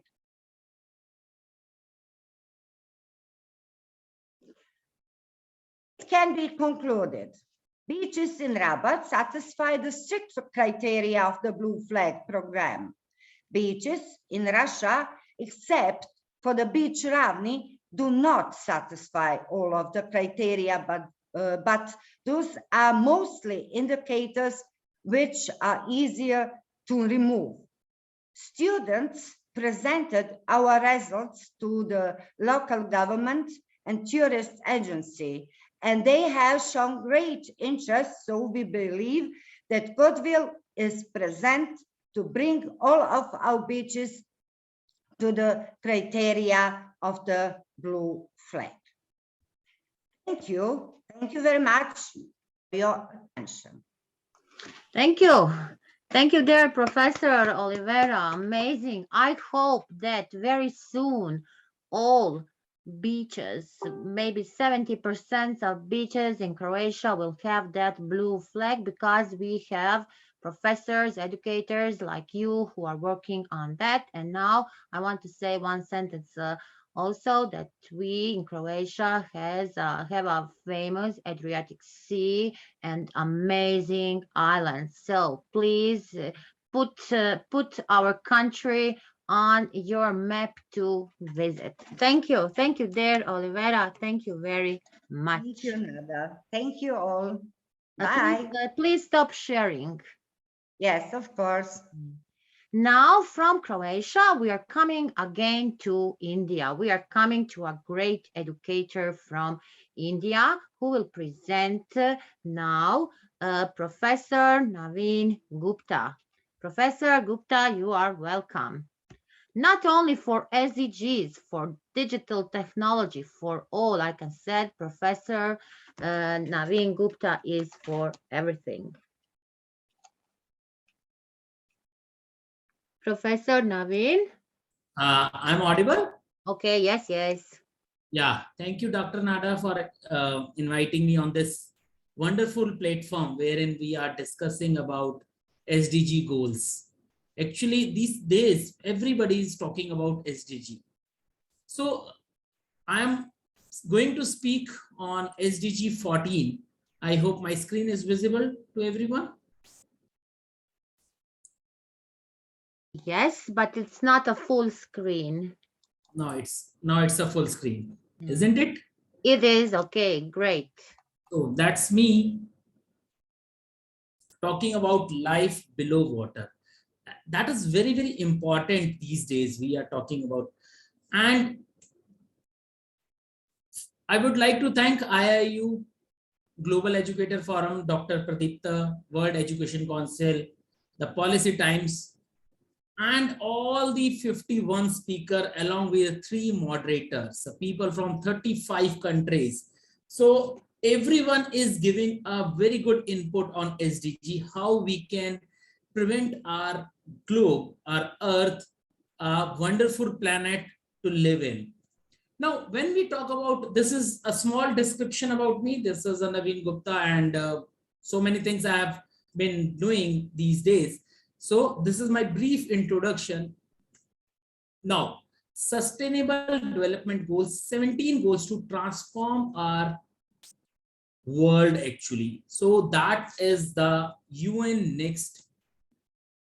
Now, what sustainable development is actually? So UN has divided this sustainable development into 3 categories: economy, environment, and social community. So whatever the goal we are talking about, that comes under the 3 categories only, either development of the economy, environment, and the social community.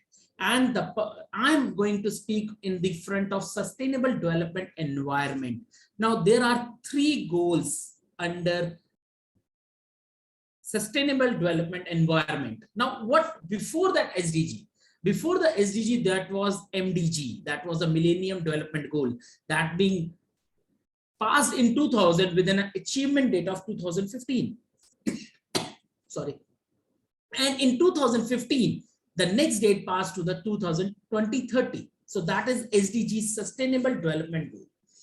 And in MDG, we were having 8 goals, while in SDG, we are having 17 goals with the 45 related to climate change only. It means we need to prevent our world from this all kind of, we can say all kind of pollution or marine pollution, any kind of thing.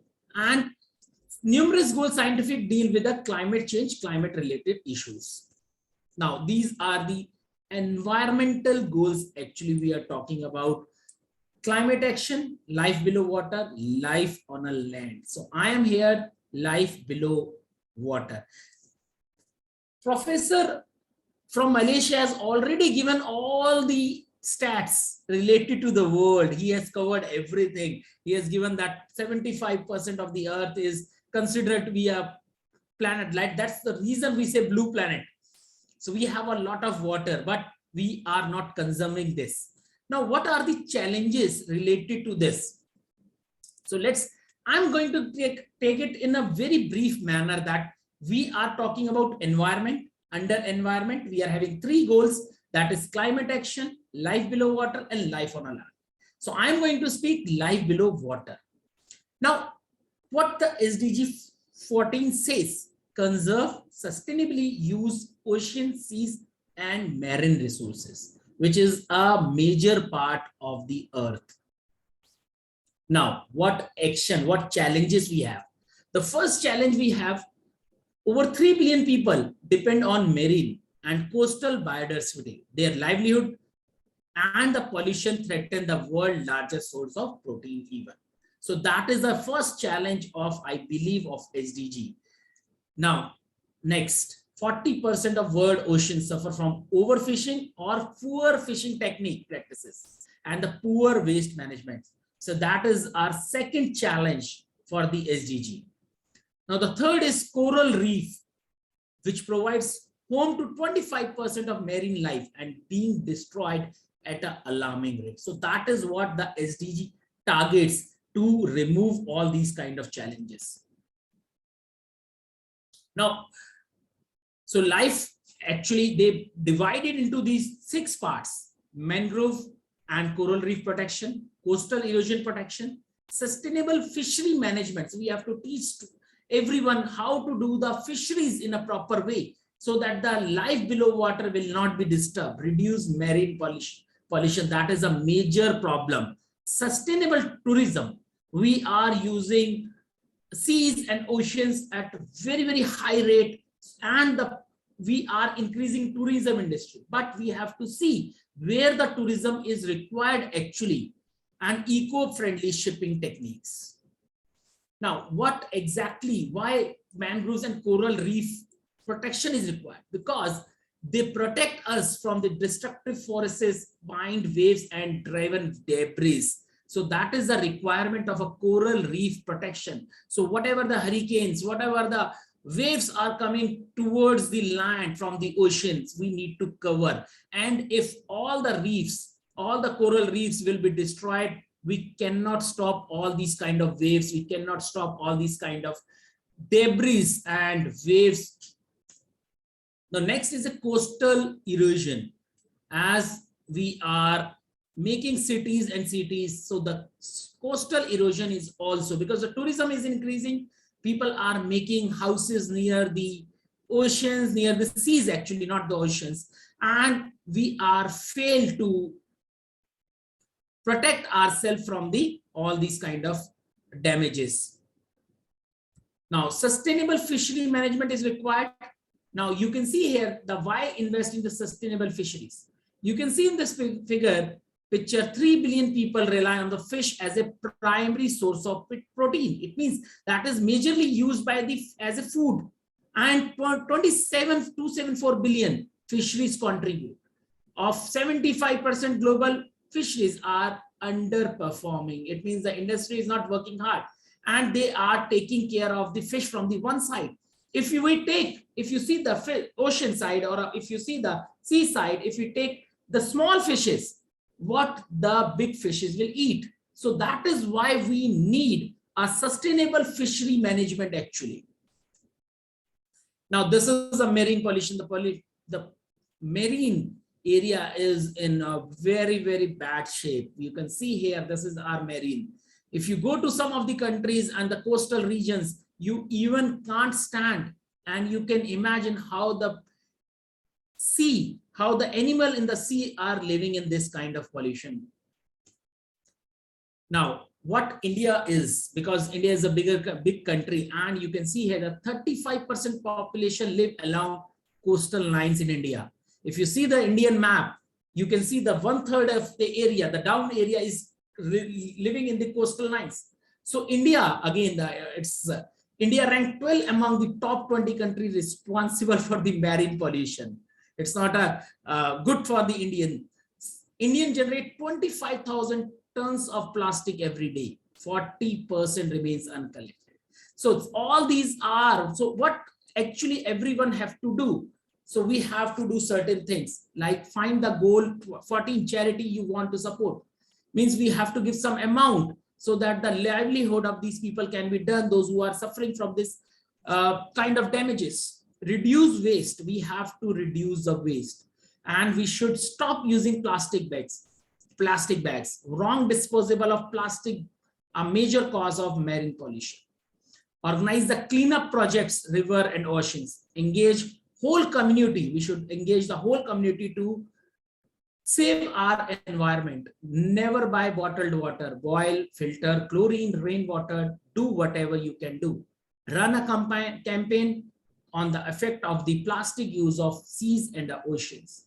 Buy local certified fish. You can support small scale producer by shopping in a local market and the shops. Thank you so much. And this is, and from my side, I was just crisp information for you people that SDG, what SDG is and how we can prevent ourselves from this, how we can get to complete the SDG 14. This is my different links. You all can scan the QR code and you can connect me, follow me on this. So various Twitter, Wakelet, Facebook, LinkedIn, and YouTube channel. And this, a small QR code, you can just scan it and you can connect me on the various platforms. Thank you so much, Dr. Nada. Thank you so much, Dr. Pradipta, for giving me the opportunity to speak on this topic. Thank you so much.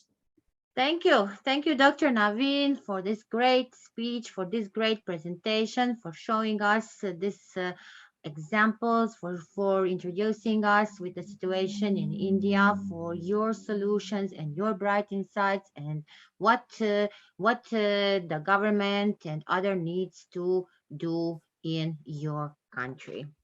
Thank you. Thank you very much. Now we are moving through another SDG, but as I see, our Kamaku Felix from Kenya, are you here? I didn't see. Our speaker from Poland, Mr. Maurizio, he shared with me a short video. So we are long in this conference. I will put it in the group and everyone can watch that video. Professor Dr. Abjay Kumar, I don't see him. So Dr. Patricia Gonde from Zimbabwe, welcome. Our SDG goal 16, peace, justice, and strong institutions. Dr. Patricia, are you here? Hello, hello, how are you? Hello, welcome. Hello, I hope you can hear me. All right, good morning, yes, good afternoon. Yes, we hear you. Okay, good evening to everyone across the globe. Happy Biodiversity Day. It gives me great pleasure to be sharing with you today on SDG 16, which is one of the 17 SDGs established by the United Nations in 2015. And its aim is to promote peaceful and inclusive societies for SDG. It has 12 targets which will be measured by 23 indicators. And we are only left with 8 years to achieve SDGs. 2018, the Global Peace Index revealed that global peace is declining, it is deteriorating daily. So the target of SDG 16 is to reduce violence as one of its targets, and the protection of children from abuse and exploitation, trafficking and violence. I am an educationist, and each and every day, every second, every minute, we hear, we see, and we experience some sort of violence in our communities we are living in. So as an educationist, I'm touched by some of our children in our schools who are experiencing from their mother's stomach. Some of them, they've never known peace. Some have never known peace, and they experience violence every day of their lives. And where is this violence emanating from? We think of war-torn zones. Think of what is happening in Ukraine. We think of domestic violence, what is happening in each and everyone's home. Think of the schools. There's a lot of bullying taking place. Think of church. Think of workplaces. And research has always shown that every 7 minutes, a child somewhere around the world is killed, through violence is killed. So how many times have we heard about child trafficking when we are talking about SDG 16? When we are talking about child trafficking, it emanates from kidnapping, there is sexual exploitation, there is forced labor, there is forced marriage. We have heard of so many children dying because of early marriages, and nothing has been done. And it is also happening in my country. And I'm quite sad to say some of those children, because of early marriages, they've died because they haven't found any medical help. Think of criminal cases. So what are we doing? This kidnapping, this child trafficking, sometimes it's the parents themselves who sell their children. Why? Because of poverty, because of lack of education, because in some countries like mine in Zimbabwe, there's ineffective legislation and there's lack of enforcement. And some of it is being caused for search for better lives because they think that their countries are not doing enough for them. And how many times have we heard, have we seen, have we read about sex trafficking, human trafficking for the purpose of sexual exploitations? On this, 2 million children globally are associated with webcam child sex tourism. I don't know whether you've heard about it, but around 2 million children. So on this concerning child sex tourism, which is tourism for the purpose of engaging in the prostitution of children. And when we are talking about children, we are talking about children below the age of 18. And sometimes this child sex tourism results in so many problems, societal problems, mental problems, and physical consequences. And what have we done? Now, going back again to the SDG 16 on child abuse in general, it's not only physical violence, but any form of maltreatment by an adult, which is violent. And who are these abusers? Us amongst ourselves, parents, caregivers. And what have we done on physical abuse? Leaving your child to a caregiver who abuses your child and you do not do anything. And 60% of the physical abuses of this child abuse is neglect. I hope you know that neglect has a major percentage. And when we are talking about neglect, we are talking about, for example, your child is not feeling well. And some children do not even go get that medical attention. Some of the children do not go to schools, education. That is a form of neglect. Physical, that is a form of neglect, and emotional, it's part of neglect. Some children have never known peace. There are some children who are living in war-torn zones.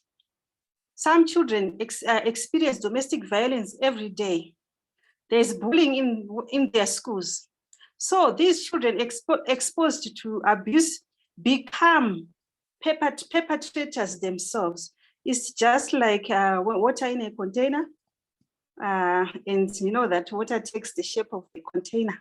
If the parent is an abuser, the child will also abuse later in life. So when you are talking about peace, justice, let's think about those children who have never known peace, children who are in countries where there's war, where there's civil unrest, where there's mass shooting, and what are the effects? Education is affected. These children don't go to school. Some children have never known doors of their classrooms ever since because of war. Think of Ukraine. Displacement. So many children have been displaced. So many children have been separated from their parents. And so many children, parents have died and they've been left orphans. If a child has been left orphan, then that child is vulnerable to abuse. So many children are now refugees because of war. There's no peace in their country. They face hunger, there's malnutrition, there's early marriages, there is a multitude of problems that come when there is no peace. So what are we to do as activists? We should also try to make sure that wherever we are, peace begins with us. Peace begins with you. If you are a teacher, education can be one way of teaching children about peace. Peace education. If you are in a classroom, declare your classroom a peace zone, anti-bullying zone, and lay down ground rules. And let's also teach our children about conflict resolution strategies, conflict resolution skills through role-playing, drama, poetry, and story writing. So when we are talking about peace, let's start early. And let's encourage our governments to strengthen the rule of law and to promote human rights. And as activists, we need to amplify our voices so that we are heard. Because as Khalife or Tiana said, all lives do exist and women's lives also exist. Thank you so much for giving me this opportunity to talk about peace. Over to you, Nada. Thank you. Thank you, respected Ambassador Patricia, on your great speak. You are amazing, like always. I always like to listen to you when you talk about the peace, and really, really great. You impress us. You are a very, very inspirative speaker. Now I'm coming a little back because thank you, Patricia, once again. I'm coming a little back because our respected Ambassador Kamaku Felix joined us, and he will talk about the SDG Goal 15, Life on the Land. Welcome, Ambassador Kamaku de Felix.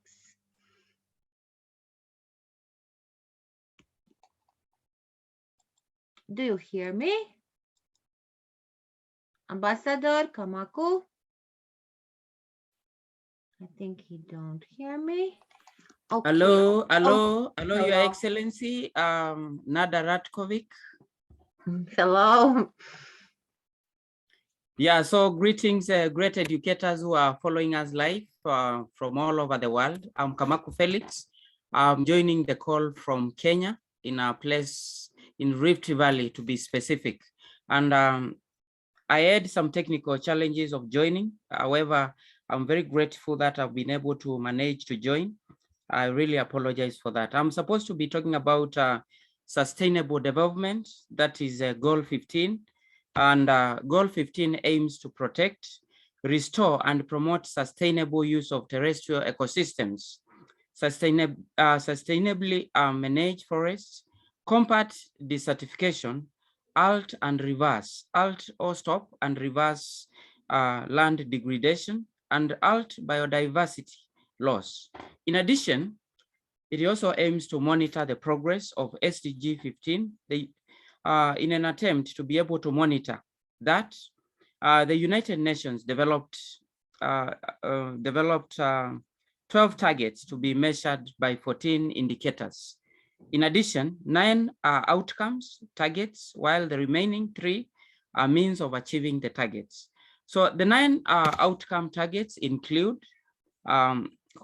conserve and restore terrestrial and freshwater ecosystems, end deforestation and restore degraded forests, end deforestation and restore degraded lands, ensure the conservation of mountain ecosystems, protect biodiversity and natural habitats, protect access to genetic resources and fair sharing of benefits, eliminating poaching and tracking of protected species, prevent invasive alien species on land and in water ecosystem, and integrate ecosystem and biodiversity in governmental planning.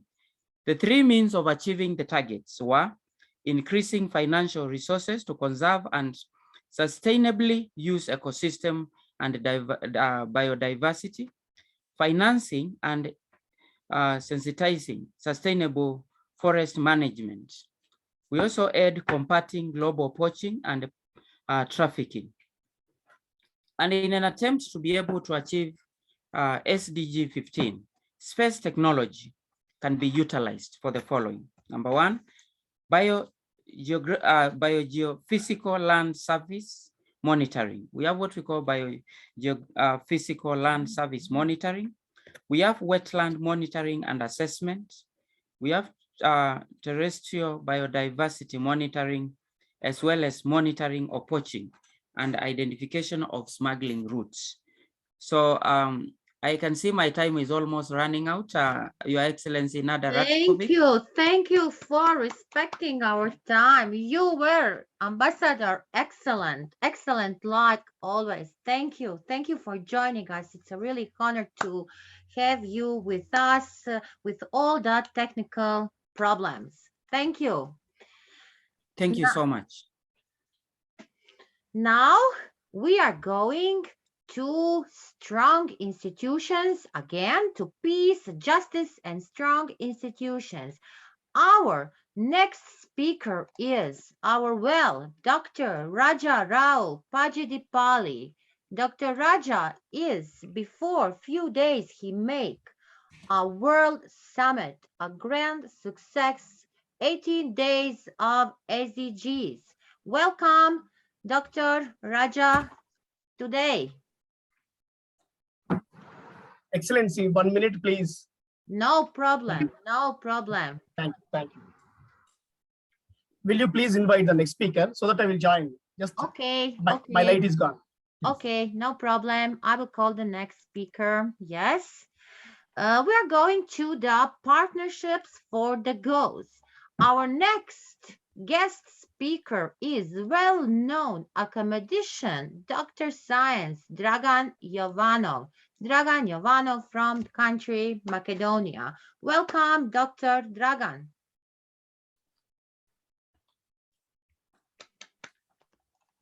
Dr. Dragan?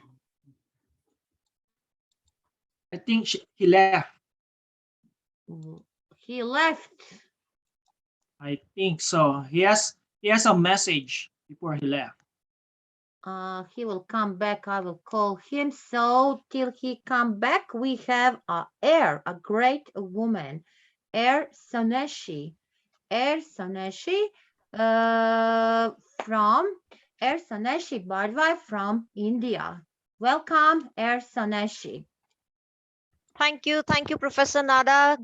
Greetings to everyone, all the great excellencies present over here for this great grand summit. So first of all, I would love to extend my heartfelt thanks to Professor Pradipta Mandal for inviting me for this lovely summit, and all the organizing committee for such a wonderful event.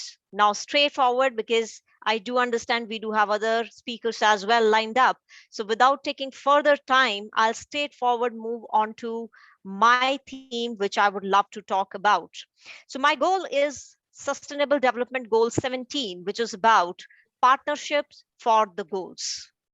One of the 17 Sustainable Development Goals established by UN, the official wording is strengthen the means of implementation and revitalize the global partnership for sustainable development. But there I see certain challenges while we go through this entire SDG 17. This is a challenge that brings our efforts on all the other 16 goals together. An ambitious and interconnected global development agenda requires a new global partnership. And this includes financing development, connecting people through information technology, networks, international trade flows, and strengthening the data collection and analysis. I will not be moving too much into the stats here because all the excellencies has shared here n number of stats, but here I would definitely love to point out the main important key aspects. Now let's understand why this SDG is important. A successful sustainable development agenda requires partnership between government, the private sector, and civil society. Now, these 17 ambitious goals, if I have to talk about, and the complex challenges they seek to address fit neither neatly sectors nor national borders. Climate change is global and businesses are just as important to fighting as the governments. Innovation can't happen without universities and scientists, and certainly not without exchange of knowledge across continents. Gender equality as much as about communities as it is about legal instrument. Now, next thing I want to address here is how can we address this particular issue when we talk specifically about SDG 17. Urgent action is needed to mobilize, redirect, and unlock the transformative power of dollars of private resources. To deliver on sustainable development objectives, long-term investments, including foreign direct investments, are needed in critical sectors. These include sustainable energy, infrastructure, and transport, as well as information and communication technologies. Further to it, I want to talk about the contribution of India as with respect to Goal 17. The government of India is an important part of this new global partnership, and it has been strengthened by the country efforts to build network within the region and with the world. If I talk about very particular leadership institutes like Shanghai Cooperation Organization, New Development Bank, these are certain core agencies who runs regular programs around the world. If you ask me about the target sector areas, we are planning to target here in terms of finance to strengthen the domestic resource mobilization, developed countries to implement fully their official development assistance commitments, including the commitment by many developed countries. Second key factor we need to target here is technology. Enhance all the sector areas, connect them very appropriately through the operations on access to science, technology, innovation, and enhanced knowledge sharing on mutually agreed terms, including through improved coordination into existing mechanisms. Last thing which I want to talk here is in terms of target sector is trade. Promote a universal, rules-based, open, non-discriminatory, and equitable multilateral trading system under the World Trade Organization, including through the conclusion of negotiations. But here I found certain systematic issues in terms of policy and institutional coherence, multi-stakeholder partnerships, and finally into data monitoring and accountability. So these are few core issues. If we can work together on these all collaborations in a well-structured behavior, I think we can do justice in order to fulfill our SDG 17. And on that note, I would like to finish and conclude my talk with respect to SDG 17. And I think I'm pretty much well within my time limits. And once again, I want to thank Professor Pradipta Mandal, entire organizing committee, and all the excellencies available here. Love, light, and abundance from India. Thank you. Thank you. Thank you. Wonderful, Sonesh. Great talk, great speech. Sorry that we make a limitation and restriction for the speech, but we will have many more opportunities to listen you because you are really amazing. Now, Thank you, Professor Nada. Thank you so much. Thank you, because I listen you many time, many speeches, and really I'm impressed and great, brilliant. Thank you. Thank you. Now I'm coming back to our Dr. Raja Rao Pajidipali. I said before, he makes an amazing Global World Summit 18 days, which was a great success. Welcome, Dr. Raja, for the SDG 17. Thank you, Excellency. Thank you so much. Really, I'm very much happy today because listening it from you it's a gift, I think. So thank you so much for recognizing my effort on that. Really, that's wonderful. And I want to appreciate you because I watched you 5 hours back. It's at 6 o'clock. You started the program with a great energy, and it's nearly 11:30, which means 5.5 hours. Still, you are continuing the same energy, same smile. Really, you are doing commendable job for this conference. I appreciate you. Thank you. Thank you. Great. And there are my friends, Dr. Inga, ma'am, really thank you so much. Tiara Jones, ma'am, thank you, ma'am. Gumati Prasanti, ma'am. Hi, brother Kamaku, Ambassador Kamaku, brother. Nice seeing you here. So, all excellencies, those who turned off their videos, thank you for giving this wonderful opportunity to speak about peace, justice, and strong institutions. Really, this is the need of the hour. Peace. Because there is no peace, because there is no justice. In the absence of justice, we cannot have peace. We don't have justice because there are no strong institutions. If at all United Nations is capable to do its thing or its role, its responsibility, if it can execute it perfectly, there would be no war between Russia and Ukraine today. Because all are seeing their own benefits, all are seeing their own nation's advantage or disadvantage. So this is what in the present scenario happening. But thousands of people are being killed every day in Ukraine. But we are not in a position to raise our voice. However, the media molds us, we are going in that way. If media says something bad is happening, we say that, oh, sorry, it should not happen. We cry on the day, and we trend it on Twitter, and we ignore it. Because in the beginning of 1 week, when the battle started between Russia and Ukraine, people got so disappointed, so hurt. But in the presently, they are taking very lightly. When the war is happening, people are thinking that it is not our concern. But see, if we see the future, already the world is at the brink of economical crisis. This is not we are observing, but the people, those who are poor, already middle class people are made poor. Poor people went below poverty line. Already the hunger is killing every day thousands of people. If you see the worldwide, millions of people are being killed because of hunger. So we do not have peace. We are thinking that today we are living very happily, but we don't know about the tomorrow. If you see the visuals of Ukraine, how the people are getting killed, that's very pathetic. If you see what is happening in Palestine, that's very pathetic.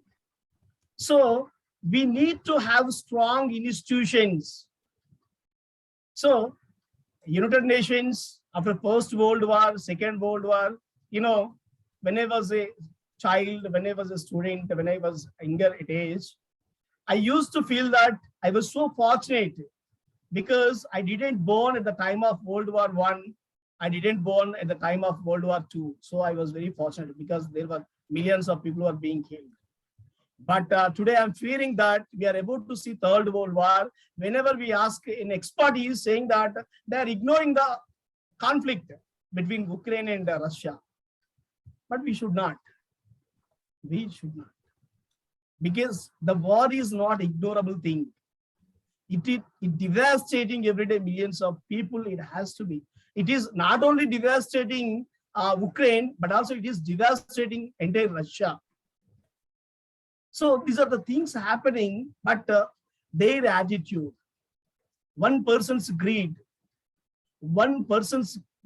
is going to cause Third World War. It may not happen today, or it may not happen at this moment, but see, this will happen for sure in coming days if we ignore it. Because leaders, politicians, they have their own advantages, they have own disadvantages, they have own calculations. So they see their benefits, and they will do accordingly. In United Nations also, that is what happening. We have strongly built intergovernmental organization. They have strongly built intergovernmental organizations with a combination of many powerful nations. What are they doing today? So surprisingly, no one is able to stop Russian President Putin. So this is very satisfying. Putin openly gave a statement: if anyone comes in our path, they have to see the consequences. So there are 194 nations, powerful nations, but they are unable to stop. But if they come onto a one platform, for peace, if United Nations stand for peace really, or all intergovernmental organizations, whatever they are trying, if they come on to a one platform for a reason, the reason is for peace. We don't have peace because we don't have justice. We don't have justice because one person's greed. Putin has taken a decision. They said that they are feeling insecure. They are feeling insecure, so they have attacked Ukraine. So you know what happens tomorrow? They feel insecure with China. They feel insecure with some other countries. So if they feel insecure, what? They are supposed to do the war. So this is a really very absurd issue, very absurd reason to kill millions of people in Ukraine. So we don't have justice. That's why there is no peace. We don't have justice today because there are no strong institutions. If United Nations is stronger institution, if all intergovernmental organizations are strong institutions, if all 195 nations can stand on one platform, we wouldn't face in the present crisis. See, you know what happens? After a year, when the World War III ends, again we conduct Zoom meetings. Then we'll say that we would have thought of it, we would have think of it, we would have raised our voice of it. So we'll talk about all possibilities instead of doing something today. We may think that what can we do? How can we stop? But see, today there is a social media. Today there is a social media. I can see the people from Georgia. I can see the people from Croatia. I can see the people from East Asia, US, UK. I can see all these people. How can we see all of them? Because today we have powerful weapons, social media. If you raise your voice on social media, if you can enlighten or if you can ignite the people, those who are with you, then it can make wonders. You know, one person was killed in USA. Because of that, Donald Trump has lost his power. Black Lives Matter. There was a movement because of one killing. He lost his power, Donald Trump. So today, because of one person's greed, Putin is. If every individual takes the responsibility, if every individual takes the responsibility, you know what happens? When people rise our voice, when all individuals rise our voice, it becomes thousands, millions, billions. When billions of people voice go against the great second Hitler Putin's ears into his ears, certainly a change comes. That's the power of voice. Yes, you have social media to raise your voice. So now they were all adopted. So killings in Ukraine is normalized because our citizens are not there. So killings in Ukraine is normalized. Being killed by Russians is normalized. And there are certain set of people who are supporting Russia. Of course, because of they have security threat, they can kill. And tomorrow, the same Russia will go into the next nation and they start killing. At that time also, these people will support. So this shouldn't be happening. This shouldn't be happening. So it is the peace is individuals' responsibility. And when people raise their voice, there was a great movement in US at the time of that Black Lives movement, Black Lives Matter took into effect. So now such movement would be the movement which should be peaceful, that should be taken forward. Because when billions of voices can raise against the dictators, they will come down. Because the history has witnessed hundreds of these Hitlers. We know the sad ending. So I request all individuals take the responsibility to raise the voice against wars. Because these wars not only killing the soldiers, if you see very innocent children, innocent women are being killed in these wars or atrocities are happening. They are so vulnerable. They were being targeted in these wars. So it is the time, because we people are educated. We know what is wrong and what is right. So we should not be ignited by media, but we should ignite the media houses. Because when media houses are burning news that they are doing this is happening, that is happening, then we are doing something. But otherwise we are not. It's not about media. Think of people, think of their blood, think of them. So recently I sent a letter to Russian president through their official internet website. Then I got some acknowledgement and they are pursuing my letter. So I tried to convince them, showing the blood, showing the innocent people, showing the vulnerable lives that are getting affected. Even Russia government is trying to listen to us something.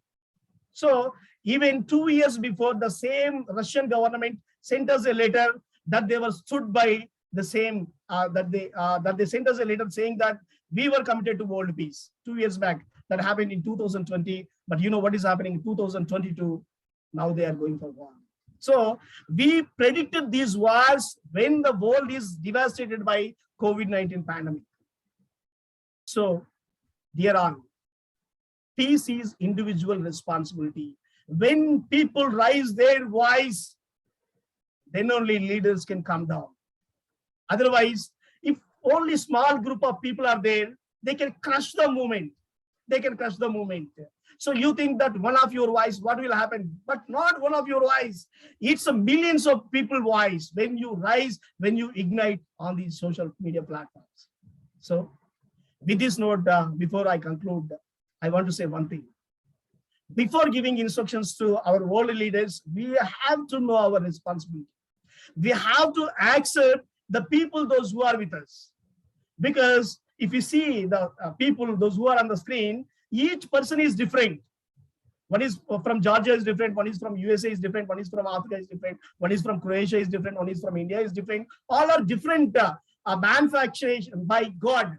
We're all manufactured in our own by God.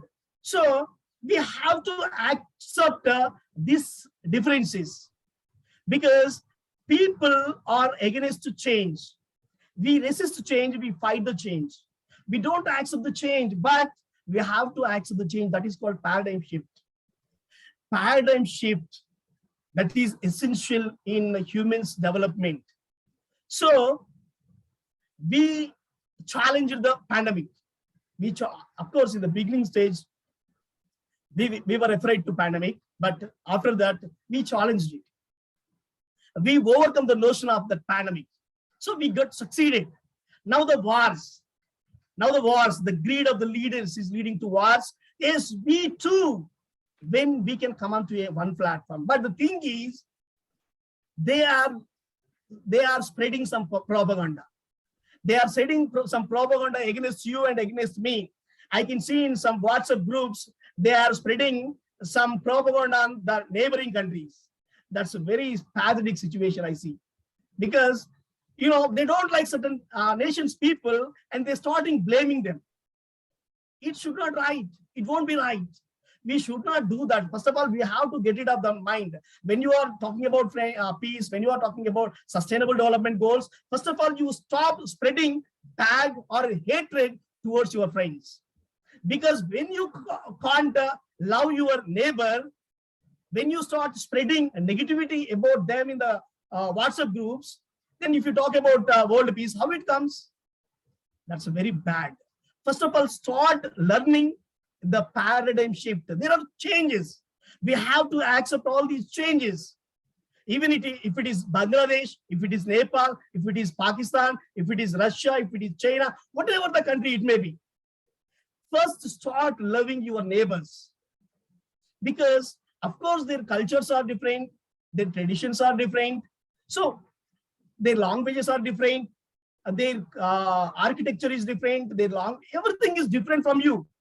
But still they are human beings like you and me. So start liking their cultures. You know, we have thousands of cultures. In India only, we can see a difference of different types of cultures if we go to visit different states. Because in India, we can see various cultures, but India is based on that, they are one in that unity in diversity. India is stand for unity in diversity, because here we accept all the cultures. So when you are in one nation, you are accepting all the cultures, but as a global citizen, why can't you accept all the cultures? Because with the advent of this global world, the world has become one family. In India, it says that Vasudhaiva Kutumbam. So we have to accept that notion. We are a global family. So we are supposed to accept all the nations, all the cultures, all the traditions. So when we are able to accept our fellow neighbors, fellow cultures, fellow languages, then you know what happens. You see wonders. First, having grudge in your mind. Then if we talk about the Russian president or Ukrainian president, we can't do anything. So it's individual responsibility, and the world peace starts with inner peace. So if one person doesn't have a peace, it causes third world war. That best example is that Hitler, nowadays Putin. So we are not naming or blaming any single person, but this is what happening at the present. Everyone is supposed to respond to that. So in the initial stages, we have spoken a lot. Then we are thinking we have started ignoring. It should not be like that. So when we have committed for peace, then it is our right to get justice. For justice, when we want justice, we need to have strong institutions. And Donald Trump said publicly that the United Nations is meant for enjoying the parties and celebrating awards.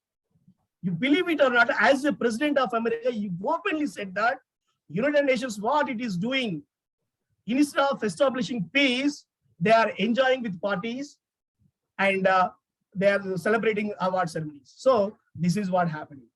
So I am not blaming any international organizations, but if they can do their job in best possible way, if we have strong institutions, then we'll have justice. When we'll have justice, the world people never suffer. We'll have peace. So from our side, we nearly requested 50 nations to abide by that peace. So we got succeeded. Still our journey is advancing. And I like the thing, the international internship duty in university, along with the partner organizations, they are doing a commendable job. Really, when all organizations take this initiative and come forward, and when they come and onto one platform, the platform becomes a mega platform which can be answered by any nation's leader.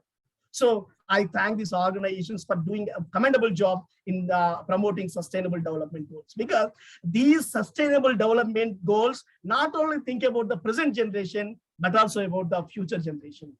So we are all together doing a commendable job. And I thank you each and everyone for giving me a wonderful opportunity to speak on this. Thank you. Thank you so much. Thank you. Thank you, Sir Raja Rai Pajidapali. Any word that I would say now will be sufficient. You say all. You say all. Why are we here all together from 36 countries and all these great speakers, great educators, and that we are here on the global level and global network, and we are here to build that strong institutions, because we are coming from education institutions, from entrepreneur institutions, and we hope that we will make a change. We are here to make a change. Thank you very much. Really honored to have you here with us today and to finish our conference. Now, I want to say, amazing and unique event jointly organized by Global Educators Forum, Swarna Bharat Parivaar, Trust International Internship University, the Policy Times, and World Education Council. Really, it's my privilege today to be a moderator, to give a vote of thanks. First and foremost, I want to thank to all our guest speakers, to their valuable time for enriching us with their thoughts. Also, our amazing organizer, I said, there are no words to express the gratitude to our speakers, to our organizers. You were all today awesome, amazing, and thank you so much. Thank you all for being so supportive. Also, I want to say it was a really great experience today for me, for Dr. Vaughn, for Dr. Shelley to host a conference. Now it is in my country 8 o'clock and 17 minutes. I know that in India it is midnight. So we are here almost 6 hours, 13 minutes till 6 hours of our conference. So what is our message? Become always your best self and discover new ways to live inspiring life through nature, through beauty, through nutrition, through diet, through sustainable cities, communities, to active lifestyle and better relationships. And at the end, for the peace and strong institutions. Take care of yourself as a fundamental foundation, care for each other across the cultures, distance, generations, care for the environment, the near and the far. So, see you all soon on our new events, and we will enlighten you with new speakers from all around the globe. Till then, stay safe, stay healthy, and let's build our future beautiful and sustainable together. And as our Tiana said, all life exists now here. Thank you very much for this amazing day. I can say, Dr. Pradipta, this is a grand success. And yes, we had little problems because our speakers didn't respect the time. But you know, when you talk, you always want to say more, more, more. But as our Dr. Vaughn said, 5 minutes. You need to practice yourself and to learn how to say, because I'm from Croatia, you are from India, and ever from other countries. Tell the insights, tell the solutions, tell the problems of your country. And then we know more solutions, more problems, and then we will solve that together. So I really apologize for our some few speakers who left because they couldn't wait. But this is a conference. I was on many conferences, and also the time you need to plan. If you know that you have an event, you have a conference, please reserve your time for that conference. Thank you, and goodbye to all. Thanks a lot, everyone. Congratulations. Thank you, Inga. Thank you. Thank you, Vaughn. Thank you, Gumati, for being Dr. Assam. You were amazing. All. Thank you. Olivera, Professor Thank you so Rikesh, much. all. Thank you Thank you so all much. for Thank being you. with us this Thank time. you. Thank you. Thank you so much. Thank you so much. Good Thank night. you. Thank you. Bye. Thank you. Bye. Bye. Bye. Take care, Bye. everyone. Bye. Bye. Bye. Bye. Bye-bye. Bye-bye. Bye. Bye. Bye.